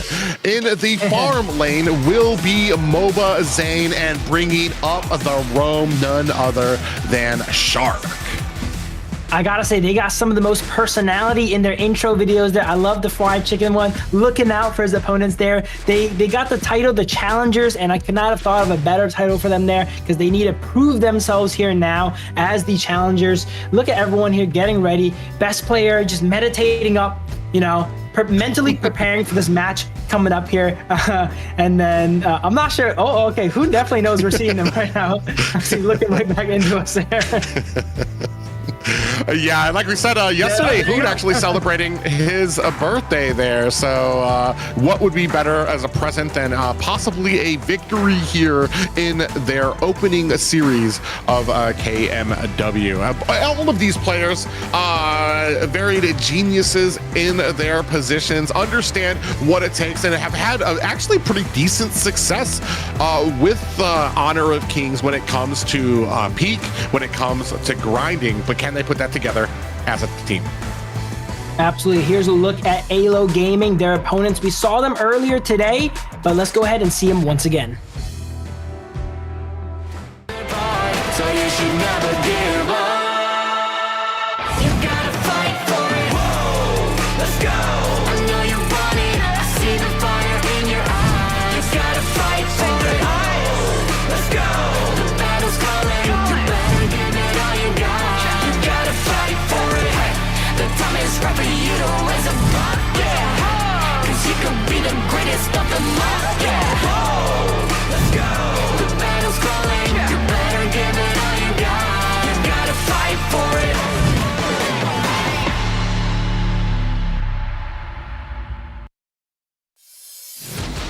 Here we go, Aylo Gaming, the Crown Hunters, definitely the favorites here going into this game here. They have a much more experience than BTK here, but anything can go ahead and happen here. Let's take a look at the roster for Aylo Gaming. We have Doxa coming in the Clash lane, Anoso coming in the jungle, Yu in the marksman lane, and then we have Rabaam on the roam, as well as Lomax in the mid lane here. They did take a bit of an L in match 1 today here. They had a good amount of time to recover, right? They played first match, we're up to match 4 now, and they're gonna need to get ready to face the BloodThirstyKings.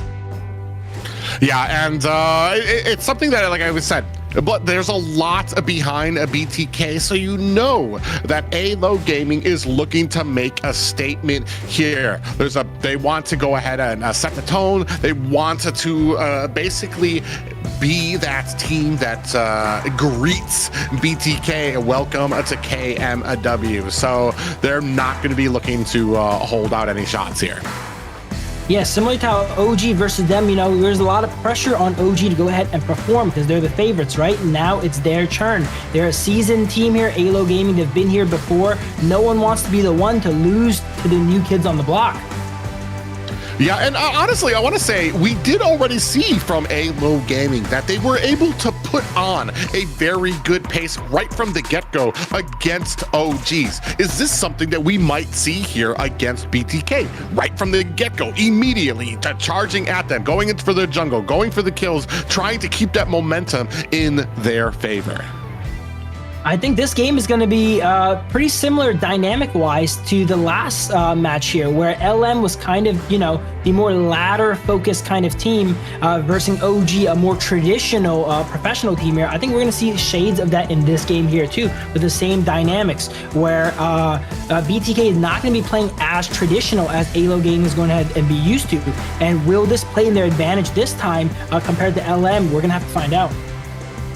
Yeah, and that's going to be the big thing here. Does BTK, are they going to be able to kind of get that early game offense? The biggest mistake I want to say, and this is what I was talking about with the last series, is to be passive, is to wait for your opponent to give you those opportunities here. I don't imagine BTK, from what I know of them, from what I've seen throughout the history of their gameplay, I don't see them sitting back and allowing something to happen when it comes to a lot of these drafts, or when it comes to the actual gameplay. But we're going to see how well they can kind of stack up. Like I said, this is their first big soiree into that big live stage. Not the first time they've been on a live stage, but the first time they've been here on this one. Absolutely. And just like LM, BTK being a newer team, they're going to have similar kind of weaknesses, right? They're not going to have that hero pool that we know these more seasoned teams go ahead and have here. But this is the best kind of format for them then. This is a best of 3. So we're not going to dig really deep into the hero pools here. We see the Yuan getting banned out as well as the Dharma. Very interesting to see the Yuan getting banned out so often. I don't think we saw it played today, but it did catch a few bans here. So that's a flex ban that a lot of teams going ahead and doing here, and they don't want to give Hoon that flexible option there on mid as well.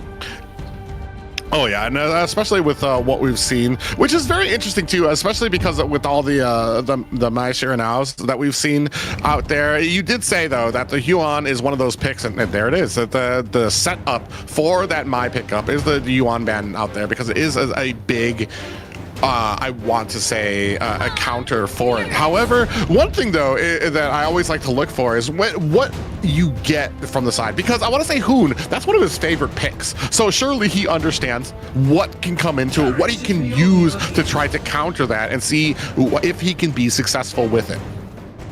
Absolutely. I think a little bit of BTK thought there, maybe, you know, they'll go ahead and they'll leave the Mai up for Hoon there. Aylo Gaming go ahead and instantly snapping away the Mai, not letting that happen there. As BTK locks in the Byron Pay combination here. This was OG's bread and butter last KMW. Is BTK able to pilot it pretty similar? Let's go ahead and find out.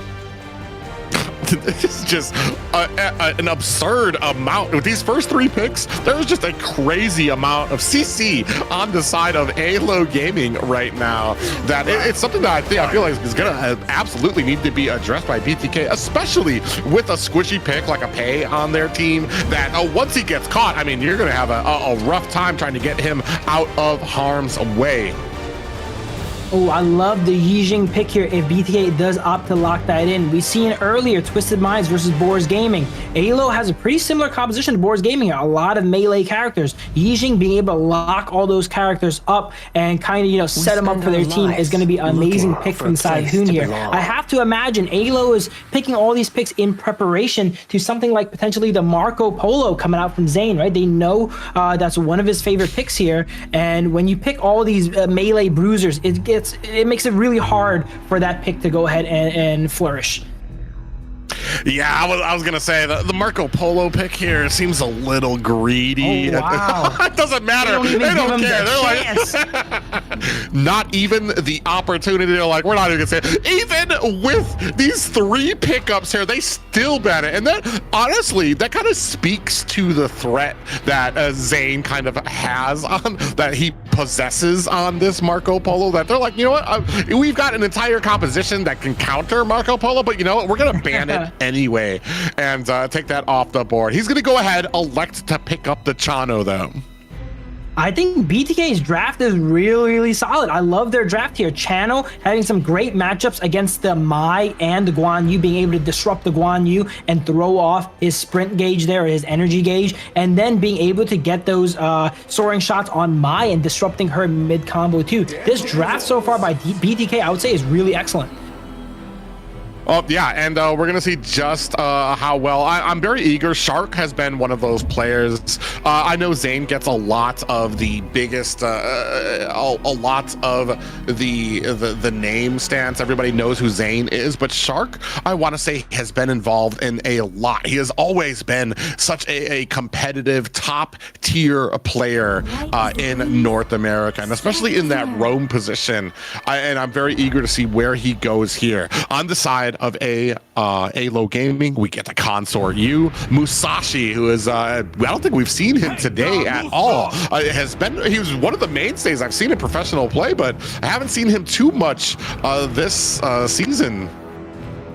Yeah, Musashi definitely fell off a little bit, but is definitely very playable as well. He's often used as a counter pick to something like Ogren and healing heroes, but it looks like in this game, they're just picking him as a pretty decent blind jungler here for the side of Aylo Gaming. The Consort you picked, though, I would have to say is amazing against the Pei and the Byron. She's going to be able to side lane there against the Chano, against the Pei, against the Byron relatively safely there, and ensures that Aylo Gaming are not going to get beat in the split push there if they only invest one hero, like the Pei, like the Channel, or even the Byron. I'm actually a little worried at Aylo Gaming. 4 of their 5 members possess an absurd amount of CC. If one person gets caught by 1 bit of CC on the side of BTK, that is just a coma city for them. If the rest of the team is going to be able to kind of come in and join in on that, so they're going to have to be very careful about some of these plays. I think BTK could have taken a page out of Twisted Minds book there, right? And pick up something like the Schwanza there to go ahead and counter out the dive on the side of Aylo Gaming. They have all this AoE in the Liang Po, in the Guan Yu, in the Mai. Something like the Schwanza there will kind of like checkmate that composition there, being able to drop that multi-cleanse on everyone there. I didn't quite catch what Shark picked up there. We're about to see here in a minute, but as you mentioned, Shark there is very pivotal for the side of BTK, so it is going to be very exciting to see how he plays that roam position in his first debut professional game here on BTK. Yeah, I believe he had the Zhongfei. Oh, Yeah, the Zhongfei, okay. So he's going to have the unbridled outburst he's going to be able to have, which I like it and I don't like it. I like it that because it can kind of counter the dive composition that we have coming out from Aylo. It's just, is it going to be enough for the amount of CC that they have? And I'm very interested to see how this kicks off as we are going into the first game. BTK taking on Aylo Gaming. Super interesting game here. We see Shark. We've seen all the Zhongfeis today. Every one of them seems like they're taking different common skills, right? Shark electing to take the stun here. We've seen Smite. We've seen heal. And this time we've seen common skill stun. I think it's going to be a little bit tough to pull off here against some of these CC immune characters on the side of Aylo Gaming. But definitely a cook nonetheless that I'm very excited for here. The game starts up. Pretty passive all throughout though. Yeah, they're trying to go ahead and enforce it. Well, this is exactly what we were talking about. They're going to keep on this pace very quickly. Actually, Roba actually almost got a little bit of trouble there. He's going to have to use his flash to get himself out of harm's way there. And that's going to be a spell that they might not have for a little bit later. I'm not sure who ended up getting that jungle monster there, but a good amount of contention there. Great job on BTK to go ahead and rotate up and not let them take that for free here. Burning the flash for Ramba here. Still relatively early. When you have these melee supports like Zhongfei and Liang Po, there's not much you can really do until you get your ultimate. So since both sides have a melee support, I don't think we're going to see too many kills come down here in the very early game. Yeah, a little bit of respect coming in. Actually, as I say that, we got Lomax actually coming down to the bottom lane, looking for some type of action. Does get that push in there, but Shark in the way to provide that shield to Mobazane and keep him topped up underneath the tower. Yeah, so far BTK is holding their own there. They did send the pay up top to push that wave in, but I would say though, Aylo Gaming, they're not really falling very behind. When you have Masashi versus something like Pei, you are kind of projected to lose the early game, but Aylo Gaming is going even, if not slightly ahead in the early game versus BTK. Yeah, and you see, I honestly, I like the aggression. Ooh, actually, big pop-up here lands out there. Board comes down. Musashi finds himself a kill onto best player. 1-0 in favor of Aylo Gaming. There's that crowd control you're mentioning there, Private. We see Masashi come in with the duel to the death, knocks up best player into the Mai combo, into the Guan Yu, and just like that, he's not able to really move and gets taken down. Yeah, I mean, there's a Hoon laid down the board, but there's only so much he could do when you had best player in a bouncy House of Doom there. Popped up about 3 or 4 times there. Yeah, we were talking about ping pong earlier. That's definitely a ping pong that I've ever seen it. Hoon there did trap everyone in that box, but unfortunate thing was best player was trapped in there too with all that crowd control. Oh, we already see good going ahead and enforcing their will. They're going to go ahead, try to find themselves being very sneaky here. This is very deadly. Ooh. Yeah, down goes best player again. 2-0 for the side of Aylo Gaming. BTK trying to turn this thing around for them, looking for an objective here. If they can kind of get into here, they do take that out. Only lose a best player for that, but it looks like, I'm not sure if Aylo Gaming was actually able to pick up that golem. I'm not sure if they picked it up as well, but they definitely picked up the kill on best player here. And we're seeing Aylo Gaming completely shutting down the Pei early game. This is not what you want to see if you're a BTK fan here. They're down 2,000 gold here, and they likely get outscaled potentially here, but they go ahead and pick up a kill. Best player, he's on the board here, takes out the Consort U in the farm lane, and it's looking like instead of, opting to farm, he's choosing to play with his team a little bit more here. He does not want to get outnumbered like he has in the past 2 deaths. Yeah, very interesting here. You did see that Lomax kind of flashed in there, tried to find the pickup on the Zane. Speaking of pickup there, big pop-up lands onto here, and that is going to be best player down again. 3-1, and this is kind of that double-edged sword of having a Pei. Yeah, you have a Pei on your team, but if you start losing this early game, it is very hard for you to start picking up those pieces and get that momentum brought back up again. Also, Pei is so squishy, and then the Masashi, you can't miss the duel to the death, right? No, it doesn't matter how much mobility the Pei has, you just go ahead and lock him down with that ultimate, set up the Guan Yu, and they're able to constantly rinse and repeat and use that combo to take out Best Player 1. Yeah, and I mean, I want to say that the only real chance what we're looking at for here is to hopefully have Mobazane kind of get farmed up independently. Speaking of which, big pop-up lands on, I couldn't even see who that was. It was Fly Chicken who got caught up in his own jungle. All I saw was stunned on the name, and he was down for the count. An immense amount of CC that we saw from the draft that BTK just does not have the answer for at this time.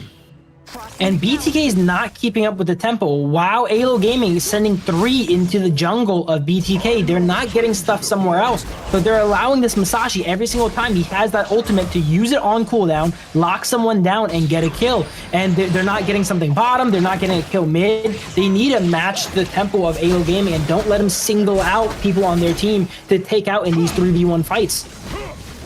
Yeah, and I was going to say, oh, we do see that ultimate coming out from Yu, and does catch Mobazane with a little far shot there as well. Shark's going to have to go ahead, find himself a quick ride home. But I was going to say, like, maybe, and a Shark got caught out in the bush, taken down as another kill for Aylo Gaming. 5-1. BTK is feeling the pressure here. Another pop-up there onto Mobazane. Might be on the wrong side of Doxa there. Especially on a Guan Yu with all the pushing there. Musashi finds himself another kill off screen up at the top lane, and that is going to be a tier 1 tower in the clash lane going over to Aylo Gaming. Aylo Gaming's getting a lot of kills, but they are up gold. They're up 3,000 gold, but they're not up an immense amount of gold. BTK, they do have a chance in these fights here, but they do need to play a little bit more proactive here instead of being reactive, because it's really hard to react to the Masashi ultimates and the Guan Yus. There's just not enough time, right? And we see Doxa moving throughout the map, applying a lot of pressure, whereas Fried Chicken's kind of stuck in that clash lane. Yeah, and I want to say maybe we have a different type of fight when we have a 5v5 when we start moving out of the laning phase. But right now, the laning phase has been so rough on BTK that they're starting at such a back foot that it's going to be hard for them to find any momentum to be able to catch up here. You can see already big pressure onto that golem. They're not able to find it. They do come in with the Guan Yu, find a push. Down goes the best player. We have the board on the ground, but look at the damage. Doxa gets taken down by Mobazane, as we were talking about. He's been sitting there farming. Is it going to be enough for him to be able to put on the damage? Down goes Alonso, and they are chasing down the rest of Aylo Gaming. This might have been the field that they were looking for. Find themselves 3 unanswered kills here in the mid game. That is exactly what we need from the side BTK. I would have loved it if they gone ahead and won that fight and pushed into the enemy jungle as well too, because they could have probably contested that Azure Golem there. But big shutdowns going on the way of BTK there. They're catching back up in the gold. They're only down 2,000 gold now. Masashi getting taken out, and Zane, he has been farming all game, and he's starting to cash in some of those kills here. He has 4.9k gold. He is still pretty behind compared to Consort U, but once they get a few more of these shutdowns and the gold starts going in the way of BTK like we've seen in this last fight, they can definitely catch up. Yeah, and this is something I've seen before from them too, is when they can sometimes allow a decent amount when it comes to the laning phase. I wouldn't be comfortable with that, but then they understand some of the power spikes. They're kind of like, all right, it's all right, it's all right, we'll take this, we'll take that. Wow. And then once they start getting those items there, they're going to be able to try to come back here. Now looking for another fight is Aylo Gaming in a good position here, trying to chase down, looking for another tower. Going to go ahead and latch on to best player. Fly Chicken comes in from the side, and we see Shark there going to go ahead and latch onto Boma. 3-on-1 there. Board is out, unfortunately. Hoon unable to catch anybody from Aylo Gaming. Yeah, I'm surprised not much more action came in there. It looks like a little bit of push coming out to Aylo Gaming, getting some chip damage on the tower of the bot lane tier 2. We see Fried Chicken in a little bit of trouble here as they have 3 people on him. He gets dropped really low, but he does survive, but that tier 2 definitely goes down. Zane, we didn't quite see what happened, but Guan Yu pushed him into the grinder there that is Aylo Gaming, and he gets taken out.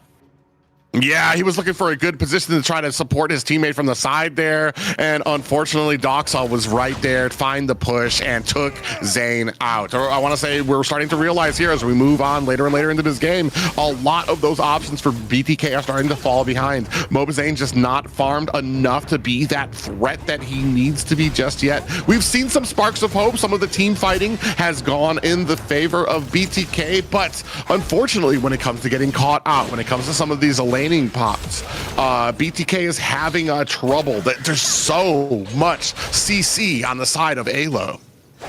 Absolutely, and Doxa on that Guan Yu has just been so impactful, kind of like a secondary jungler for Aylo Gaming, always comboing up with the Masashi. We see Shark here hiding and trying to make a play, does not quite connect much here as Aylo Gaming looks to collapse on Shark here. They get some vision of Fried Chicken here. It looks like we got a fight breaking out here. All 5 members of BTK are here. This could be the fight if they set it up right, though. Best player getting dropped really low. Yeah, and unfortunately we use that unbridled outburst and defensively he gets, Shark gets taken down there. Hoon is the next one on the board. That is 3 down for the side of BTK. Mobazane was already taken down earlier in that fight, and that is because Shark got caught, tried to use that unbridled outburst defensively, and unfortunately put BTK in a position where they had to turn around and fight, or just basically allow those members to be killed. Absolutely. It looked like a good chance for BTK to force a 5v5 there, but Mai and Guan Yu on the side just ambushed them, and it hit a little bit too hard as they instantly took out a few members of BTK here. Now the gold lead is starting to get to that point where it is really, really hard to come back from. They're down 7,000 gold here. They're trying to death ball here, but Guan Yu's pushing 3 people. He does go down for that, though, as BTK seeing some life here, but no, once again, they trade it right back over. Yeah, unfortunately, Shark, I mean, you're at a point where Shark should be tanky, but I mean, with how well Aylo Gaming is doing, there's too much damage, there's too much CC. Shark can't even do his job. He wants to be able to check these bushes, he wants to be able to clear for his teammate, but if he checks the wrong bush, I mean, you've got the whole of Aylo Gaming coming in at you. Fried Chicken is finding out here right now. Blue team Absolutely, Shark didn't quite have Unbridled Outburst ready there. His Fury was not charged up yet, so he was kind of caught with his pants down a little bit there. I would have said after taking the kill on Guan Yu, maybe back up until, you know, they're ready to go ahead and go back in, but I can see why BTK is trying to play aggressive. They're a bit behind right now. They're a bit desperate. They need to make some plays here to come back in this game. Yeah, and I mean, you always kind of respect instead of sitting in the base, kind of waiting for that final choke to come through as they kind of close in around you, trying to do something, try to be a little bit more proactive, try to make something happen. Fortunately, you're at such a deficit here right now. I think we're looking at about 7K gold lead for the side of Aylo Gaming. It's not completely the end, but I mean, man, the writing is on the wall right now unless we see something magical from BTK. Yeah, we definitely need to see a great team fight coming out from BTK here, because these overlords here are going to start pushing into base, and they're going to get to that point where they're not going to be able to leave base here. And also, their scaling is not the best. Pay is going to fall off around about now. Byron's starting to fall off. They need to make something happen right now. Blue team. Yeah, and as you can see there, big pop-up lands. They do take down one high ground tower at the top now, surgically moving on to the next one. Find the best player again. We have a board down onto the ground, but it has trapped all the players under one. You see that Mobazane gets taken out there, and believe that Fried Chicken is the next on there. Shark follows suit. It is just Hoon cold out there alone to protect his base, and I believe this is going to be game 1 going to Aylo Gaming. Brutal ending there. Consoryu going straight into the base there, using protective winds to immune Pay's whole combo. This game, best player won. Didn't really have much room to move there. He was playing against 2 junglers, it felt like, the Guan Yu and the Masashi, and then his targets in the marksman were something like the Consoryu, which Pay doesn't do anything against here. So really, really tough game for BTK to go ahead and come back from there. Yeah, I felt like we stacked the deck against ourselves with that draft if we were BTK. I mean, hats off to Aylo Gaming. They just had a winning draft. You saw it right from the beginning, the first 3 picks, just an immense amount of CC out there. And especially some amount of CC to pick a hero like Pei into, where, I mean, the moment somebody catches you, he's not even the tankiest hero in the first place. One person catches him and it's pretty much game over, and we saw that. Best player was fighting an uphill battle right from the beginning, and unfortunately, I felt like that was kind of reflected in the entire game. Yeah, I think Doxo is definitely a very pivotal player and crucial to Aylo's victory there. As I mentioned before, he was the secondary jungler. He was everywhere around the map. He would just shove the wave against Fried Chicken, force him to stay in Clash, while him and Masashi went around and kept killing best player on cooldown there. So they need to go ahead and figure out some way to match that Clash lane here, either give Chicken a little bit of priority so he can move around the map and such. But if it plays out the same way, it's not going to be good. They were just stuck 4v5 throughout most of the game here, while Chicken was playing, you know, defense in the Clash lane. The only saving grace I kind of have when it comes to this game is possibly the fact that we went ahead and we burned out a whole lot of CC in that first draft. I mean, you've still got, I believe we still got Liang left out there for them. But I mean, there's a lot that CC that they won't have as a possibility for the second draft. Here, we're going to need to see some changes from BTK. I mean, this is a team we're talking about. It's been a few months that they've been here. They're still learning, still trying to gather, still trying to learn the ins and outs of all the heroes and what they need to be doing throughout here. There were some of those glimmers of hopes we saw. We talked about it. Zane was able to get farmed up, get a few kills under his belt. Unfortunately, by the time he was able to get those power spikes, it was just too far gone. Aylo Gaming just already had such a commanding lead. They were able to get those kills, but they just weren't able to take advantage of it to kind of start going back through their jungle. Best player, I feel for him because, I mean, a lot of people, as the jungler, there's a lot of pressure on you, but what was he supposed to do with that much CC on the enemy team? Absolutely there. And I think another pivotal thing is that the Guan Yu is now removed. There's not many Clash laners that play in the style of Guan Yu, right? Able to roam throughout the map and apply like so much like guerrilla tactics pressure. You know, he's randomly showing up mid, randomly showing up bottom. So going into game 2 here, we should expect a little bit more of a traditional Clash lane for both sides here, which could play in BTK's flavor there. Because as we see Fried Chicken, he kind of want to play more of the traditional 1v1 in the Clash lane, but he never really got that opportunity, right? Guan Yu is just going all throughout the map with the Masashi and applying pressure everywhere else. But now that that pick has gone ahead and been removed, there's not too many other picks that can apply that same level of pressure. If I was BTK, I would think about removing the other picks that could do something like that. Maybe remove another high mobility Clash laner in something like the Charlotte, so they're able to force that 1v1 in the Clash lane that Fried Chicken is used to.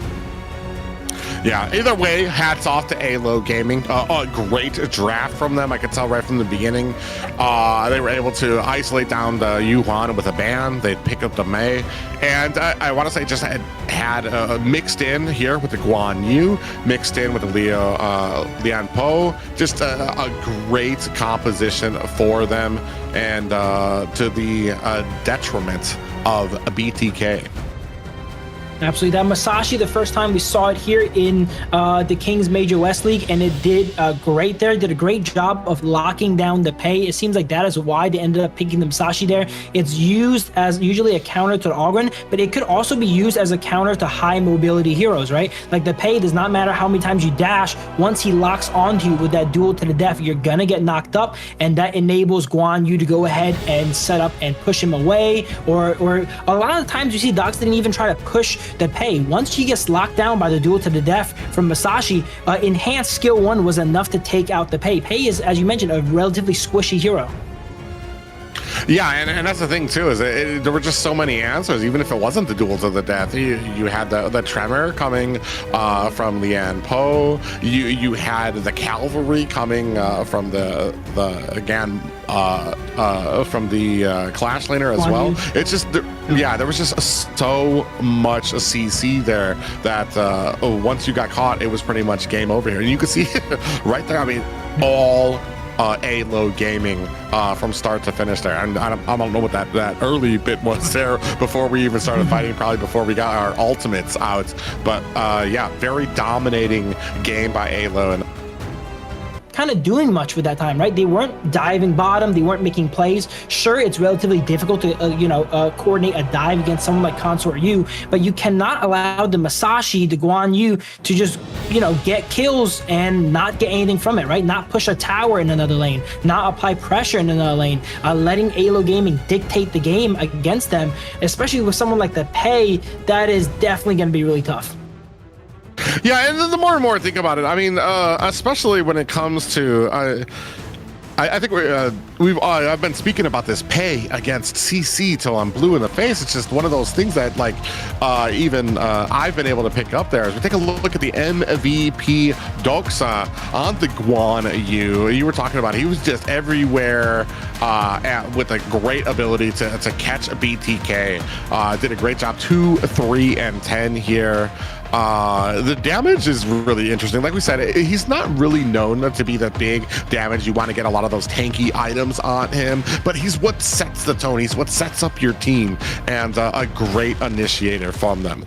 We're going to be seeing here, oh man, this is the first thing, just how easily they were able to kind of hunt down a best player, find the kill there. Here, Mobazane was able to actually get away, and it looks like BTK was able to turn around, able to find a kill onto you, but never anything more substantial than 1 and 2. Chicken here finding an issue in his own jungle. I think this was the problem. They were all over the BTK jungle. Absolutely. And this composition on the side of Aylo Gaming, I would consider a relatively low damage composition. Masashi, Guan Yu Clash, these are not, Liang Po Rome as well too. These are not high damage heroes, but if you're able to get ahead, which they were, they had that gold lead, they had that item advantage, and it made it kind of sync up perfectly where they have just enough damage to take out their targets before they can really react. Yeah, and I mean, here, Hoon just getting run down and hunted, and here was possibly, I believe this was one of the last fights here, as they surgically moved from each tower, able to kind of find their wits here, and then the final nail in the chalkboard. Hoon trying to place down those boards, and that was the problem here too. He placed on the boards, he was able to catch the team, but it's like, now their team is trapped in there with your team. So what is the plan once that happens? They were not trapped in there with you. You were trapped in there with them a lot of the times there. They were just so ahead, and they have these meatballs. They have Liang Po, Guan Yu, Masashi. These are characters that do not go down easy. You trap them, and they're like, okay, so what? We'll just fight you in the board, and that's what they did every single time. They fought him in the board there, and then on the side, BTK with characters like the Pei. He does not want to be locked in a cage with a Masashi, a Guan Yu, a Liang Po. But that's what we kept seeing happen there. But all right, that is match 1 here. We're going to have a little bit of a break before match 2 here as both teams get ready for the potential final game here if BTK does not lock in.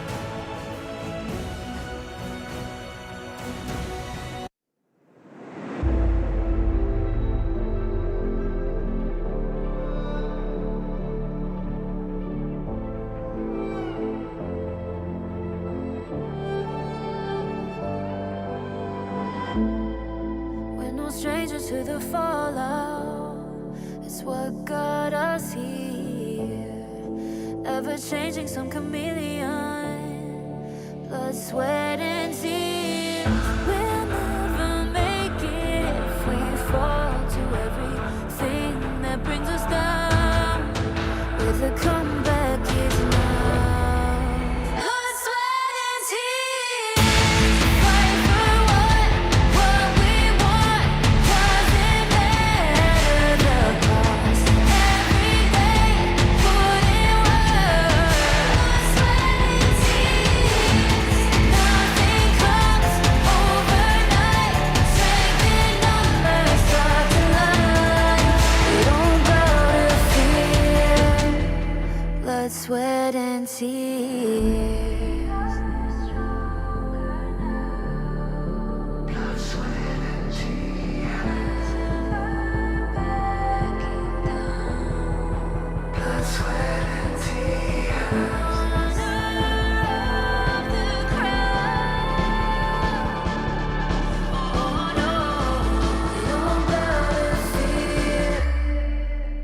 sweat and tears. Fight for what we want. Doesn't matter the cost. Every day, put in work. Nothing comes overnight. Strength in numbers starts to lie. We don't go to fear. Blood, sweat, and tears. Fight for what we want. Every day, fight for what we want. Nothing comes overnight. Blood, sweat, and tears. Fight for what we want. Doesn't matter the cost. Every day, put in work. Blood, sweat, and tears. Nothing comes overnight. Strength in numbers start to lie. We don't go to fear. Blood, sweat, and tears. Fight for what we want. Ladies and gentlemen, welcome back to the Kings Major West. We are wrapping up a day one with the final series of the night, and it has proven to be a banger. Aylo has taken it to BTK and are up by 1 point, and many fans wondering what can BTK do to bring this back around. Absolutely. Aylo Gaming with a very dominant performance there in game one. We saw the graphs. It was all blue. They were almost never behind throughout that game there. And I think a big point we can go ahead and touch on here was what happened in that clash lane. BTK drafted around the Pei, around the Byron, which is supposed to win early game and get that priority. But they were not able to get that priority in the clash lane, which made it so that Fried Chicken was kind of stuck up there, right? Where Doxa was roaming all throughout the map with Masashi. Going forward, now that combo is a little bit off the table here. They don't have to deal with, one of the more mobile clash laners here with Guan Yu off the table. If BTK can force a bit more of a traditional game, which I think is what they're used to there, I think they're going to see a lot more success in this match too here. Yeah, a little thing that you mentioned off screen too is those little nuances too, like before 4 minutes pushing into a tower when they have that shielding that you're not going to be able to kind of break down. Maybe there is a better use of your time, and it's those little things that kind of come up from players who've been playing this for a while. Like we said, BTK, they're not exactly veterans of this game, so there's the things that they still need to pick up. Maybe though it's a little something to kind of go back to the drawing board, understand, and readjust as we move further. Here, there's a little sigh of relief because you're not going to be able to have that much CC on your team again because most of that's going to be taken off the board with this global ban, but still some things that need to be fixed on the BTK side if they want to be successful. Absolutely. Aylo Gaming being a little bit more of the experienced team, they drafted a composition that, was a bit more rotation heavy, right? That probably plays to the weakness of BTK. They don't have as much experience in this game, so they might not know all the rotations and such here. So really smart composition from the side of Aylo Gaming. And I would like to see if BTK can go ahead and adapt to that and try to pick a composition that forces kind of what they're better at, right? The bread and butter, the team fights. If they can draft a composition like that and remove some of the more roamy style rotation based picks that Aylo Gaming could pick up, something like that Guan Yu, but thankfully they don't have to deal with the Guan Yu anymore. It has been a night full of clean sweeps here, but it is on BTK whether we see our first series go the distance. We'll find out here because it is game point for Aylo Gaming. BTK are going to need to pull out some stops, get some of those priority picks that they like. This is something I've been talking about before, is that there are some great picks that I do like that BTK is comfortable on, that they can do very well on. But likewise, I don't know if that same skill level extends, how deep it extends into the hero pool, as there's only so much you can do in a few months in this game. We'll see what they can, if they have any surprises for us here. Absolutely. I like the draft from BTK last game a lot. Sure, they were against a lot of crowd control, right? But that was a very textbook draft. But the thing is about that draft, though, I would say the execution on that draft is relatively difficult. You got to go ahead and master the early game with the pay and the Byron and ensure you have priority there, right? And you're applying the appropriate amounts of pressure here. Maybe game 2 here now, pick something that is a little bit more, you know, tried and true to their players that they're a little bit more used to, where the execution is a little bit simpler. Something like we've seen earlier, the Liang, the Princess Frost, right? These kind of synergistic combos that are a bit easier to pull off as well. Yeah, there's some picks that we were kind of questioning too as well. What the priority would be for BTK. How is Zane's Arlie? Well, I guess it doesn't matter anymore because it's taken off the board.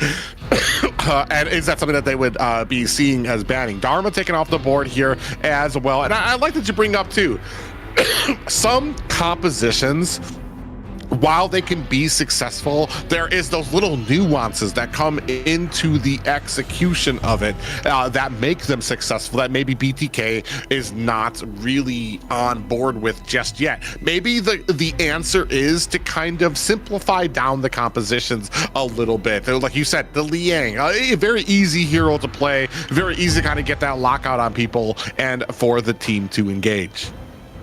Absolutely, and it's not easy in the sense that these players, you know, cannot mechanically play him. It's just that their game plan is a lot more streamlined, right? The Liang's win condition is relatively clear. You just go ahead and group up with him, he grabs someone, and then you guys all attack the grab target. But when we pick compositions like the Pei, the Byron, we're forced into situations where we have to go ahead and invade early game and win this and win that. And because of that, it might kind of, you know, attack a little bit of their inexperience there, having to have to know all these invades and these timers to go ahead and group up and do. Oh man, picking up one of my favorite heroes is Aylo, that Nua pickup. Not the greatest when it comes to that early game, but when you come to that mid and late game, the amount of damage that she's able to dish out is immense. So kind of looking, I want to say the Aylo's kind of looking for something that the later it gets, the more stronger they're going to be. BTK looking like they're going for something a little bit more comfortable. Best player, I want to say Menki, probably one of his brand players. He does like that pickup. Hoon, especially on the Huan as well. So I want to say a little bit more comfort here for BTK.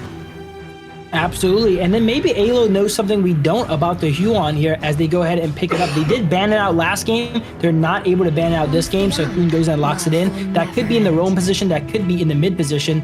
But Aylo, once again, showing their knowledge of the game, I like to say, right? They picked a Nua, and while Nua has kind of fallen off a little bit, it's still a great carry mage in the mid lane there. And Nua, not many people think about too much, has a great matchup against Long. A lot of times you see Long get away with like 1 HP, right? Can't really happen in the face of Nua as it's telegraphed where you're going to land, and Nua is just going to put an annihilation right on that location and take you out. Yeah, and so that'll be very interesting to see how well these kind of it's just they pick up the Pei here. It's almost like they're like, we'll show you how this pick works here in the early game, just as they're going to be able to kind of roam around the jungle too. The one thing too, especially a Pei against a Menki, especially if we're going with a normal tank Menki, that's a pretty slow. He's got a pretty slow journey around the jungle, especially taking on something like a Pei, who pretty much works his way with a blinding speed. I'm surprised the Mankey and Yuan got kind of picked up first rotation there. We were mentioning that something like maybe the Liang can get locked in. We know Hoon plays a little bit of Gan and Mo as well too. Maybe they can lock in something like the Gan and Mo and the Liang, and that follows that kind of streamlined game plan we were talking about here. Whereas now BTK's composition is a little bit all over the place. I think individually all the heroes are okay, but they don't have that much synergy together. We see the Fatih getting picked up here for the first time, and then the Xiao being locked in for Hoon in the mid lane. Yeah, the synergy might not be there. I'm just trying to read it out. I feel like we went with comfort, something that we like to play. Absolutely. But does it but does it meld well together as the team? We went first, and maybe, I mean, I've seen this before too, and this is something that I didn't bring up before, but BTK is kind of, they have the ability to get so good on certain heroes that it's something that can be unexpected. But at this level right now, I guess we're about to find out if it's something that they can kind of enforce into Aylo Gaming. Absolutely. Here we have Fatih versus the Futsu rounding out the side of Aylo Gaming. I would say the Futsu pick is not the craziest against BTK. Xiao Xiao has a great matchup against Futsu as well as Yuan, because they're both able to, you know, turn on that ultimate and then either use Splendor or Yuan using Unending Sorrow to kind of avoid Futsu when they are trapped in by him there. But mainly, I think this Futsu pick is going to be trying to match Fried Chicken side laning here, as he picks a bit more of an aggressive tower pushing hero here. Last game, we noticed him on the Byron, had a lot of free time in that Clash lane, but Byron's not particularly known for his pushing ability. This time, he picks up the Fatih, a bit better at pushing down those towers if they leave him alone. Yeah, and not just that, but it's some security in the late game. When you Fatih in the late is dang near unstoppable, and maybe that's something that they're kind of looking for, especially because they have that security on the side of Aylo Gaming in the form of Anua, who's just gonna scales crazily with the amount of damage that they're going to be able to output. Yeah, I'm definitely be watching out for the Futsu and Nua combination here. Futsu being able to lock someone in makes it so that Nua cannot miss that annihilation, right? So whoever gets trapped up is in a world of hurt. I do think, though, the composition from side BTK, they do have characters like the Xiao Xiao that can itemize into the Splendor, right? They have the Huan, which is able to go untangible there and dodge that out. But anyone else like Fried Chicken or Zane, if they get caught out by that combo, could be in a world of trouble here. And here's a look at that pay early game we're mentioning here. He starts up in the Clash lane, does a bit of a cheese here, and look at that, instantly shoves down the lane, gets that priority over for the side of Doxa there. Yeah, and so now they're going to be able to go ahead and kind of rotate a little quicker there. Shark takes a heap of damage here. Another thing, too, is having Roba Alma on this Motzi, you're going to have a decent amount. Oh, my God, look at the damage already. Nua's not supposed to be that good early game, but, man, you can see the combinations, the combos coming there. That's going to force Shark back to base. Absolutely. Aylo Gaming with the Motsu has a good amount of poke as well, too, in their composition, right? Motsu's able to use that Cannon Blast to set up the Nua later on. And currently in the early game, it's really frustrating to play against that Motsu, landing those Cannon Blasts, stunning you, and getting vision against your side here. Yeah, and that was the thing I was going to say, is like the amount of range that they have on the side of Aylo Gaming is really going to be something to contend with, especially here in the early game. It's just so annoying. The amount of stun is how far back he can be, landing those cannon blasts on you, stunning you, you're taking damage, and then by that time, you're not able to kind of get into these fights that you want. 3 people lined up at a mid around Hoon and pushing his wave. Absolutely. We see best player here going ahead and taking the teleport back after helping out Fried Chicken a little bit here. Doxa setting up a bit of a freeze there against Fried Chicken, as Pei and Mayin, once again, they're comboing together. We see the synergy between Doxa and his jungler here. They always play together, and they're able to clear the map relatively quickly. I will say, though, BTK is not falling very behind, even though they are against the Pei. So maybe teams are figuring out how to deal with the Pei early game.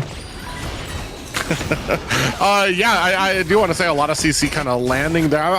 My big turn is going to be how we handle some of these first objectives when we get there. Still got about a minute and a half before the Tyrants and the Overlord kind of spawn. Ooh, as I say that, Shark actually might have been caught a little bit, trying to take a little bit of a peek there in the bush. They do engage onto him. Cannon Blast lands, and Hoon and Mobazane right there for the support. Flash ultimate coming out from the Futsu, and he does connect on the Shark before he gets that ultimate, but Hoon, as you mentioned there, is ready to use that ultimate himself and go ahead and zone them away from there. So Flash being blown by Futsu there without much to gain from it. Yeah, and hopefully that kind of is something that kind of lights a beacon for BTK, so that they know they have something that is down. Can they turn this to their advantage? And speaking of which, Shark actually pokes himself into a bush, gets caught by Roba Alma in there too. Lomax too as well on the side there for the support, and a little bit of a push here from best player and Hoon in mid.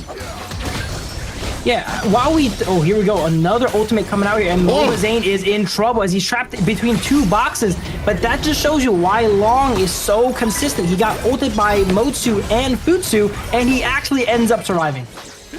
Oh, we do have the meteor shower come out there from Hoon. Best player dives back into the deep lines, but they expel out those flashes to get away, and no worse for wear is Aylo Gaming. Really, even early game here, I have to say. Both teams are 0-0, and the gold is neck and neck. This first Tyrant fight is gonna probably set the pace of the game here. Aylo trying to take it down here, but best player is right there. This might come down to a slight fight. Dream Roam comes out onto Pei, lands, and Pei is forced to run away here. Tyrant is at half HP as the fight continues. Oh, Aylo Gaming is actually forced to back up a bit there. They take a loss there, and that's going to open it up for BTK to catch this first objective. Very careful in the early game, but BTK narrowly edging their way forward with a good kill there to line up that early game. Yeah, that was a great play by best player when identifying that while the Pei is strong in the early game here, he can't quite win an all-out, fight versus the monkey there. So lands that Dream Roam onto him there, forces him to back away, and that allows BTK the positioning to go ahead and set up for that Tyrant, and Futsu gets taken out along with it as well.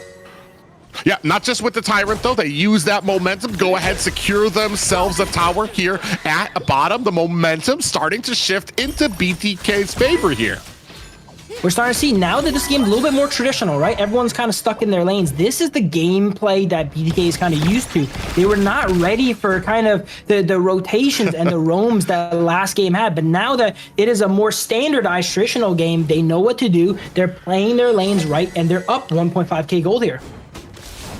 Yeah, so they just need to kind of keep it up, keep that momentum with them. We were talking before when it comes to a lot of new teams, they're able to get some of the kills, but they're not able to answer back by getting some of those objectives, being able to invade the enemy jungle here. Best player doing a good job kind of keeping up that front line to kind of offset some of those cannon blasts as well. But in answer, looks like Aylo Gaming able to capture a tower up at top.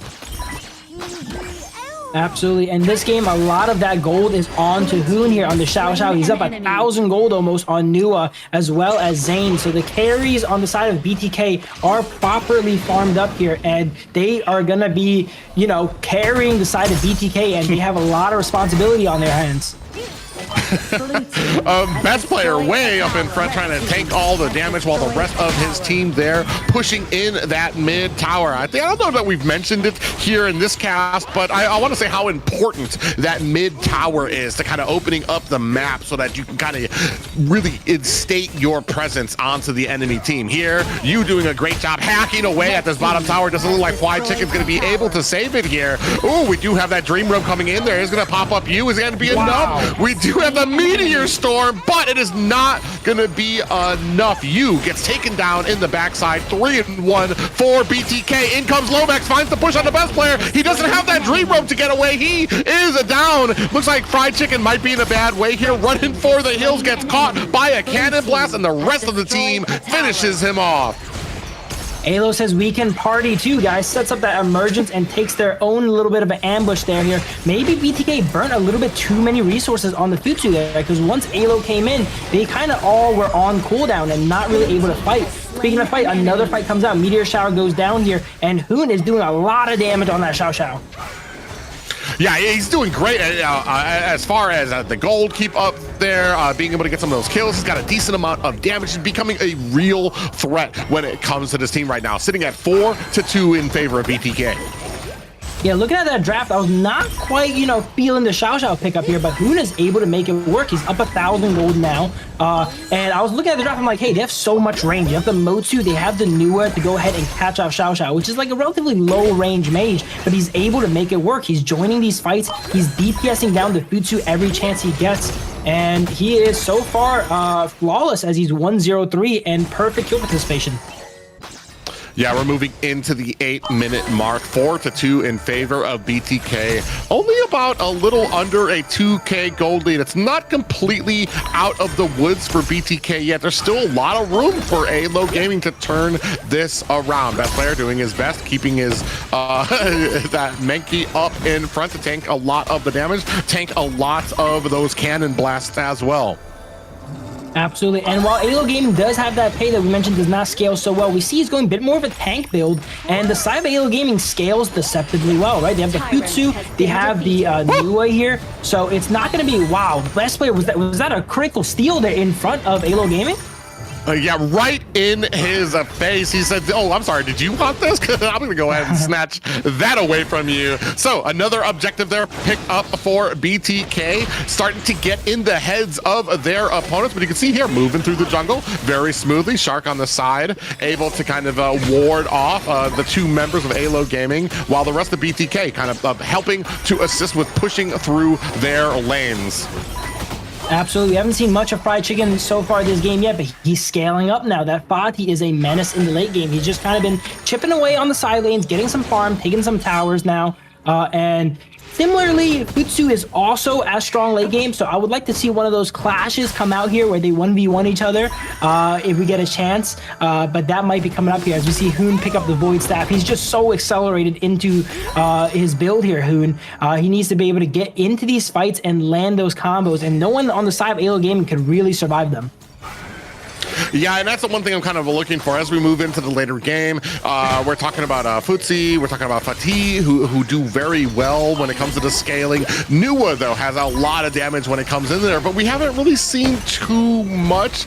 We have seen them be able to kind of come in command on the battlefield, be able to kind of be that menace anywhere out there. We haven't really seen once we get to that point where she's able to kind of start spamming those annihilations out there to really start setting the tone here. Speaking of which, gonna go in there. We do have a dream roam onto the backside, and another kill goes on to Lomax. And Hoon, or actually, no, that was a best player is gonna be able to find a kill on to you. Now, going ahead, continuing their assault on to the Tyrant.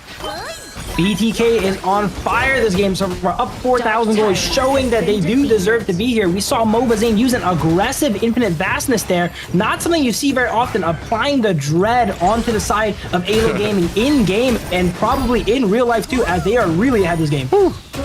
Oh, they're trying for it. They don't want to let him go, and down goes Alonzo. You can see there, Fly Chicken and a best player there chased him down under his tower. And we might be looking at our first full series of the night. BTK not wanting to go quietly into the night. They have this game 8-2 right now, very firmly in their grasp. They just need to be able to keep this momentum in their favor. Absolutely, up 5,000 gold and 6 kills, and if it keeps going this way, they are projected to win here. They got to make sure they don't give up this lead and they don't give up this momentum here. They get a catch on Dox that forces a flash away.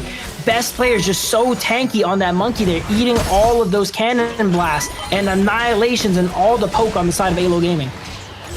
Yeah, and this is why Menki is probably one of my... that too. Best player just walking up, just stealing everything off of Aylo Gaming.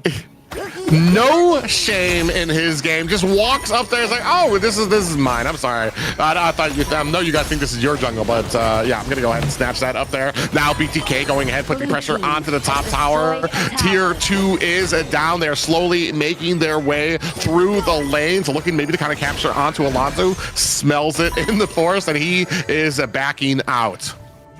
Mayin in a bit of a tricky situation here, trying to look for a catch here as the side of BTK do not really know where they're at. They're taking the Overlord here.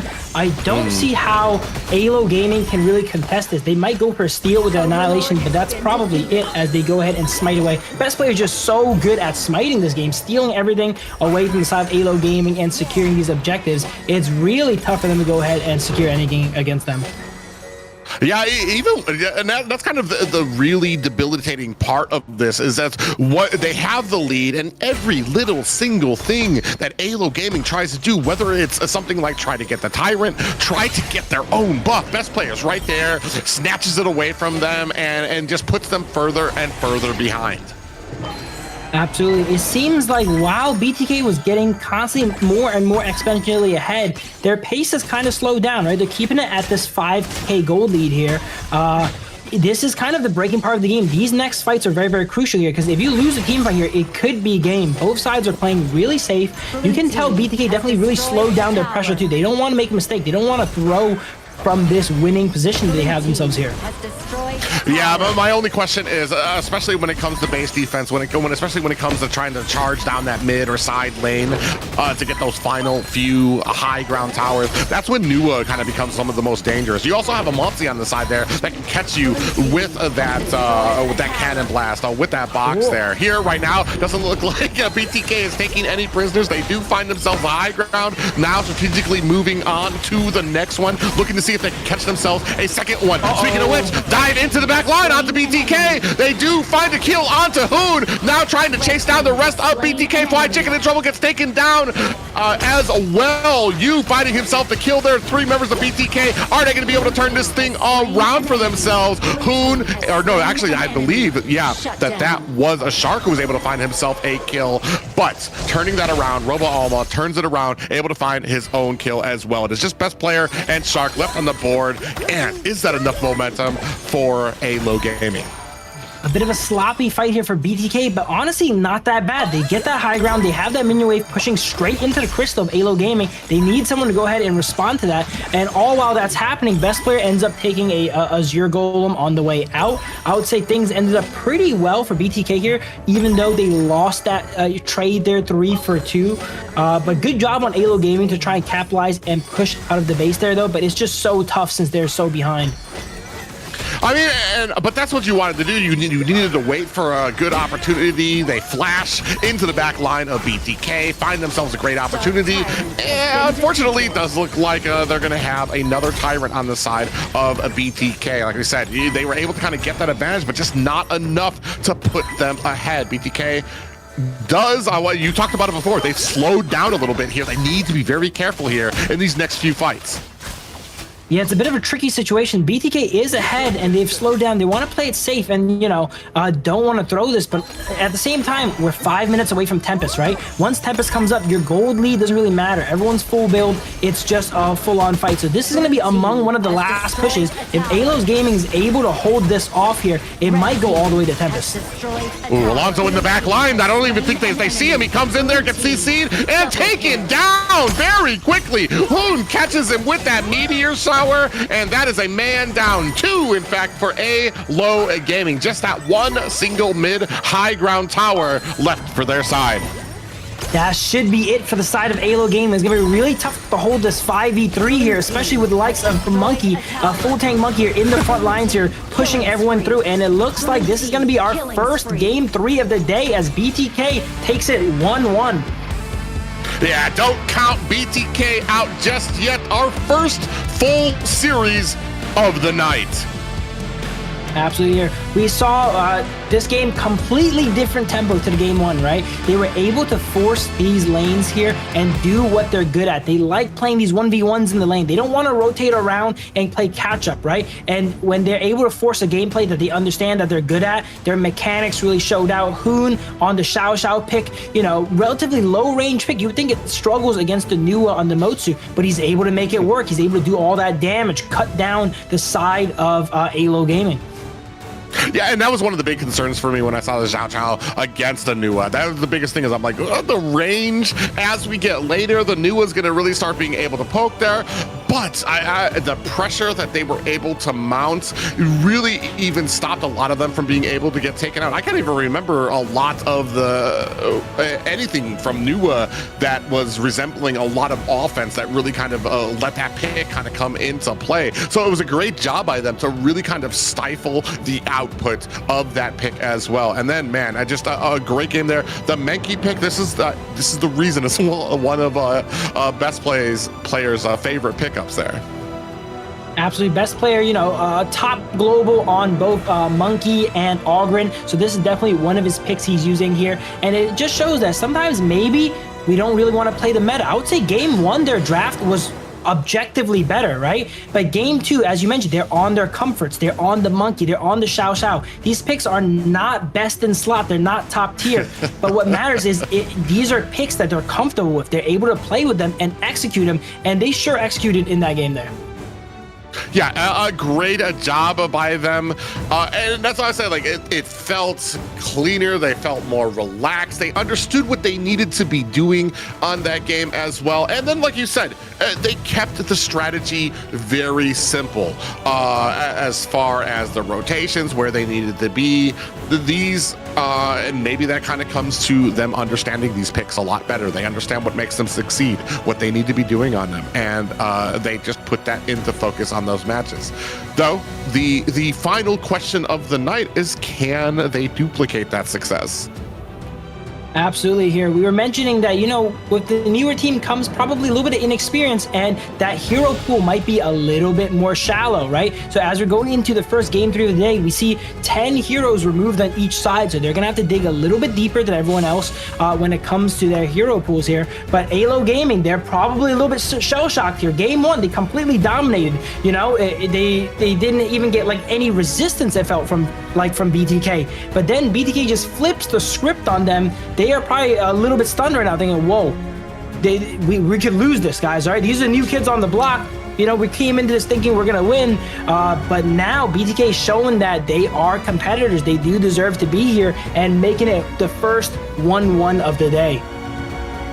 This is something that I mentioned before when it comes to BTK, is that they have this ability to kind of be so good on certain heroes that you wouldn't expect, that certain heroes that aren't really in the meta, you're kind of like, this pick is countered by this, or this pick is countered by that. But they just have that skill level on that hero, on that comfort, that really can be a surprise. And I feel like that's what we saw coming from Aylo Gaming. They're just so surprised that the way that they were able to play these characters. I'm very happy with how that draft and how that playstyle. Mostly, I want to, not even just the draft. I feel like the playstyle out there much more comfortable. I was a little worried in the beginning, seeing how that first draft went for them, but it's night and day, and it's very evident what they're comfortable with, what they might not be, and we're gonna see if they can, like we said, if they can kind of continue to do that with more picks here in this third game. We take a look here, man. It was all BTK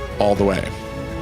Absolutely. BTK is blue this time here, but as you can see here, that graph is all BTK's favor there. And as you mentioned there, yeah, it seems like game 1, they played it by the book. They had a very textbook draft, like we were mentioning here. But game 2, they said, coach, let me cook. All right, we're going to draft up the monkey, the Xiao Xiao here. And since these are picks that they're comfortable with, they actually did cook on them and had an extremely impressive performance. Not something that you see on the paper too, as those things that should be together, or that work well together, but it's something that they were able to make work. And it's something that I want to say has been a long-standing complaint sometimes for me when it comes to teams that come into the meta. Ooh, and as we take a look, speaking of which, MVP here, best player on the Menki, 4-1 and a 9, 31% damage taken, 32% damage put out there as well. One of my big complaints sometimes comes from teams who they go do these boot camps in a certain country, and they become a poor man's version of that country's meta. Here, I feel like BTK can shine if they kind of take things under their own control, develop their own meta, understand the game their own way. Don't just do what you've seen from other people. See what makes you comfortable and what you like, and maybe you can make that more successful than what we've seen thus far. Here, seeing the dominance, Fly Chicken running for his life here from Aylo Gaming, not able to get away, but man, the domination coming. Shark doing such a great job with that range on that Huan.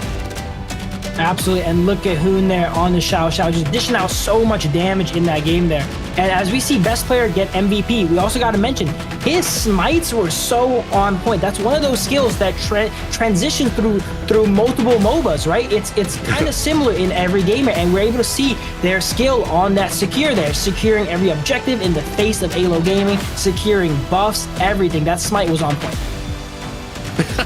Yeah, and plus the added effect of enraging the enemy team. I'm gonna tell you, there's nothing quite as detrimental to your mindset than having something stolen away from you by a smite. And best player actually able to do that twice here. As we see there, a little bit of a turnaround there on the side of BTK, but able to man those bridges and keep that momentum going for them, getting themselves a win over Aylo Gaming here, now tying this series at 1-1 apiece. Absolutely here. And as we go into a break here, we got to get ready for match 3. Stay right here, guys. Okay, don't go anywhere. We have the first game 3 of the day.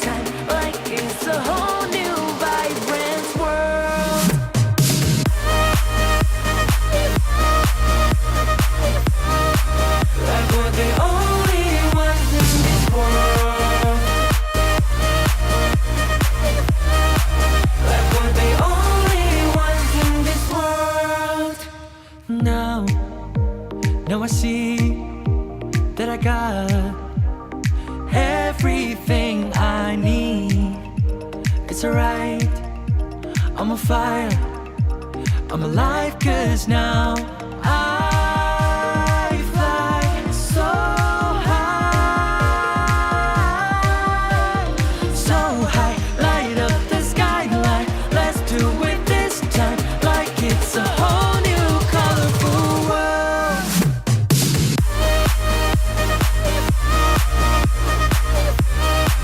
Like we're the only ones in this world. Like we're the only ones in this world. Never thought we'd get this far, burning like the stars.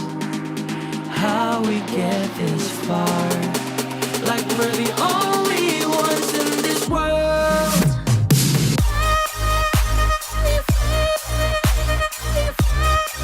Like we're the only ones in this world. Ladies and gentlemen, welcome back to the Kings Major West Day 1 final series of the night, and both BTK and Aylo Gaming sitting at 1-1 apiece for a nail biter of a final series. Could we have picked a better game to go game 3? All right, if we could only pick one game to go game 3, it would be this one here. BTK fan favorites here, showing up and showing that they could play, man. It's not just all, you know, for show here, as they take 1-1 against Aylo Gaming, a very seasoned team. This team ended up placing, you know, highly in last year's Major West League as well too. So this is not a random team here. They're able to show that they're able to play, as we see Aylo Gaming going ahead and choosing red side after that loss here. This is game 3, the first game 3 of the day. I'm curious to see what comes out here. Let me see the Marco Polo, Zane. Break out the Marco Polo. One thing we saw from the first game, they had a completely countered draft to Marco Polo and still banned him out. I don't think there's anything worse that they don't want to see more than seeing MOBA Zane on Marco Polo. This is something I brought up before too. Is I think we've all talked about that him coming over to Honor of Kings. Marco Polo has been one of those things that he really has taken a liking to. It really has a great amount of skill on. And while Marco Polo is one of those picks that everybody understands, everybody knows how to counter, there's just something to be said about those people who can do so well on him, can go in, get those stuns, get that ultimate off, just to spray your entire team with damage. But ladies and gentlemen, going into the final draft of this series. Going in this final game here, I think everyone is 1-1 is already a little bit unexpected here. Anything can happen here. We've seen BTK pick up some unconventional picks here. Aylo is running a little bit deeper into picks here as well too. But BTK sticking to that formula where they are going to remove that Luna. They don't want to deal with it. They know Aylo Gaming has a strong Luna player there, so they're removing it every single game here. Mai gets banned out as well too because Aylo, they already used the Mai. Yeah, they use the Mai, and they definitely don't want to see Hoon on that. It's been one of his favorite picks. He does so well to be able to kind of traverse the map, become a nuisance throughout all of the lanes. So they're going to go ahead and make sure that that is taken off the board. Wuhan taken off by BTK, waiting for that fourth and final ban of this first banning phase by Aylo Gaming. Absolutely, we see BTK get first pick here. Now that we're a little bit deeper into the drafts, maybe Arlie is up too. But wait, there's been a lot of speculation that Zane isn't the strongest Arlie play, but they lock in the Arlie. Here we go, MOBA Zane Arlie. Yeah, this we're going to see if he can put all of those rumors to rest. Is his Arlie up to pro level here? We're about to find out here, especially matched up against a Dharma, who, from what I've been told, has a lot of lockdown power for the Arlie. Absolutely, and he gets to double it up if he wants to too, as well with the Dolia. As I was about to say, as we're getting deeper into the drafts here, picks like that Dolia are going to be more and more important. And then it looks like they were ready for the Dharma. They didn't ban it. They knew it was going to come up right after if they take the Arlie, but they have the Schwanza hovered here to counter out that Dharma to make sure that the Arlie is going to be safe from those truth mantras. Oh yeah, that's going to be very interesting. This is the pick that we kind of were hoping to see from BTK in that first draft, when there was just that insurmountable amount of CC coming out from Aylo Gaming's draft. Here, I'm definitely wanting to see, or they are definitely wanting to kind of protect this Arlie, get Zane fed up so that he's not getting locked down. Hopefully by that mid and late game, he's going to be able to kind of take off, carry the team to victory. Here, Ganon Mo picked up for Aylo Gaming. Absolutely. And Arlie, why we bring up Arlie here as a kind of a contested pick here is, number one, it is the strongest marksman in the game. That's undisputed. Everyone understands that. But Arlie is also one of the highest skill cap marksmen in the game too. And Zane being a little bit newer to, the game here, someone like Arlie is a bit daunting here. But he goes ahead and locks it in here for the match point where all matters. I'm very excited to see how he does on that Arlie. Yeah, I think a lot of us actually are. We've heard because like you said, it's one of those high skill cap heroes. Zane isn't exactly. He's not lacking when it comes to his skill level, his technical ability on heroes. It's just, has he had enough time to really kind of break out that hero to those types of limits here? Going on to the second banning phase here, we do see that Chano and Lung taken off the board by BTK. And then it looks like Flowborn Marksman being hovered here. One of our first Flowborns we've seen today. We didn't see much Flowborn tanks, surprisingly, which is a pretty strong pick in the meta as well. But Flowborn Marksman gets locked in. They have a lot of range poke damage with that Ganon Mo, with that Flowborn Marksman here to kind of whittle down the Schwanza here, which does not really innately come with healing. There's no real healing on the side of BTK outside of Agudo here. So it looks like Aylo Gaming might be trying to play a little bit more of a game of attrition here with some poke coming out.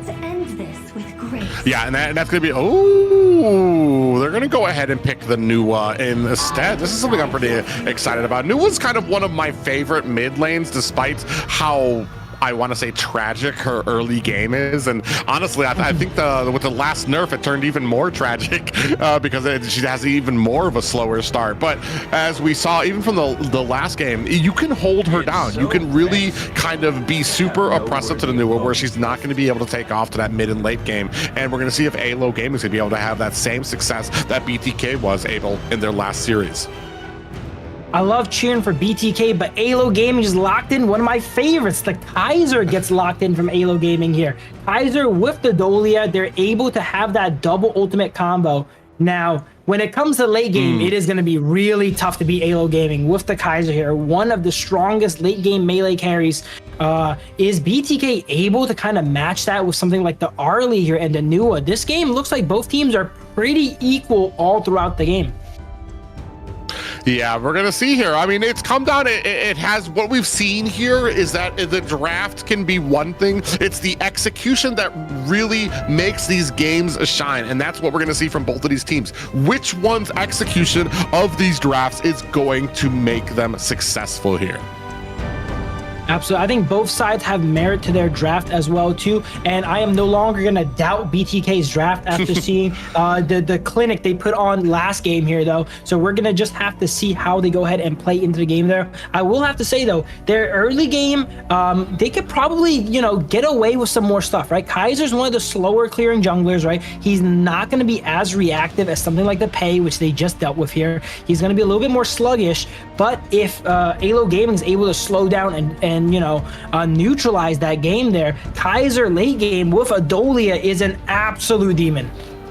I'm very interested too, especially with this Nua taking on a Ganon Mo. The Ganon Mo, I really do kind of favor that in the mid lane. He just feels more oppressive, has a better clear as well. So he's going to be able to kind of get some of those rotations in the early game on from Hoon. Here, we're going to take one last look at this lineup before we get into game. All forces, move out! Absolutely, here we go. This is going to be match point. Winner takes the match here. We see Lomax with the Ganon. That's one of the newer skins there too, one of the detective skins here. And in the early mid game, Dolia is probably going to be resetting someone like the Ganon, so we're going to see a lot of blades come out. This is going to be a really good test for Zane's Arlie here, because there's so much threat on the side of Aylo Gaming that he needs to survive. Yeah, and that's the interesting thing is there's a lot of heroes on the side of Aylo Gaming that really pair well with that Dolia as well. So to get those resets here, you can see 3 players already from Aylo Gaming going to go ahead, clear out that jungle at the top lane. I would say basically everyone except for maybe Flowborn Marksman really loves it when their ultimate gets reset here. So that makes it so that Aylo Gaming's game plan is any fight that Dolia is in, it's going to be really hard to just beat him straight up if you're fighting against 2 Truth Mantras or 2 Kaiser ultimates or like the 1,000 blades again, and Mo's going to end up throwing at you. Yeah, that's going to be the really interesting part here. Both teams doing a decent amount of respecting each other's power here. No real engagements just yet. We do see that teleport coming down to the farm lane. Absolutely, and I do like the adaptation from Aylo Gaming, picking a little bit more of a greedy pick. Kaiser is historically a very greedy jungler there, you know, not very strong early game, very, very focused on scaling, but they identify there's not much BTK can do early game. They have the Swansa, they have the Arlie, right? They can't really do much in the early game.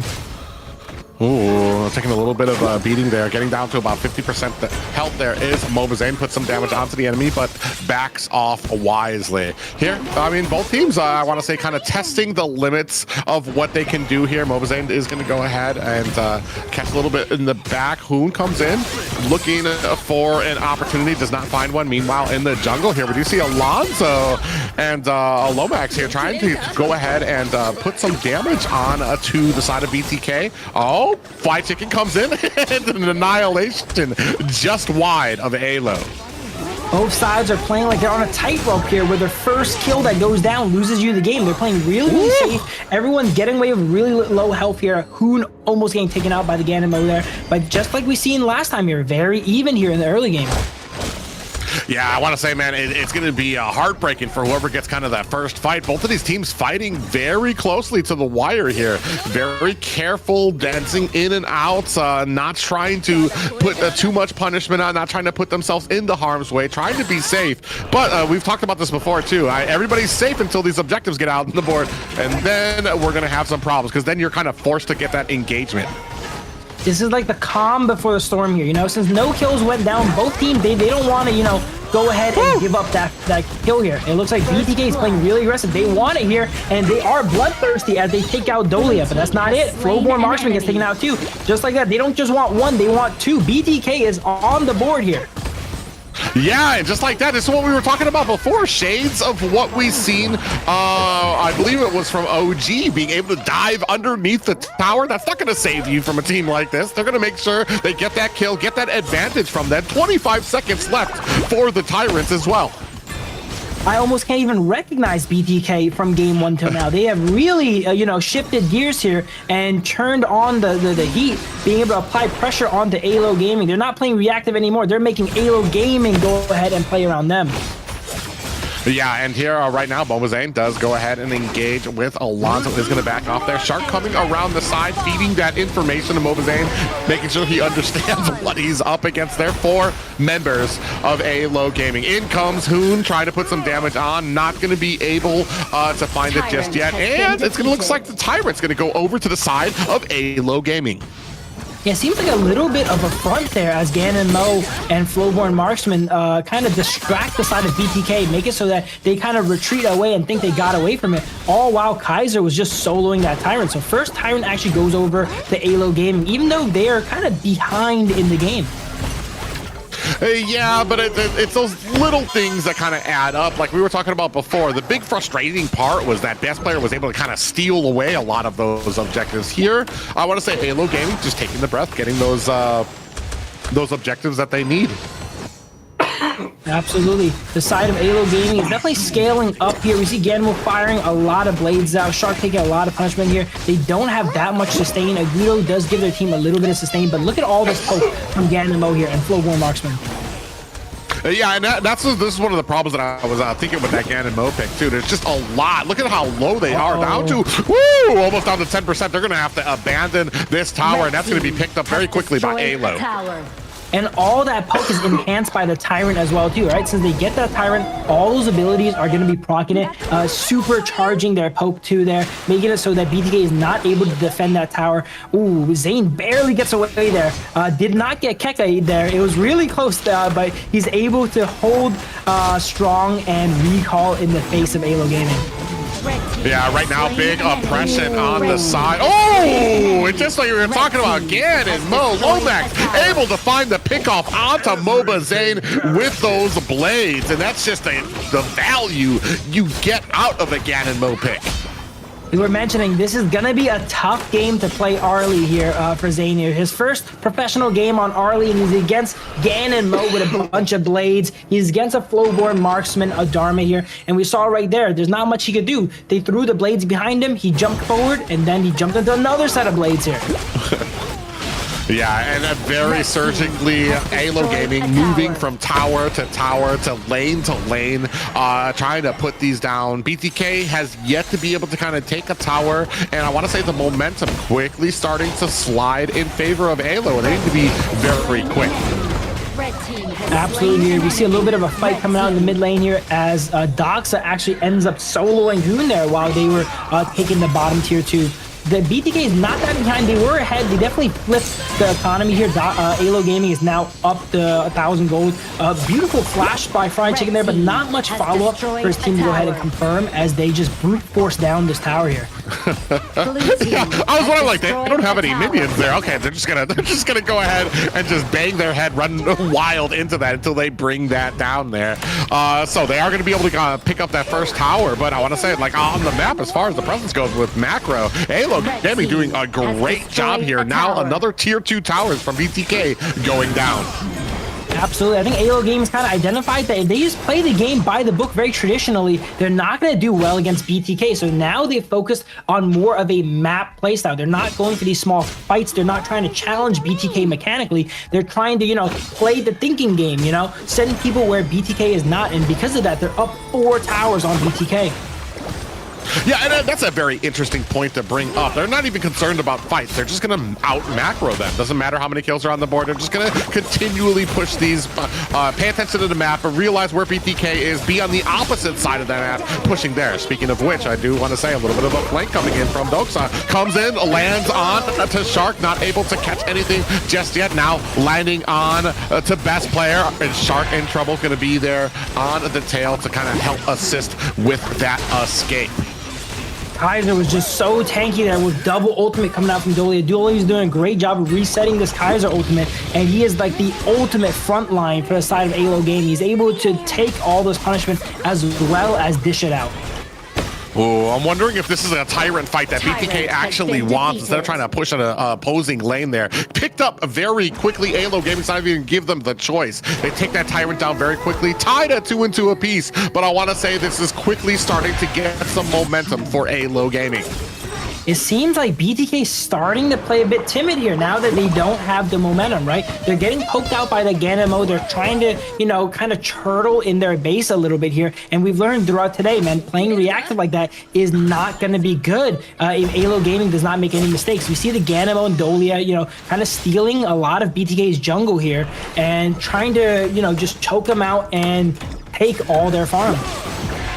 Yeah, we're at about a 2K gold deficit for BTK. Aylo Gaming continues their assault on BTK's jungle, and there's really not much that they're able to do here. BTK, and we've talked about it, I mean, you don't want to be at a point where all you can do is kind of hide in your base. Unfortunately, there are just some games where there is not much of a choice. Diving underneath the tower here, Aylo Gaming looking to kind of take this down. BTK looking for an opportunity. They might find one. Back off just a bit. They don't feel comfortable with that fight. They're kind of pressing, poking in there, but the damage from Gan and Mo, look at best player, chucked down to 10%. Flight Chicken goes in, trying to dive into the back line. He's alone though. Nobody else there on the backside. It does look like the rest of BTK trying to latch on to Alonzo. Thankfully, nobody goes down for either side. That was such a messy fight. I'm surprised no one went down there. Zane actually went in kind of like 1v3 for a bit of an outplay there. Gets everyone on the side of Aylo Gaming really low before he ducks back.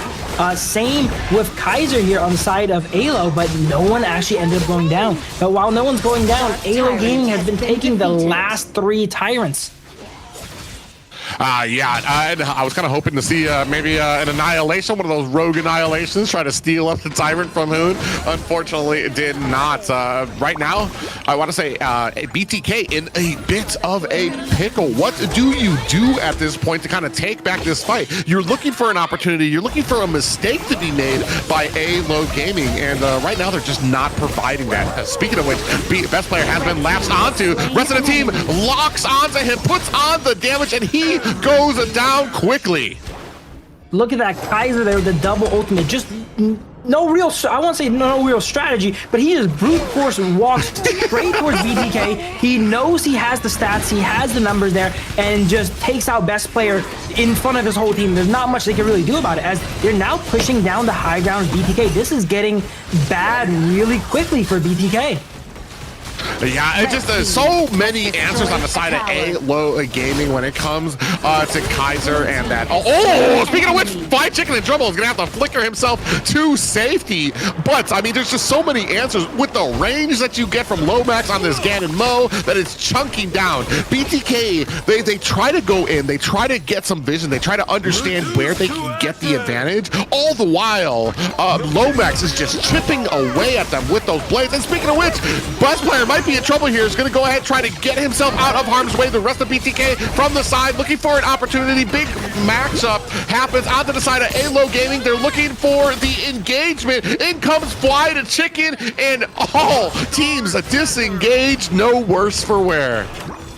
I would say BTK played that fight really, really well, but once again, they're getting a little bit stat check there, right? They're landing combos, Fried Chicken with a nice 3-man knock up there, but they just don't have the numbers yet. There's so much stats they got cut through on the side of Aylo Gaming, and they're ahead on gold as well.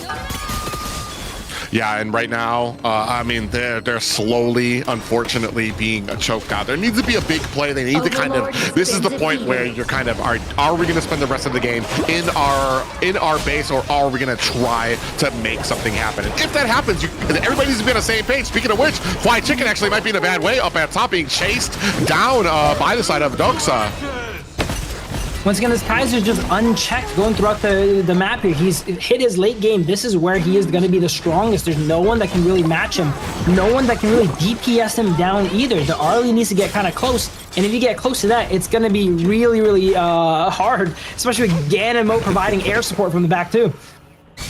Yeah, it's the suppressive power from that Ganon Mo right now is a huge deal for the side of Aylo Gaming. It is really being that impressive front for BTK where they just cannot linger in range. Speaking of which, they're going to go ahead and try to dive in there. Hoon trying to set up some of those combos to get the CC on there. A couple of tower shots go on to Aylo Gaming, but they are continually trying to poke out this core. Now moving their attention onto the mid-high ground tower. Now they're going to go in. BTK sensing an opportunity, tries to get into there, finds a kill. Only one down, but they decide against chasing down Aylo Gaming.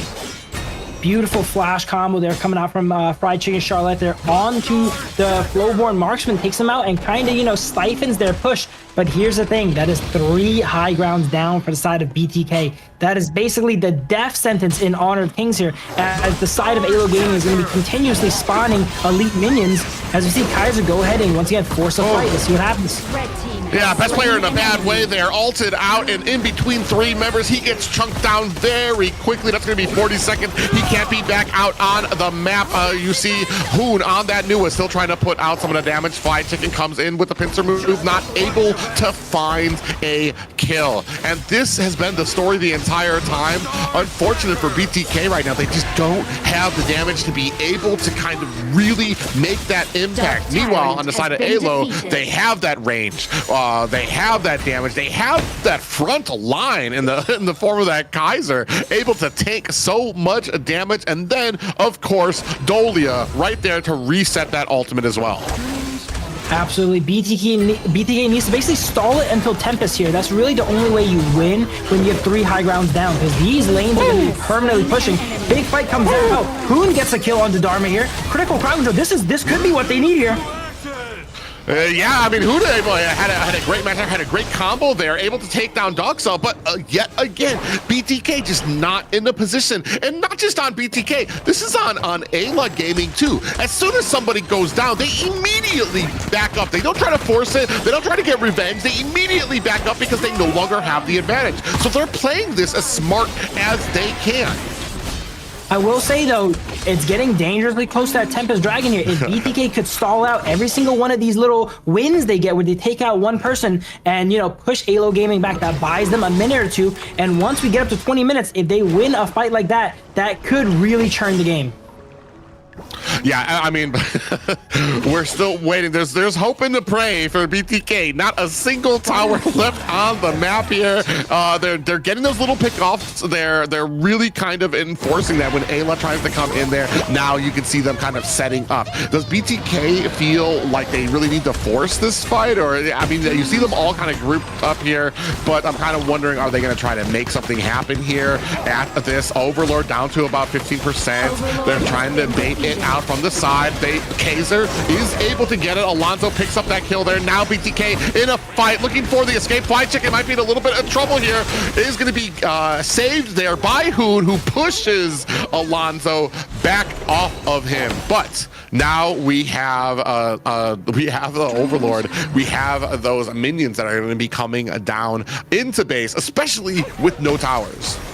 This is going to be potentially the final push here for Aylo Gaming. If BTK could survive this push, they should be able to make it to Tempest Dragon, but it is not going to be easy as all 3 waves are pushing and the enhanced Shadow Vanguard is in that bottom lane there. They have the new one. They have the competition to try and wave clear here, but they might not have the juice to take out the tanks. Oh, no. Alonzo comes in there.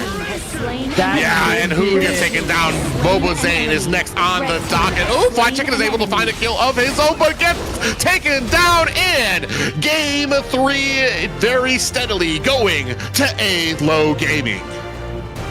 Aylo Gaming taking that game there. The writing was kind of on the wall there, right? They were slowly pushing in to the side of BTK, taking one tower at a time.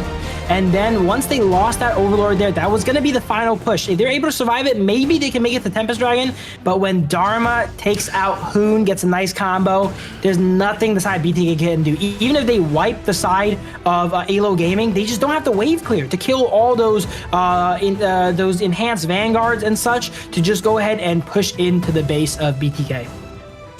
Yeah, it was unfortunate. A great composition from the side of Aylo as well. It just felt like they had a lot of bases covered, whether it was that front line mixed in with the ultimate reset from Dolia, also having the Ganon Mo.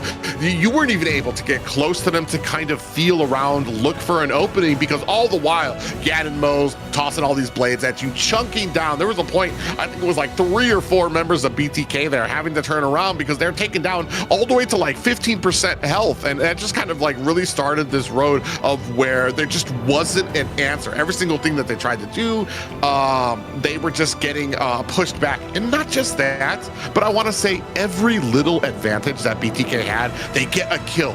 This immediately, Aylo Gaming are like, all right, guys, let's hold up. We don't have the advantage anymore. Let's go ahead and back up and get back to some of these objectives here. So BTK weren't really able to take advantage of that. So, I mean, a great gameplay by Aylo.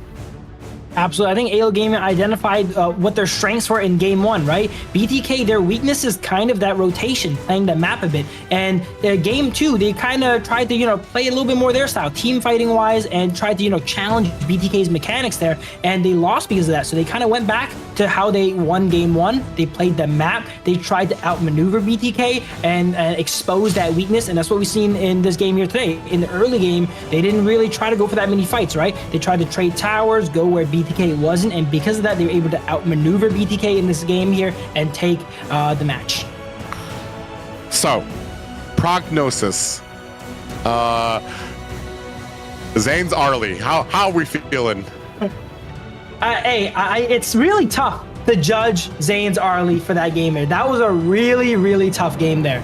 But I respect that he pulled it out, though, because if you want to be a pro in Honor Kings as a marksman, you're going to need to know how to play Arlie there. And I don't think Aylo Gaming was ready for either. That's why they gave it away, right? The word around the streets was Zane is not really that comfortable on Arlie, but it seems like he's comfortable enough to break it out, right? I wouldn't say he's really the reason they lost or is because of his Arlie there, right? It's mainly that they're still struggling when it comes to rotations and playing the map. And that's something that you're going to have to learn with time here when it comes to Honor of Kings. Yeah, I almost kind of put it on the same level as what we saw from Best Players Pay, where, I mean, Pay's usually very good, but I mean, when you're looking at this wall of CC where every which way you turn, you're getting CC'd and pretty much just bamboozled, there's not much that you can do. Unfortunately, that comes with a learning curve. Where do these heroes shine? Where do they falter? And with that, does my skill match up to be able to kind of take on some of those challenges that the enemy kind of presents with it? Unfortunately, like we said, there's a lot of wiggle room here, and we're talking about a team that has only been practicing and playing this game for a few months now. A long way to go when it comes to learning, but I'm still impressed with what I saw out there, especially being able to come at this level and be able to take a victory off, giving us our first full series. Absolutely great play from BTK there and Aylo Gaming as well too. Definitely our closest match of the day here, the only one that did not go 2-0. I think while BTK did go ahead and lose the match, they proved that, they can hang, right? They're not here just for show. They're able to take a game off of this very, very seasoned team that is Aylo Gaming here. In this final game, they did okay as well too. It's just that they couldn't really, match the rotations of Aylo Gaming there. And then also Aylo Gaming busting out a composition that they're probably not really used to, right? BTK, the Kaiser and Dolia, they're having such an impressive front line that their team really does not have the firepower to cut through there. And that Kaiser didn't die the whole game. Yeah, just an incredible match by them. They're looking at that damage coming from Lomax on that Ganon Mo, 157,000 damage there from him. Not too bad. Hoon kind of up there too as well. It's got 127k. Yeah, Hoon was basically, since like mid-game onward, he was just stuck clearing waves, right? They were constantly getting pushed in. They could not get the waves going the way they wanted to. And what's interesting is, I remember last time Aylo Gaming was known for the team that had to draw it to Tempest Dragon every single game. But today, we did not see a single Tempest Dragon. Maybe they gone extinct. Yeah, I mean, it just says how well a lot of these teams are becoming at being able to close. I feel like that is one of the harder strategies when it comes to this game. Is, I think we've talked about it before. There's a lot of teams who can do very well. They can get those kills. They can get those pushing. They can really get those power spikes. I feel like that last pillar of a great pro team is the close. And here, I feel like a lot of teams, they understand what they need to do to be able to kind of close out these games. Even here, where they were doing such a great job of moving from tower to tower to tower to high ground to be able to kind of take down BTK even before that Tempest came out.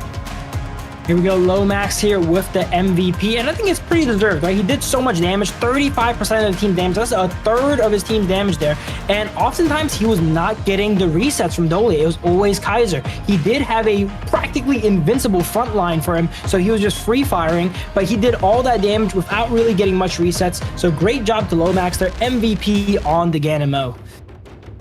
Yeah, here we can see that first offensive push there by BTK to dive under the towers onto Aylo Gaming. And we thought that this was going to be a spell of things to come in the early game. Unfortunately, as we started getting more and more of these resets, as we started seeing the damage coming out from the Ganon Mo, it was just a fully oppressive from the side of Aylo Gaming.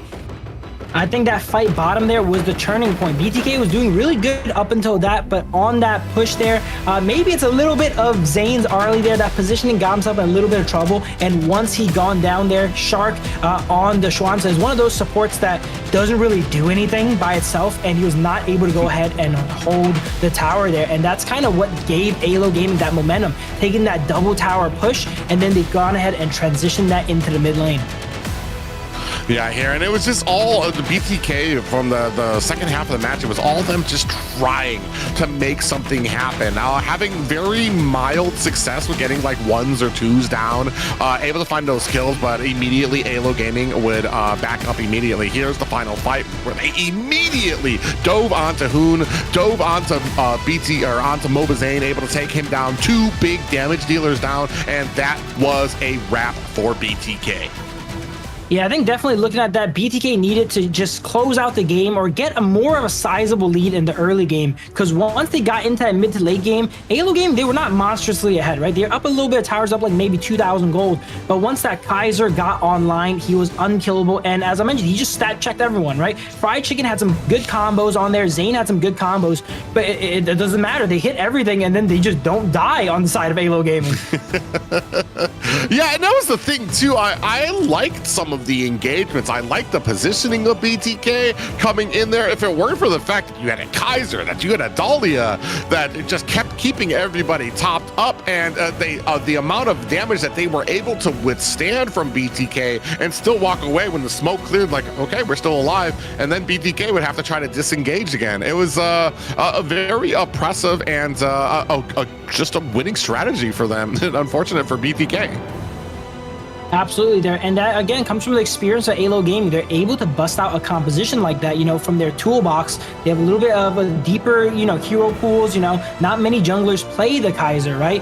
With the Dolia, and being able to bust that out in the Major West League and perform really excellent on them, though. So great job to them. That is gonna conclude the Major West League here for today. We went through 4 amazing best of 3 matches. Only one of them really went through all the way to the best of 3 here. But Private Dancer, what do you think about the matches we had today? Very exciting and very, like I said, this is my initial casting round here for HOK. It's great to see what the pros can take out here, how they play, the intensity of which they kind of start off the games here. Kind of sad, like I said, I'm North America at heart, so I'd love to see North America doing better. But I mean, that just tells you the skill level of all the players and all the teams here in KMW. It just, there's so much, and it's going to take a lot for people to kind of get on to that level. But I am very excited to see what else these teams can pull out in the next coming days. Absolutely. I'm Team North America as well, and I'm happy that we're on the board, okay? A lot of people were going to say we're not going to even be on the board with Level Max and BTK, but they showed they can really hang, right? And Level Max did not get that much of a showing, but they were against OG, so it was much of a chance to have a amazing showing there. But BTK doing a great job against Aylo Gaming, showing that they could go ahead and hang with the pros here. Very excited to see how the league goes ahead and plays out. Yeah, it's going to be very exciting. I'm very happy about here. I mean, man, the powerhouses of Twisted Minds and OGs right now, it's something to be seen, and it's something that all the rest of the teams probably need to take in. I'm very excited to see what we have in store. Absolutely. As we see here, Private Dancer is red with excitement here as we go ahead and change into different attires here.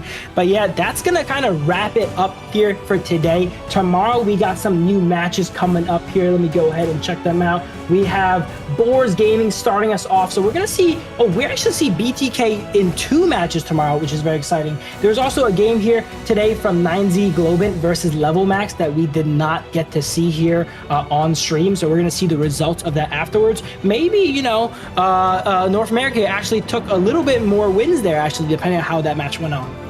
Yeah, I mean, no matter what you're a fan of here, Honor of Kings, you saw some impressive play here tonight, and I'm excited to see what we have in store for these next few days. It's going to be exciting. I'm going to be watching, taking notes, and to hopefully improve my own gameplay. Absolutely. I will be seeing you guys here again tomorrow. Very excited for those matches here. And then, hey, maybe BTA can go ahead and get a match win tomorrow. They're showing up twice tomorrow as well. And then we see Boars Gaming as well show up twice. They were not able to get a win today. So some of the underdogs are going to be in tomorrow's matches here as we go ahead and get through the rankings week. Yeah, it's going to be exciting. I'm very happy to see where we're going to go from here. Like you said, there's a lot of improvement that a lot of these teams go through when it comes to following up these days to see where everybody ends up, how much that they can improve, what they can do to kind of change up some of those strategies, especially based on what they see here tonight. A lot of teams, I want to say, there was a few of those teams that kind of surprised about that early game aggression, but we saw them able to kind of turn it around, get to a point where they're like, all right, I see how things are going to be. I see what it's like up here with the pros, so I'm going to go ahead and get some of that aggression. I'm going to go ahead and try to match that pace here. You can only go up from here, and I'm very excited to see where those teams end up. Yeah, and day 2, I think, is going to be very pivotal as well, because this is going to separate, the teams that, want to study and work hard and really grind for it, because now they have the material. They've seen every single team play, right? We've seen some of their strategies. Day 2 is still a best of 3. They can go ahead and do research on some of these compositions, some of these drafts, maybe emulate it, maybe take parts of how to go ahead and counter it. So day 2 could usually be a completely different beast here compared to day 1, which is kind of like everyone's getting their feet wet into the Major West League here. Yeah, that's something you touched on a little bit earlier, that nobody's going home tonight. Nobody's going to be going home because of a loss. However, it does help to kind of put you in a more comfortable spot when it comes up to the brackets, to get you to a point where you're not sweating as much. And that's why some of these games can be so important. Not just because you get to see what the enemy is made of, you get to see where those challenges lie, but also because you kind of help see yourself for the future here. A lot of great teams here. I'm very impressed by all of, especially some of the gameplay here. I mean, there was no lie here about OG and Twisted Minds. I'm really setting the standard for what you're supposed to see, how you're supposed to rotate, how you're supposed to move, and the pace you're supposed to set for a lot of these matches. Absolutely, and I think just as a whole, the Major West League, the skill level, the quality of the games has really elevated, right? Because we see no Tempest Dragons. Usually, when the game goes long, it's indicative of a lower quality game. You know, teams are not able to close out games. They're not able to really finish out games. And today, in day one, we've seen no Tempest Dragons here. So teams are definitely leveled up their game compared to last Major West League, where, as I was mentioning, Aylo Gaming was almost Tempest Dragoning every single game, right? They didn't know how to really close out those games. It seems like they've shored up that weakness here today, and other teams as well. Yeah, and that's going to be the exciting part about this as well. I mean, you talked a little bit about it too. We've got some exciting matches, even coming tomorrow. Tomorrow, for a lot of those fans who came here to see BTK, unfortunately a loss today, but they've got 2 chances to watch them tomorrow, which is going to be very exciting for them as well. So it's going to be very interesting to see where it goes from here. Unfortunately, I won't be casting here tomorrow, but I definitely will be watching. It's probably one of the sad things about being a caster is that when you cast, you can't just sit in the back and cheer and scream, especially with how big of a fan I am of a lot of these esports and teams, and to see how well they do and to see the different strategies that they go for. Here tomorrow, I'll be able to do that, so hopefully you guys can catch me with that as well. But man, any matches upcoming, Phil, that you might be excited for? Yeah, I'm looking at some of these here, and we got very interesting matches here. As I mentioned, Boars Gaming not able to come in with a win today, but I think day one, the range of skills in these teams were kind of at their height, right? We have kind of like the top seed teams versus, you know, the lower seed teams. Day two, it looks like we're gonna kind of get a little bit of closer matches here. Boars Gaming versus Aylo Gaming. That one could honestly go either way. We're not too sure how that match is gonna go here, right? And then on the opposite end of the spectrum, BTK, they're getting a little bit of a tougher match here, projected here, versus Twisted Minds, right? Some interesting games to watch for sure. There's gonna and then this is not one of the days I'm casting here. This might be a little bit too far into the future, I'm probably here. But on the final day of the rankings week, OG versus BTK, there's 2 more days of learning before they get to play the final bosses there. But so very exciting games coming up here. I like to see that these are a little bit closer matches coming up. Day one was a little bit jarring, so everyone's gonna have to go back home, kind of reset, do a little bit of research on their opponents. We saw all these teams go ahead and play other than, I think, 9Z Globin, but they played off of stream, so we're gonna have a result on that probably update tomorrow. But yeah, very interesting to see how that goes and plays. And it looks like 9Z Globin is playing tomorrow, but only 1 game as well too. Okay, so they're like the unlockable characters, you know? They get 1 game in there. We get a little bit of gameplay from them for now. Yeah, it's honestly that you mentioned it. It was I think a match that happened off air, but I think tomorrow fans will be able to see 9Z Global. So it's kind of a nice little treat that it's going to be a team that we didn't see tonight that we will be able to see tomorrow play. That maybe they have the key to be able to kind of break through the top 2 here in KMW. So that's going to be very interesting to see how well that they perform, what they have in store for us, how their drafts work, and maybe they have that pace. Maybe they have that killer instinct that's going to be able to kind of take them to the top. Absolutely, and I think it's really interesting is the top 3 teams make it to Group S, right? And while 1 and 2, everyone, you know, kind of understands who the favorites are, right? We have Twisted Minds, the prior champions, OG Esports, another extremely strong team that performed very well. The 3rd place slot is kind of in the air, right? Not many people really know. Some people think it's this team, some people think it's that team here. So that's kind of in the air, and they're going to be fighting for that here, as once you get into Group S, your chances of making it through Survival Week jump up a lot higher. Yeah, and it's been very interesting to me. I'm very happy that some of the last series that we had were able to showcase some heroes that I don't see too often. Nua was a big pick for me too as well. But ladies and gentlemen, I think we're gonna go ahead and take a look at so this is just a review of today's matches. OG 2-0 against Aylo Gaming, putting on a very dominant performance. Like you said, the final boss here, the KMW Twisted Minds, another sweep against a Bor as well. On the second half of the night, we watched LM take on OG Gaming. OG continuing that dominating form, and then the crowd favorite to cap off our night was BTK, a series that finally actually went the distance against Aylo Gaming. Unfortunately, for their inaugural match here in the pro scene of Honor of Kings, Kings, they did take the L there, 1-2 against Aylo Gaming. As we take a look at the rankings. Here we go. OG leading the pack here with the only 2-0 so far, mainly because I think they're the only team that played twice here, so they're the only team possible to do that. And we mentioned, you know, OG being the final bosses, but Twisted Minds is honestly right up there too. It's just that everyone kind of guns towards OG because of how they kind of play, right? They know when they're the favorites and they play like it, right? They're right in your face, they're in your base, they play really aggressively, so it seems like they are that final boss here. Whereas Twisted Minds, while they probably could go toe-to-toe with OG and they're a little bit more 50-50, when they do play those matches against you, they feel a little bit more respectful of how they play. So they're not often as deemed as that final boss, but that's going to be the dynamic between the two Italian teams there. Definitely the favorites there for the Kings Major West League currently. Yeah, and as we take a look at the matches for tomorrow, we went over it before, but Bor taking on Aylo Gaming to start off the night. Then it's going to be Twisted Minds taking on BTK, a big mountain in front of those guys, followed by the second half of the night, starting off with OG Gaming taking on Bor. Then final match of the night will be BTK taking on 9Z Gaming.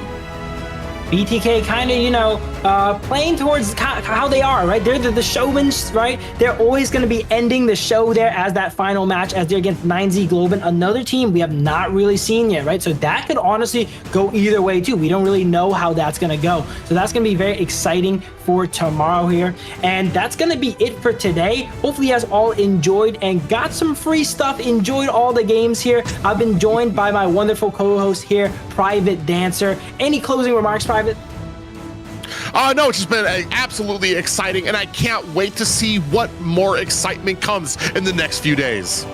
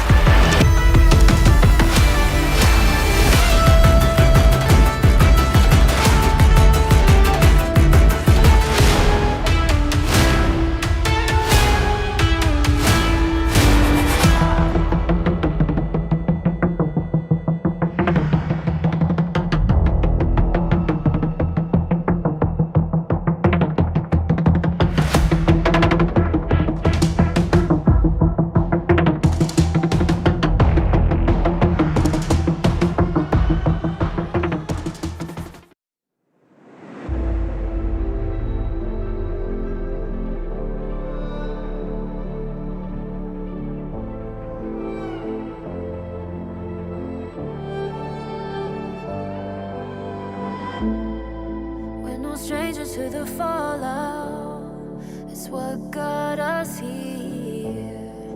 Ever changing, some chameleon.